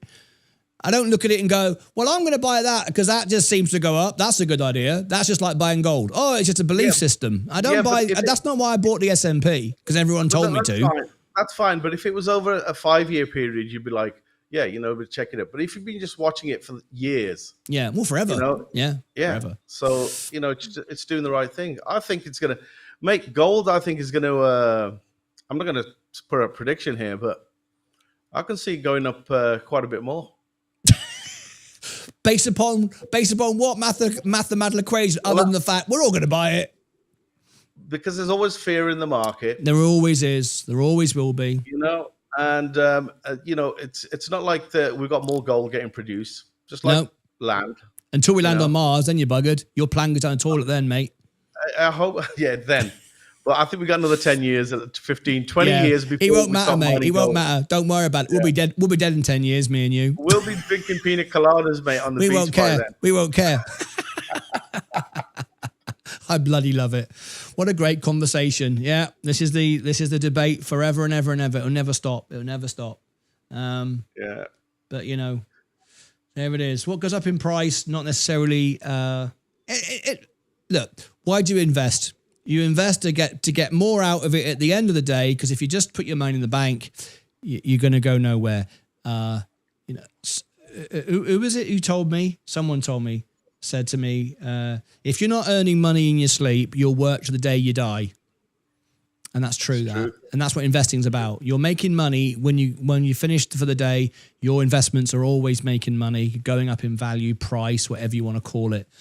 But just going to work is not going to produce enough for you to live without any income in the future. I was just saying this to somebody earlier on today. It was like, oh, I'm going to work. I'm going to be at work. What you doing? I'm like, I said, I've already put in 35 plus years of work. Now finally I'm, investing and managing my money and risks and stuff like that. So, yeah, I've done the hard bit. Now I'm just trying to make, do it smart, Yeah. Brilliant. What does everyone think about Saab's contribution then? Let me look at the comments. Did we get any comments? Let's have a quick scroll back. Most things are based upon human sentiment. Human sentiment. That's right. Yeah. Gold is like the dollar, but it's better. Gold is like the dollar, but it's better. Let me just zoom in so I can take Saab up a little bit. There we go. Gold is insurance. Okay. You need gold and silver for your computers and phones and cars. That's very true. Very true. But I would imagine, someone can probably find this out, that most of the value in gold is not because it's in your phone or it's in your pocket or on your ring. It's probably nothing. But anyway, it'd be interesting to know. Platinum is not a good buy now. It was good a few days ago. Saab, you're out of date, mate. You're 2 days out of date. Thanks, Teabagged.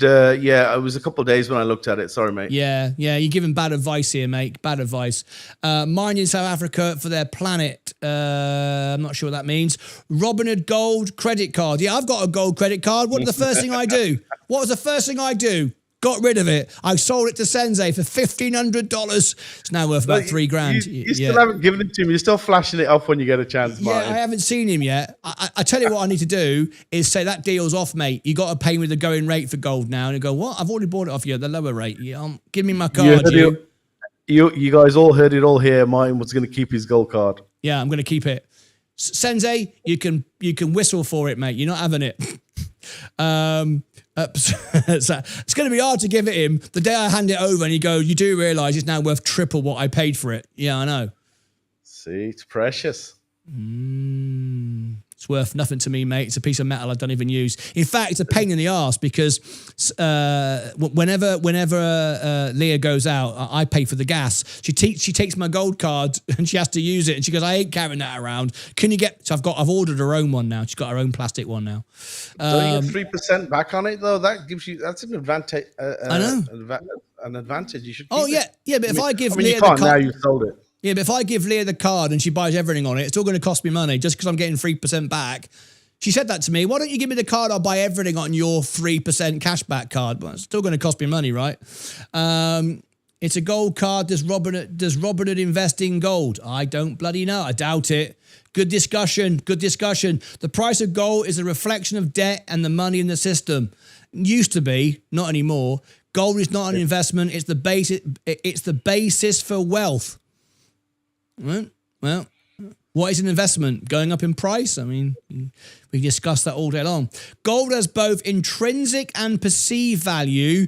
With the business, the intrinsic value is better defined, but businesses can go bust. But gold is forever. Oh yeah, go on, MSK. You like that one, right? Yeah. I knew you'd like that one. Glad I got my bullion and silver just in case. I'm winning this, Martyn. I'm not surprised, mate. I'm not surprised you're winning this. I'm always going to be in the minority when I say stuff like this. Good, but that's why I say it, mate. Good evening, Andrew. Good evening, James. Lots of good evening. There you go. Bloody marvellous. What a day it's been. What a day. So do you think, Martyn, like what I said, do you think that we'll go back to the gold standard for money? Do you think cryptos will be gold backed? There's a question for you, innit? Do you think the countries are pulling the gold back to their own countries because they can have go back to the gold standard? It looks like it, doesn't it? That's what it looks like on the global scale. It's looking like that. I could see it. If money's backed by assets again, it'll give it its worth, and instead of all the, because look, to be fair, like. The fiat systems had its day, I think. Oh, definitely. We're moving to a cashless society. Did I hear correctly the other day? I think Donald Trump says he's getting rid of the penny. So I think he's doing it because it just costs millions of dollars every year to produce a penny that no one even uses. And there's now talk to just get rid of cash altogether. I never use cash. I don't know when I last touched a dollar bill. Exactly. I mean, like 2 or 3 years. I don't even remember when I last touched a dollar bill. See, we see this like in our restaurant. There's, we see people paying. You can see what portion people paid by card, what people paid by cash, right? So on a daily basis, you see it. And for like 5 or 6 years ago, it was probably about 60-40, 60% card and 40% cash. Now you look at the numbers and it's like about 85-15, 85 card, 15% cash. It's already happening. But we don't even realize that's happening. But you see it in the numbers. Yeah, I have no idea why people still do it. It really bothers me sometimes when I have. It's essentially people, especially when you get paid by a check. It's people that basically don't want to pay you. That's the only reason. When people want to pay me something, I don't know if I'm doing something. I don't know, and they say, "Can I?" When I used to do gigs, it was like, "Can you invoice me?" And then we do a processing, and then we do this, and you'll get a check. I go, "Why did you pay me on a check?" You could press one button on your phone right now, and I've got the money in like 1 second using a million different payment systems.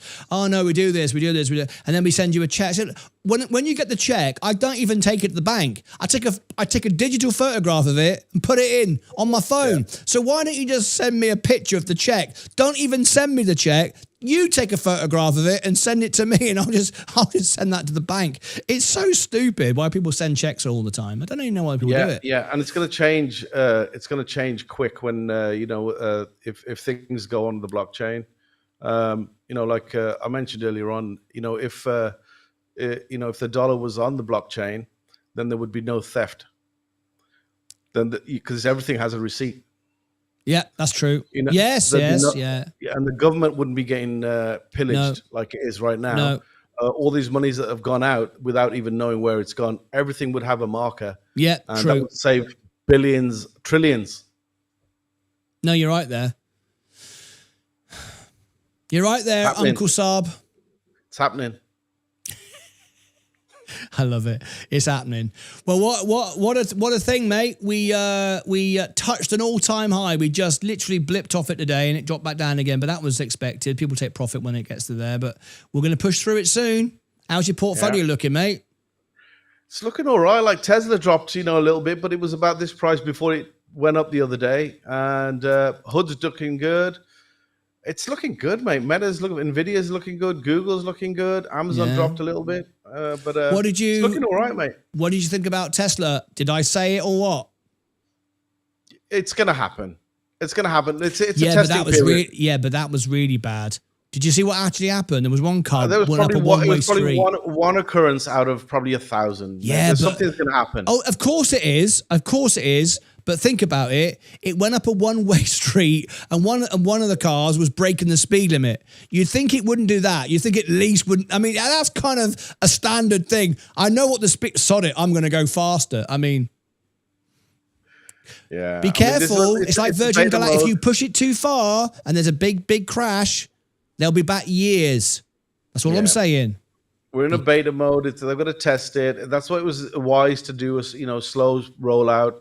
And it's going to have problems. We were expecting it. And, there's people out there trying to mess it up as well. So it's a good time to trade Tesla, put it that way. So this is a good time to, when there's a little bit of bad news, just sell it. I mean, I'm not trading it. I've just got it.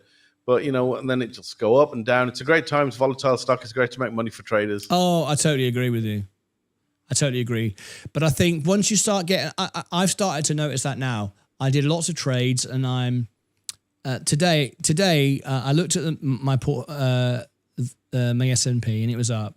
And I thought, and I went back and I looked at all the points in history that where it hit an all-time high, and virtually every single time it hit an all-time high, it just pulled back 1%. It just because it got there and it just trimmed a bit, and then eventually it pushed through, right? And I thought, right. And I was right. He did it again today. He just touched it and it came back down. And for a moment it was like, bloody hell, I could sell everything, right? All-time high, pay off all the margin, and just wait. And today I could have bought it all back, And when it's only 1%, but when you got 460 grand, 1%, it's like a lot of money. And that's what the market does, right? That's why the market does what the market does, right? When you got trillions of dollars, that's why it does it. And I looked at it and I thought, bloody hell. I could have made money so easy today. Just 1% on 460 grand. It would have been lovely. But it's that feeling of, and mathematically and historically, but if it goes up 1% and it didn't go back down and now you're chasing it and it comes down from the percent up, but you're already out, you're back where you started. It could keep doing that until you end up, I'm now 10% out of the money and now I'm buying it back. It just isn't worth it. So I think as you get more money, your strategy changes and you go, you don't have to trade anymore. I mean, I will do the $1 million trade because I said I would. That'd be quite entertaining, wouldn't it? But the point is, when you get more and more money, it's like, just leave it alone. Just leave it alone and don't mess around with it. Just leave it alone. As long as you got a good asset. Next week, I could be next week. If I didn't look at it for a week, I could come back next week and be up 30 grand and go, holy shit, I'm glad I didn't sell it. It's just not worth bothering with, is it? That's sometimes the problem watching your market all the time. Exactly. Yeah. Sometimes you need to step away from it, but you can't, mate. This is what you do. So I know this is my job. It's hard sometimes because it is the fact it's my job. Sometimes I think, I wonder what it'd feel like if I could just take because we're planning on having a holiday in October, all right? Yeah. It'd be the first one for like 2 years again. As you know, I was supposed to go on holiday in the beginning of the year. And I said to Leah, she said, look, you've done it now. By October, you'll probably be at 100,000 subscribers. Your portfolio is going to be 500,000. Let's have a proper holiday. Don't go, oh yeah, but Donald Trump's doing something and you got to go online from your phone. Just have a whole month and don't do anything. Just sit on the boat, sit in the field, eat a pasty on the beach. Don't do anything. Just don't leave it alone and come back and go, oh my God, I got $1 million now. That'll never happen. You'll be sneaking away to the bathroom. Hold on, guys, real quick. Yeah, I know. Yeah, you'll know because it'll sound echoey, won't it? It'll all sound echoey from the toilet. Oh yeah, I can imagine that. Yeah. Anyway, I've said to Leo, I won't this time. Well, I'll see that when I see it. Yeah, right. Bloody hell. Yeah. Oh, she knows you too well. Yeah. All right then. Any final thoughts? We got some good comments coming in. Any more no questions? All right. I'm out of here. I think tomorrow could be a day of premiere videos rather than lives. I've got so much stuff to get out. It's just in the can. And then Friday's just round the corner for the anniversary as well. Oh, bloody hell. Tomorrow it's the interview, isn't it? I'm interviewing the CEO of WidePoint tomorrow. I'm not even put the promo out. I'm not even prepared for that yet. Oh, God, this is getting ridiculous. Final thoughts, Saab, mate? Keep investing, guys. Be careful. Do your due diligence. Make sure that you guys are researching what you do, and don't make hasty decisions. Spot on, mate.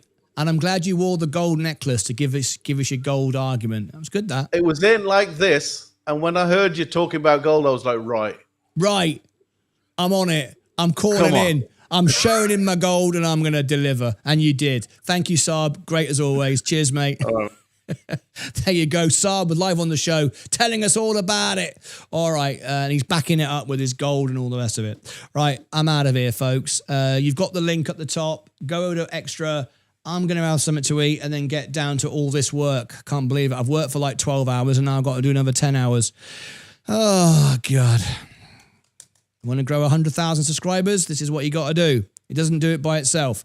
Let's have a look. Talking to my subscribers, where are we? 86,229. Really? After all that, just one more subscriber? Really? Was that all it was worth? My God. That's the last time I put Saab on the show. He got me one flipping subscriber. Unbelievable. Right, I'm out of here. Any questions? Good. All right, join me on Extra. I'll see you back tomorrow.